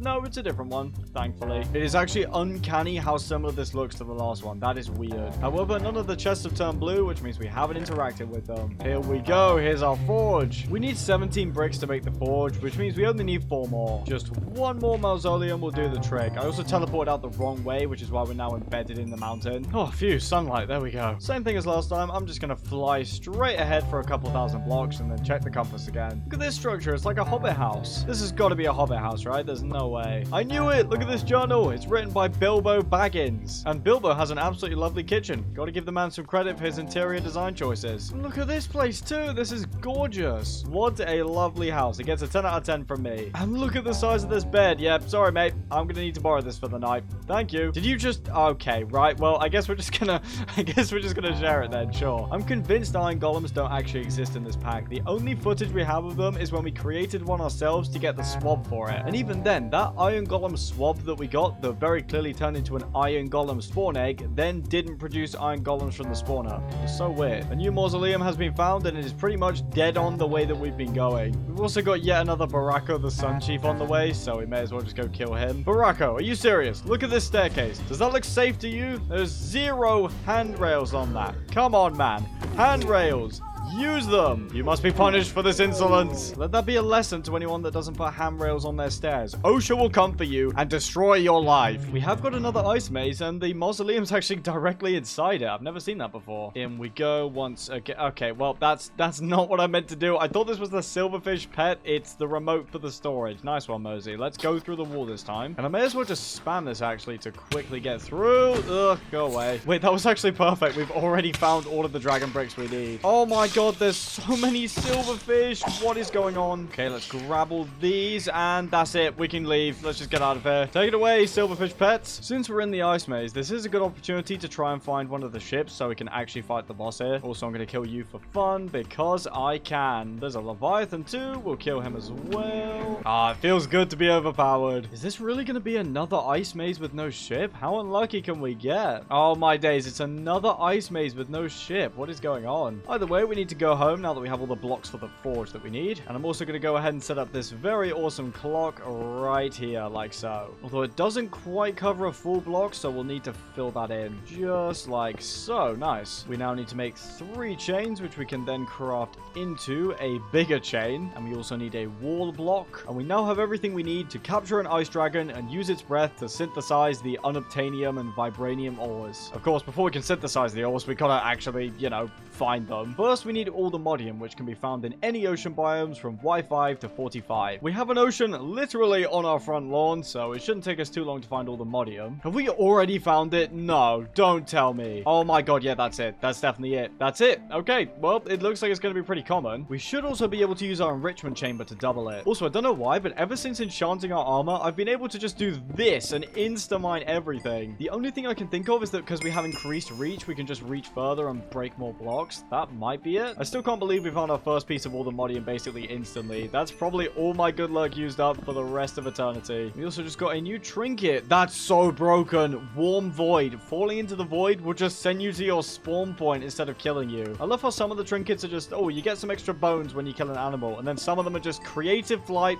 save yourself from falling into the void, double your damage, all that kind of weird stuff. I mean, trust me, I'm not complaining. I just find it entertaining. Oh, have we found... Okay, I thought it was an ocean monument. It's just a little dungeon. And the chest is a normal chest with nothing in it, so wonderful. We're going to want 3 to 4 pieces of all the modium so we can make the sword, pickaxe, axe, and then maybe the shovel. I'm really looking forward to making the sword because instead of being able to 2-shot everything, which is nice, we'll be able to just 1-shot everything. And that is just infinitely more fun. Come on, game. Where's my all the modium? Oh, wait, I actually forgot to check. We might not even be in an ocean biome now. Thankfully, we can just use the map. It looks like we still are, but we're almost about to leave. It's actually really fortunate that we caught that, or we would have just been mining off in the complete wrong direction. Also, experience boost with Ultimine is so broken. We're up to level 144 just from mining. We just unlocked a new trinket, and my word is it underwhelming. Treble hooks will get triple rolls from fishing. Yippee. Got another of these ocean mine shafts here. I have been thinking actually about silk touching the sea lanterns so that we can try and bring them back to our lab. I think that could be cool. Not 100% set on it yet though. I know it's rare because it's the best ore in the game, but man, trying to find all the modium is like trying to find a needle in a haystack. Got a little dungeon right here with nothing particularly of note. Although this Scavenger 3 book's pretty good. Mobs killed may roll their loot tables twice. That's like the best version of looting ever. And speaking of that, there's actually a looting 5 book in this chest, but we don't need it because we already have a better looting enchantment. I also do not mind some extra lapis. I did not know those guys could fly. That is good to know. This is a pretty useful book. Nausea immunity. It can go on any piece, so we might as well apply this to our armor. Yes, finally, our second piece. Oh, and that was actually a 2 vein, I believe. It was. Is this a squid fossil or something? What is this? Oh, it's just a fossilized golden carrot pig. While our helmet does have auto feed, it unfortunately can't keep up with how fast Ultimine drains our hunger bar. What kind of hat is that? I don't even know what it is. I know that I want it though. Get out of here. Look at that. We get a little Steve on our head. We've also got another new trinket, the starfish, which will give us extra XP from hitting enemies. That's pretty useful. I don't know what this is we found, but it's a pretty big underground dungeon. Ah, Pewdie with a skeleton with your armor. If only you could actually do some damage to us. One shot. One shot. Nope. He survived 1 hit. Not really sure what I'm doing in here, but it's fun to take a break from mining. Oh, that's a mutant husk right there. Let's see how much damage this beast can do. Not even a single heart. Let's just destroy him. And he's already dead. I looked away for about 1 second and the fire aspect took care of him. And this chest actually has a trinket that can let us become even more overpowered. The Sigil of Baphomet, where we become immune to damage for 1 second when killing a mob. And if you kill another mob, another second is added to the counter. So at max, we can get 10 seconds of pure invincibility just by killing enemies. And this goes in the charm slot, so we don't have to sacrifice any trinkets for it. And that is very, very nice. We're leveling up so fast from mining these blocks, we just keep unlocking trinkets. We're level 250, so we can grab ourselves an extra trinket slot. And this is pretty cool. Blank eyes. We can just look at Endermen with no problem. We might as well just get another slot as well in preparation. No, wait, all of our levels. I like being over level 200. I feel poor if I'm below that. There we go. Another trinket unlocked. The golden melon, where eating food heals us. I don't think we're going to need to heal very much, considering how overpowered we are, but that's definitely something I'm happy to have. There's so many blocks on the floor in this area that the game's actually starting to lag. I know there's all the modium in here somewhere, and I will find it. We've also now got the dark dagger trinket for life stealing. This stuff should be called nether spawnium. Can you imagine trying to find it without ultimine? We seem to have found some kind of nether themed crypt here. It does have a chest inside. It's got some slimy seeds, which you can plant on dirt or slimy dirt to make slimy grass. Wonderful. Oh, I forgot. Now, because of our new trinket, we can just stare these guys right in the eyes. Look at this. We're just having a staring contest casually. You looked away. You lose. I have been mining a bunch of these X-petrified ores and the eternal stellar ores, like these ones here, because then we'll be able to make as many pieces of gear invincible as we possibly can. Stuff like our bow, all the modium tools, all that kind of stuff. This sulfur ore looks way too much like all the modium for my liking. Also, I managed to find a fossilized wandering trader. I think we all know exactly what needs to be done with this. Guys, it doesn't look like it because of the cuts, but I've been mining for an hour. I am losing my mind here. You know when you're midway through a grind in a video game and you're at that point where you're starting to regret your life choices? That's where I'm at right now. Yes! Yes! Oh my god, the amount of pain, the amount of suffering for this one stupid ore. Oh my god. Right, back home we go. I have actually realized the storage remote can be equipped as a charm, so we may as well do that. I've gone ahead and rebound the backpack button to the storage remote button, just because this is effectively an infinite backpack. Now that we've got all the modium, we can get to doubling it. There we go, it's being made into 2 modium dust. The heat generator is pretty bad, so we might have to find a new way to get power in the future. Anyway, we toss our modium dust into our auto smelter, and that is going to reward us with 8 modium ingots. The next thing we need to do is find vibranium, which is found in warped forest and crimson forest at Y107 to 113. And look at that, you can get skeleton dogs in the nether. They're just very stupid. They're hellhounds apparently. That's pretty cool. Anyway, we need to track ourselves down a crimson forest. I'm hoping it's easier to get vibranium because we don't have to deal with all the water flooding in from the ocean caves. I'd also like to point out I have mined 143,000 stone. Obviously a fair bit of that's going to be from just playing the game, but still, we mined so much just to get that modium ore. Here we are at the crimson forest. We're going to need to go up into the nether roof. Vibranium is not a particularly forgiving ore to find. There's only about a 4-block headspace where you can actually find the ore. On the bright side, we can collect some extra quartz while we're here. Oh, there's our first piece. We're going to need slightly more of this than all the modium. We're going to need 5 pieces in order to create all of the different tools. And we found another 2 vein. Okay, this is way easier than the modium. I'm probably going to regret saying that because now I won't find any for the next 3 hours, but still, I wonder if it's like ancient debris where it can't spawn exposed to air. That would explain why I haven't been able to just spot any. No, that's diamond ore. And I'm actually such an idiot because I'm mining in a biome that's not a crimson forest or a warp forest. What am I doing? I was out there just mining netherrack for the fun of it. There's our 4th piece. Yes! Just one more now. Come on, Lady Luck. Smile on me one last time. I shall even make an offering to the gods. 1 enchanted golden apple. We shall now find vibranium instantly. Oh my god, that actually works. No way. That's where we threw the apple in, and that's where the vibranium is. Lovely stuff. Now we need to head to the end. First, though, we should turn all this vibranium into vibranium dust. And we're not going to be turning this into ingots because we need to smelt it with unobtainium. And in order to get unobtainium, we need to go to End Highlands biomes. So that, my friends, is exactly what we'll do. Here we go. We'll find ourselves the End Highlands biome, which is this way. Right, here we are. These are the End Highlands. And there's a bunch of end gobber just exposed to the surface. We should have just come here and mined it. I thought this was going to be our first piece of unobtainium, but it's just a stupid fossilized shulker. Look at his face. To be fair, I'd probably look like that if I became a fossil too. We're also casually level 312 now. The experience, I don't know how I just killed that thing, but okay. The experience boost that you get from the pickaxe, combined with the fact that it's indestructible and you have ultimine, it's just such a broken combo. I don't think this is unobtainium either. No, it's not. It's draconic ore.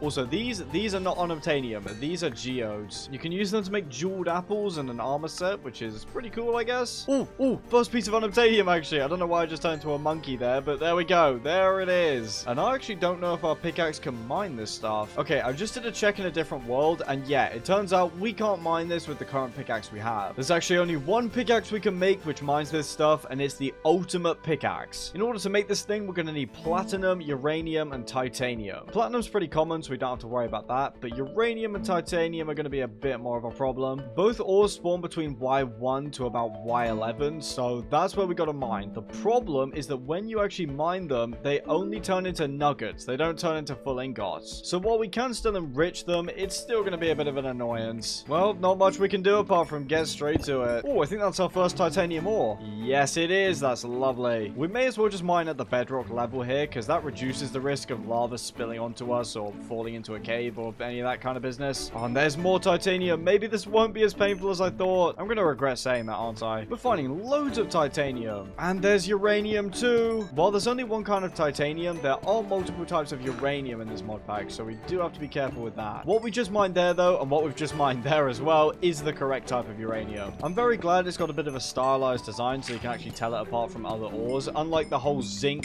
osmium, platinum debacle we had earlier.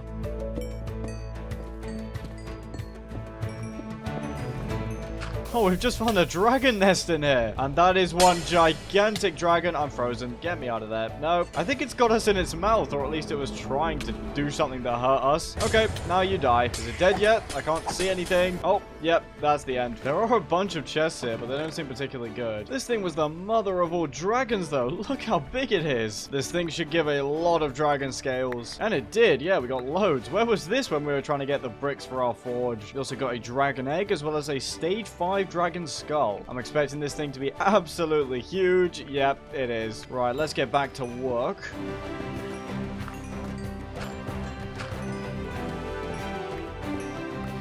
As it turns out, you actually can't duplicate titanium or uranium, so I made sure to mine enough that we could make the ingots without needing to dupe them. Into the auto smelter they go. We actually got really lucky with diamonds in that mining session. We ended up walking away with 94. There actually wasn't very many ants, which is likely what caused this. All of our nuggets are ready, so we can craft 2 titanium ingots and 2 uranium ingots. And we also need a platinum ingot, and then we combine that all together like so. Boom, the ultimate pickaxe. This thing actually does almost twice as much damage as our sword, and it also comes pre-enchanted with Fortune 3, Unbreaking 3, and Efficiency 5. We've now got under 1,000 enchanted golden apples, so I'm going to AFK our farm for a little while. Alright, we're back over 1,000 enchanted golden apples now. We're actually approaching 4,000 regular golden apples. Let's head back to the end, and now we can finally mine this unobtainium. That was a weird little side quest, but it was necessary in order to progress. Also, just realized we are probably going to need to throw the unbreakable enchantment onto this pickaxe. Actually, what we might as well do is just use our unbreakable pickaxe and then whip out the ultimate pickaxe whenever we need to actually mine the ore. Wait, that bit of chorus fruit is alive! That eye coming towards us is horrifying. Get out of here. The last thing you expect when you see some chorus fruit is for it to start swimming towards you. Unobtainium, where are you? I'm basically doing end strip mining at the moment. This feels very weird. We have just discovered a second piece. That is lovely. Let's make sure to mine it with the right pickaxe. And for some reason, it hasn't dropped the ore like it did last time. I mean, we just got 4 unobtainium ingots from 1 ore. That is bizarre. Let's try mining this again. Are we going to get the ingots? No, we just get the ore this time.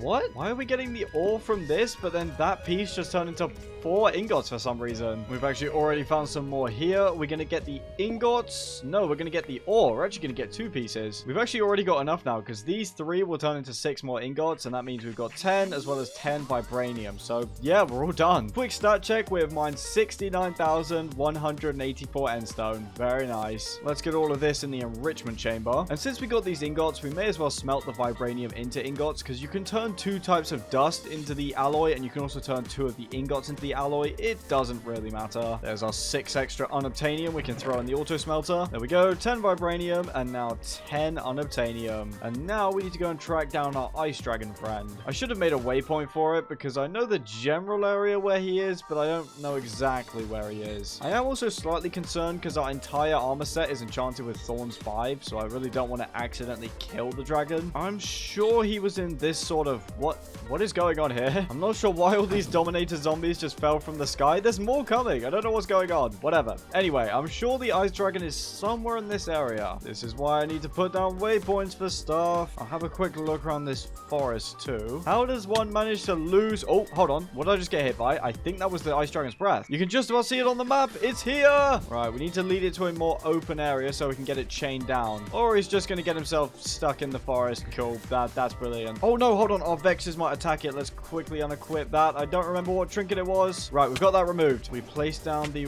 wall. Come on. I can't see anything because this dragon's just spawn camping me. Let's get the chain. There we go. We've attached the chain. And now we should be chained up. I just got to get out of the way. Oh, yeah. He is stuck, but so are we. Calm down, man. I'm sorry for putting a chain on you. I need to make this unobtainium pickaxe. You don't understand. Let's say unobtainium. I meant all the modium. Now, I don't know how we're supposed to build this forge with this thing spraying ice everywhere. He does seem to have calmed down a little bit, though. There's the core. There's the aperture. There's the bricks. Then we go boom, boom, boom, boom. Boom, boom. Oh, no. Boom, boom, boom, boom. There we go. And now we put in our vibranium and our unobtainium, and he should start breathing on it. Why is he on fire? What? I did not do anything. I didn't click on him. Okay, he's fine. He's just not breathing on the forge. Let's try chopping down some trees. Come on. Do your ice breath. There we go. That might work. The forge still isn't filling up. All you have to do is breathe on the forge, man. What is so difficult about that? Surely that's going to work now. It's not working. What is going on? I just checked online. Apparently, we need this block, the aperture, to be facing the dragon. That goes there. Okay, hopefully that's working now. Yes, yes it is. Why are we getting dragon ice? What? This is unbelievably annoying. Just breathe into the forge. Okay, okay, there we go. There we go. Why is that making dragon ice? What? Unobtainium ingot plus vibranium ingot in an ice dragon forge makes a vibranium alloy ingot. Okay, I think I may have been doing this wrong. The unobtainium has to go first like that, and then that should work. The forge is slowly filling up. He's definitely breathing on it. Come on, please make the alloy, please. Oh my god, thank god for that. Okay, so I just wasted 2 vibranium and 2 unobtainium to make stupid dragon ice. This is probably the most expensive dragon ice that has ever been made. Oh my god. Come back. I know how this works now. Wait, he broke the chain. Oh my god. The dragon's actually just escaped. Very unfortunate that we had to find out the hard way how this thing works, but at least we finally got it working. Since our ice dragon just flew off to God knows where, I'm going to try and find us a new one. With any luck, this shouldn't take too long.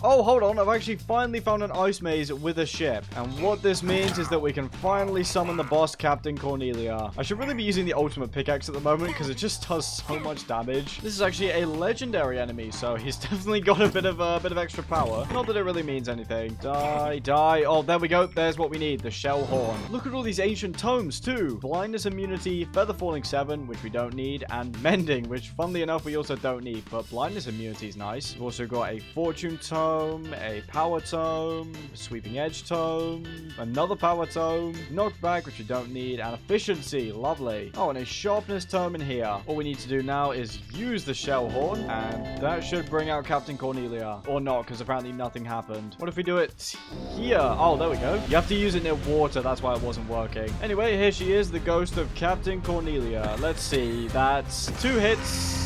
And that's the end. We got a water dragon scale, an ice maze shelter map, an oxygen tank, some echoes of the ship graveyard, some frozen keys, another oxygen tank, and the 3-bolt helmet, which is Seawolf armor. It gives you plus 30% ability power for Seawolf class armor. I mean, that's pretty cool, I guess. It'll make a good addition to the trophy room we're going to build. Oh, these oxygen tanks are how you make one of the other pieces of the Seawolf armor, the 3-bolt suit. And it looks like these echo of ship graveyard things can make some pretty interesting weapons. Anyway, I gotta get back to finding an ice dragon.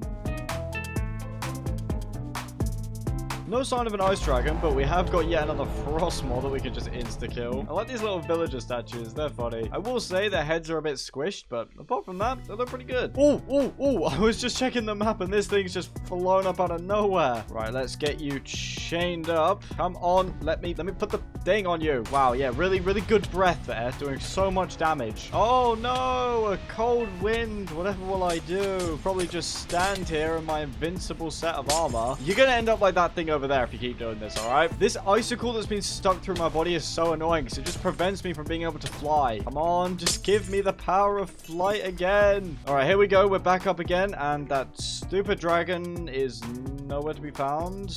Please don't tell me he got himself stuck under the sea. He got himself stuck under the sea. Oh my god. Right, we've got the chain on him, so we should just be able to... Yeah, we can just yank him back. Yeah, come here, you. I think he broke the wall that I placed down. That's fine. We'll grab another. Boom. There we go. We then set up the forge, and then it's unobtainium first, then vibranium. He's breathing. That should set it off. Yep. All we got to do is sit behind the forge and let him do all the work. Boom. There we go. Ingot number 2. I'm just hoping the chain's going to last long enough to do all of these ingots. Oh, no. Oh, why am I liking so much? Oh my god, please do not crash, please.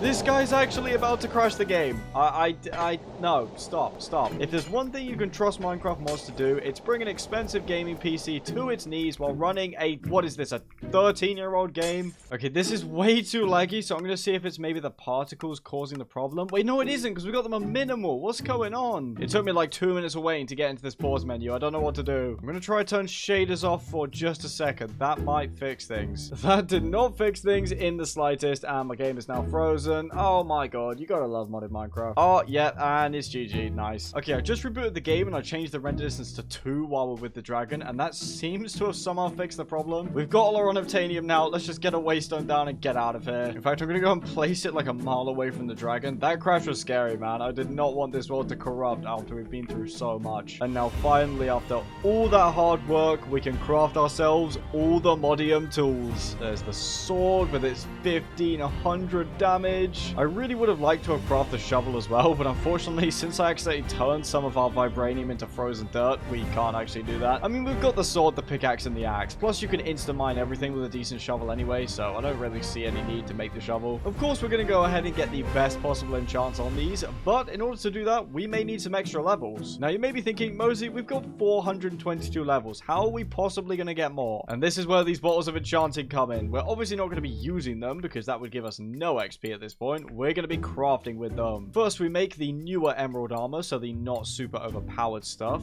this stuff. And then we go ahead and we surround each piece with these bottles of enchanting. And that is going to allow us to craft the full set of experience armor. And now, I'm not sure if you guys are ready for what happens when we put this on. Each piece just gives you a minor experience boost, but when you have every single piece on, ladies and gentlemen, this is what happens. It is just infinite XP. We've just passed level 700 and we're easily going to crack 800 by the time I'm even done speaking.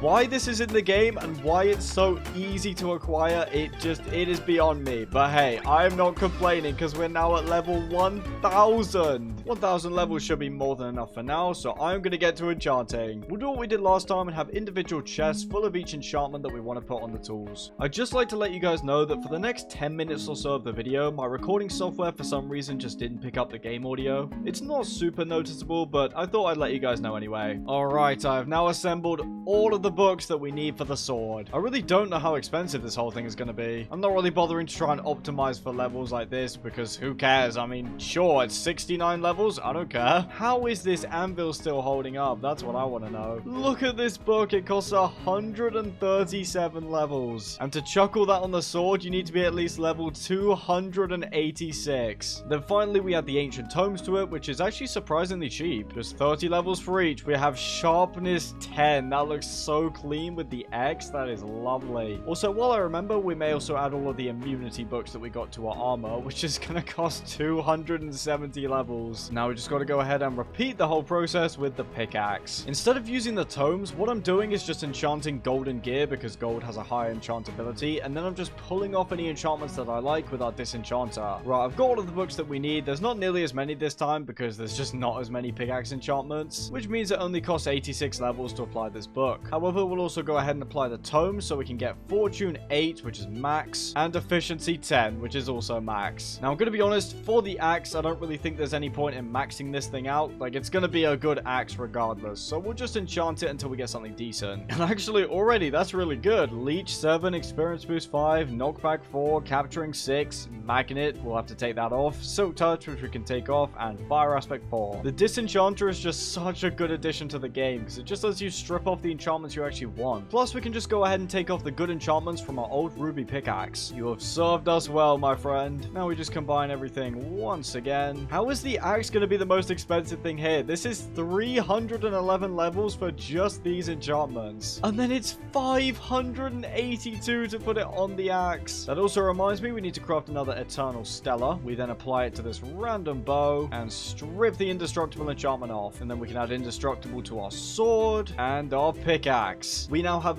the best set of tools you can possibly get in this mod pack. Plus, check this out. The pickaxe swings so fast, there's no animation. It's an insta-mine for every single block. We have become a human excavator. This just feels like cheating at this point. I mean, this whole mod pack feels like cheating. Anyway, now that we've got some incredibly powerful tools, I want to put them to use making our grand throne room and capturing the modded animals. In order to actually move the mobs into the area, we're not going to be going with the old-fashioned leads or minecarts or boats. That is way too slow and annoying. Instead, we're going to be using monster balls, effectively rip-off Pokeballs, you know, like people used to catch Pokemon in. You can use these to catch mobs. We're going to need cyan dye, any kind of vines, ice for some reason, and also gold. Ice is pretty easy since we can just head to the nearest ice maze. Also, this is completely unrelated, but I forgot to mention to you guys, you know how in Minecraft now you have to wait between swings so you can hit stuff at full power? This All-the-Modium Alloy Blade has such a fast attack time, you can attack like it's old Minecraft where you just had to spam click. Feels like 2013 all over again. Look at this. Ultimine, there we go. The next thing that we need are vines, so we need to make a beeline for the nearest jungle. I still can't get over this pickaxe, which is insta-mining everything. There's a spawner, there's no longer a spawner. The level of destruction we can now do is unparalleled. And look at this, we got a little hairy cow spawner. Maybe we'll have one of you for our little mob area. I'm not really sure what to call it yet. I don't want to call it a mob prison, although that's effectively what it will be. Also, I don't know why I'm still bullying this guy, but let's say hello to our new tree golem friend. Oh, and he's dead. There's actually a whole load of chests at the top of this, as well as these very weird looking blocks, which we can't even seem to mine. And we've also got some free gold and emeralds. That's lovely. Oh, hold on. I just realized what these blocks do. If you stand on them, you get teleported into the room. Obviously, that would be a pretty nasty surprise if you hadn't killed the boss and you didn't know what was going on. Good to see that the rest of the loot is as terrible as usual. This has got to be the worst dragon skeleton I've ever seen. Imagine coming across this. It almost looks like he just tripped over the cactus, fell over and died. There's actually a lightning dragon in the jungle, and I'm so tempted to just go out to it and one-shot it with our incredibly overpowered sword. But at the same time, I would love to capture this and have it in our lab. Would that not be the coolest thing? Plus, it's also a pretty good size for that to actually work. Anyway, we'll think about that later. For now, let's just collect vines. And I also forgot, since we have so many levels now, we may as well just buy a bunch of trinket slots. There we go. We've got a whole nother row of slots now. While I'm working on the build, I'll put the XP armor back on because I don't like only being level 72. Being level 800 is way cooler. I'm actually going to set up a waystone here so we can return when we want. The final thing we need is cyan dye, which we could craft with green dye and blue dye, but that's a bit annoying having to go out and mine all those cactuses. So instead, we'll go ahead and grab some warped cactus because those smelt directly into cyan dye. We're just going to make our way over to the actual warped desert. And it's going to be rather easy to get there when we can just do this. We have made it. Now all we need to do is ultimine all of these cacti. I'm not sure why, but even just our base mining speed is insane. We can just insta-mine everything. It must be something to do with the creative flight, because while we're in the air, we can insta-mine blocks with our fist, but once we're back on the ground, the timer starts again. You see how it takes just a few seconds to break things? Also, I just picked up all of these warped coral blocks, which was not the right move, because we need these cacti instead. While we're here, let's also grab some obsidian. No, okay, let's go grab some obsidian. Let's try that again. We mine stuff so fast, it tends to fall into the lava before we can even grab it. Come on, there we go. We're also going to grab a few blaze rods while we're here. Oh yeah, also, because of the beheading enchantment on our sword, mobs have a really good chance to actually drop their heads. I'm actually going to leave our Vex spawning trinket unequipped, because if they kill mobs, we don't get the boost from our looting sword. And also, they're just kind of annoying when they scream. We got 16 blaze rods, that's fine. We should be able to grab a zombified piglin head too. Okay, well, those guys didn't drop their head.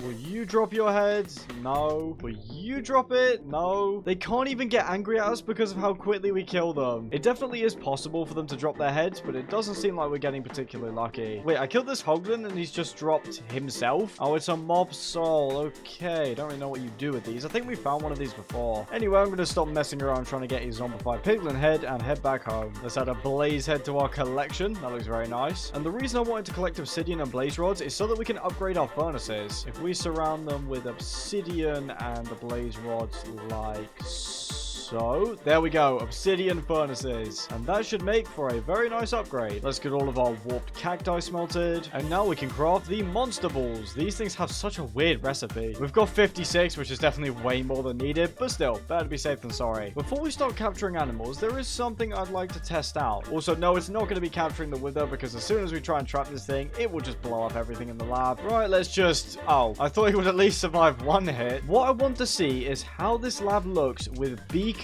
as the lamps instead of these stone lamps we got going on. That's what the beacon looks like in this game? That is so weird. The core doesn't render properly, so you just get a really bright piece of glass. That looks terrible. Also, I don't know why you're here, but you can just swim in the fountain, sure. This is such a bizarre Minecraft bug. I've heard of bugs where the beacon beam doesn't render, but I have never seen the actual beacon core just not exist. Anyway, let's move on to capturing mobs for our display, starting with the Thunder Dragon. Right now we have to just aim and fire, and there we go. We have a monster capsule containing the Lightning Dragon. I've also just realized I've got to level up a librarian so we can buy name tags, otherwise these things are going to despawn. I'm going to have a look at the shape-shifting list just to see what kind of mobs we should capture. Having a Dalek could be pretty cool. I don't know if it's going to blow everything up though, so I have to consider that. We definitely got to have an enchanted golden apple cow. That is a must. The mutants would be awesome, but they also definitely will not stay in their cages. An ogre could be pretty cool. Keep that one in mind. Oh, and the purple golems. Those are sick. Yeah, we'll have them. Let's start with the Daleks. We'll find ourselves a Dalek ship, and we haven't found one. Okay. These seem to be kind of rare, actually. I guess we'll just have to start a raid. Actually, hold on. Before we go capture a Dalek, I'm going to go test in the creative world if they actually stay behind the bars. And while we're here, we're going to have one of you because you look very, very cool. All right, I just checked in the creative world, and yes, it is possible to imprison a Dalek without it going haywire. There's actually a village right next to the outpost, which is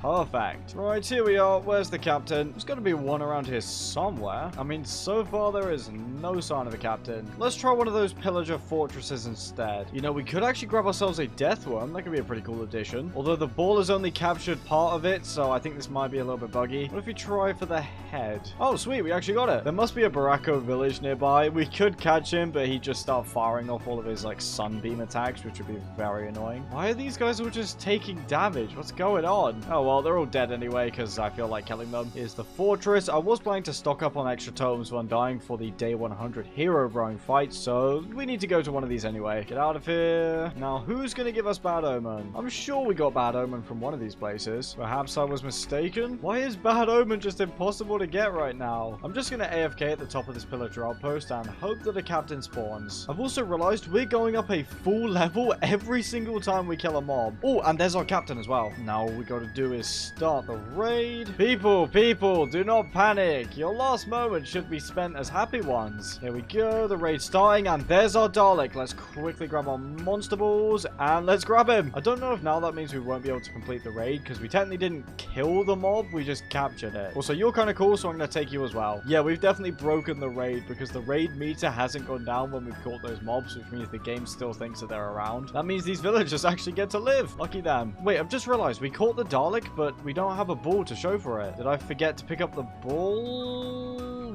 No, because it was around here and there's no sign of it. Let's start another raid at a different village and try that again. That is pretty annoying, not gonna lie. There's our captain, and it's actually started a raid right here, I think, because there's a villager living in this house. Also, having looting 7 on a sword is great until you get this many crossbows in your inventory. We've got to keep our eyes out for a Dalek and just grab him immediately. Look at this guy trying to run away. All right, here we go. We've got another Dalek. Let's aim the monster ball, and there we go. That should be it. I don't know why that didn't work the first time. Also, can you stop throwing, what even are those, mozzarella balls at me? Really? You gonna do this in front of the kid? Look at that, he's running away, he's crying, he's so scared because of all the violence. Look at what you've made me do. I'm kind of tempted to clear this raid, but at the same time, I do not want to spend an hour searching for the remaining raiders, so we'll leave it. So far, we have a Dalek, a lightning dragon, a overworld, like, dinosaur drake thingy, a death worm, and a griefer. We've also got, whatever this thing is, the King Krog. We'll take a King Krog. Sure, why not? Now, we also want to grab an enchanted golden apple cow, a purple golem, and an ogre. I couldn't find the goblin castle on the structure compass. The best thing I could find was the goblin camp, so let's check that. Oh, well, apparently this is it, and there's no ogre. There's just nothing in the castle department. There's just no way to locate a goblin castle. Look at this. This is 3 structures fused into one because of janky spawning. We've got this giant pillager castle, this tower, and this pillager windmill. It's all just smushed together in that classic modded Minecraft weirdness. Oh, and there's also a cyclops stuck inside the sheep pen. Just look at how many enemies there are here. It's a whole army that we could just mow down. Die, all of you, die. What is going on? Also, I'm killing you just because I hate you. Get out of here. Oh, I wonder if we could capture the tree golem and add that to our collection. He might be a bit too violent, so I'm not banking on this being a great idea, so we may have to kill him, but it could be worth a try. Also, I forgot to mention, if any spawn eggs crop up in my inventory, we have the capturing 7 enchantment on our sword, which gives mobs a chance to drop their spawn egg. Just thought I'd mention that before a bunch of random eggs appear in my inventory, and then everyone's like, oh, why is there random spawn eggs in his inventory? Is he cheating? No, it's just my sword. So we've actually started another raid here. Sorry guys, you'll have to figure it out yourselves. We didn't even need to use the XP armor. We're now level 273 already. Apparently the purple golem spawns near End City, so we're gonna have to check around. Does not seem like we have any guarding this one, which means we've got to do a bit of searching. I have also been wondering if there's anything inside these structures. Are there? No, they're just random domes, it seems like. Here we go. Here's another End City. And we haven't actually looted this one, which means we can grab back our dragon head finally. Well, there's still no purple golems. There's definitely not any on the map, so yeah, I guess we just gotta find the next End City. Oh yeah, also forgot to mention, we have a new trinket, the golden tooth, giving us +1 looting. So effectively now we have looting 8, yeah. Is this mob just unbelievably rare or something? Why is there no golem here? We have got another ship though, so I'll take that dragon head. I just don't get it. I'm gonna kill this mutant enderman because I'm annoyed. I searched for a while, but I just could not find a single purple golem, so instead I grabbed these 2 creatures. Oh, and I've just released like a bunch of things by mistake. That's not what I wanted. Let's grab you back. So what I was trying to show you guys is I grabbed one of these endergrade things, and I also grabbed us an end troll. I'm pretty sure whenever you use a monster capsule, it auto fills your hotbar with the next monster capsule in your inventory, which is how it just ended up spamming out a bunch of creatures. Anyway, let's take ourselves back home, and the only other creature we're missing is our enchanted golden apple cow. I'm thinking of only going with 9 creatures in the lab, so we may end up getting rid of one of these. If we are going to get rid of one, it's going to be the griefer, because I feel like that's the least interesting one. Anyway, let's get them all stored away for now, and we will get to work on building our actual throne room. It's post-commentary Mozi here again. I made a lot of tweaks and changes to this area while building, which would have likely added another 30 minutes to this video, so I've decided to post-commentate it instead. I came up with the general design for the lab in a creative world in order to speed up construction, since as you can tell, we're rapidly approaching day 100. I found out you can craft framed glass, which is just glass that connects to other glass. I also went ahead and befriended a librarian in order to get name tags. As for the mobs, I first went with the oak golem. Then I added the end troll, which was a horrible mistake. In order to stop him from breaking everything, I went ahead and grabbed a spawn egg for him and used a spawner with a chorus fruit upgrade to spawn end trolls with no AI. After that, I added the lightning dragon, which was another less than ideal decision. Dragons look really weird when their AI is disabled, so I decided not to go the spawner route with that. Instead, I worked on a new area, a beehive, and then grabbed a queen bee as well as some regular ones. I then replaced the dragon area with a savannah theme for King Krog. Things went pretty smoothly after this. I added a golden apple cow area, a cherry blossom area for the dinosaur thing, a sandy area for the death worm, and I used sky slime wood to make this blue area for the Dalek. The Dalek didn't really suit the area though, and I wanted to keep the area blue for a nice pop of color, so I replaced it with a warped toad. After that, it was just a simple matter of transplanting the throne from the villager castle into the mob room. Ladies and gentlemen, welcome to the throne room. I am so happy with how this all turned out. Whenever we teleport back to our base via Waystone, we're actually going to be plopped right down onto the throne like this. I'll show you guys a quick little example. Boom, look at that. And of course, the same can be said for slash home as well. In terms of the mobs here, I think we've got some really good diversity. We've got the end troll, the oak golem, the king krog, the queen bee, the death worm, the the dinosaur thing, the enchanted golden apple cow, and the warped toad. We finished this just in time as well, because it is now day 100. Overall, I'm just super proud of how this lab turned out. Definitely the best base I've built in a 100 days video. There's only one thing left for us to do now, and that is to fight Herobrine. It's actually pretty expensive to craft the spawner for this guy. First, we need to craft Herobrine Cyan, and then we need to craft Herobrine Blue. And finally, we need a pumpkin, which we should be able to find. Yeah. Oh, wait, no, those are jack-o'-lanterns. Never mind. Here we go. Finally found one. I'm thinking we go fight him in the wasteland biome because that feels pretty appropriate. Got to make sure we're prepared with all of our extra totems. I genuinely don't know how hard this fight is going to be because I know it's difficult, but we do also have a sword that does 1,000 damage. Anyway, here goes nothing. I don't think you can shear it. I think you have to place the pumpkin on top. Is that? No. Oh, there we go. There he is. There's Herobrine. And, okay. Thank you all for watching this video. Make sure to like and subscribe if you enjoyed. That is it from me. That's it. Just cut the video. That's it. That's over. We're done. Goodbye.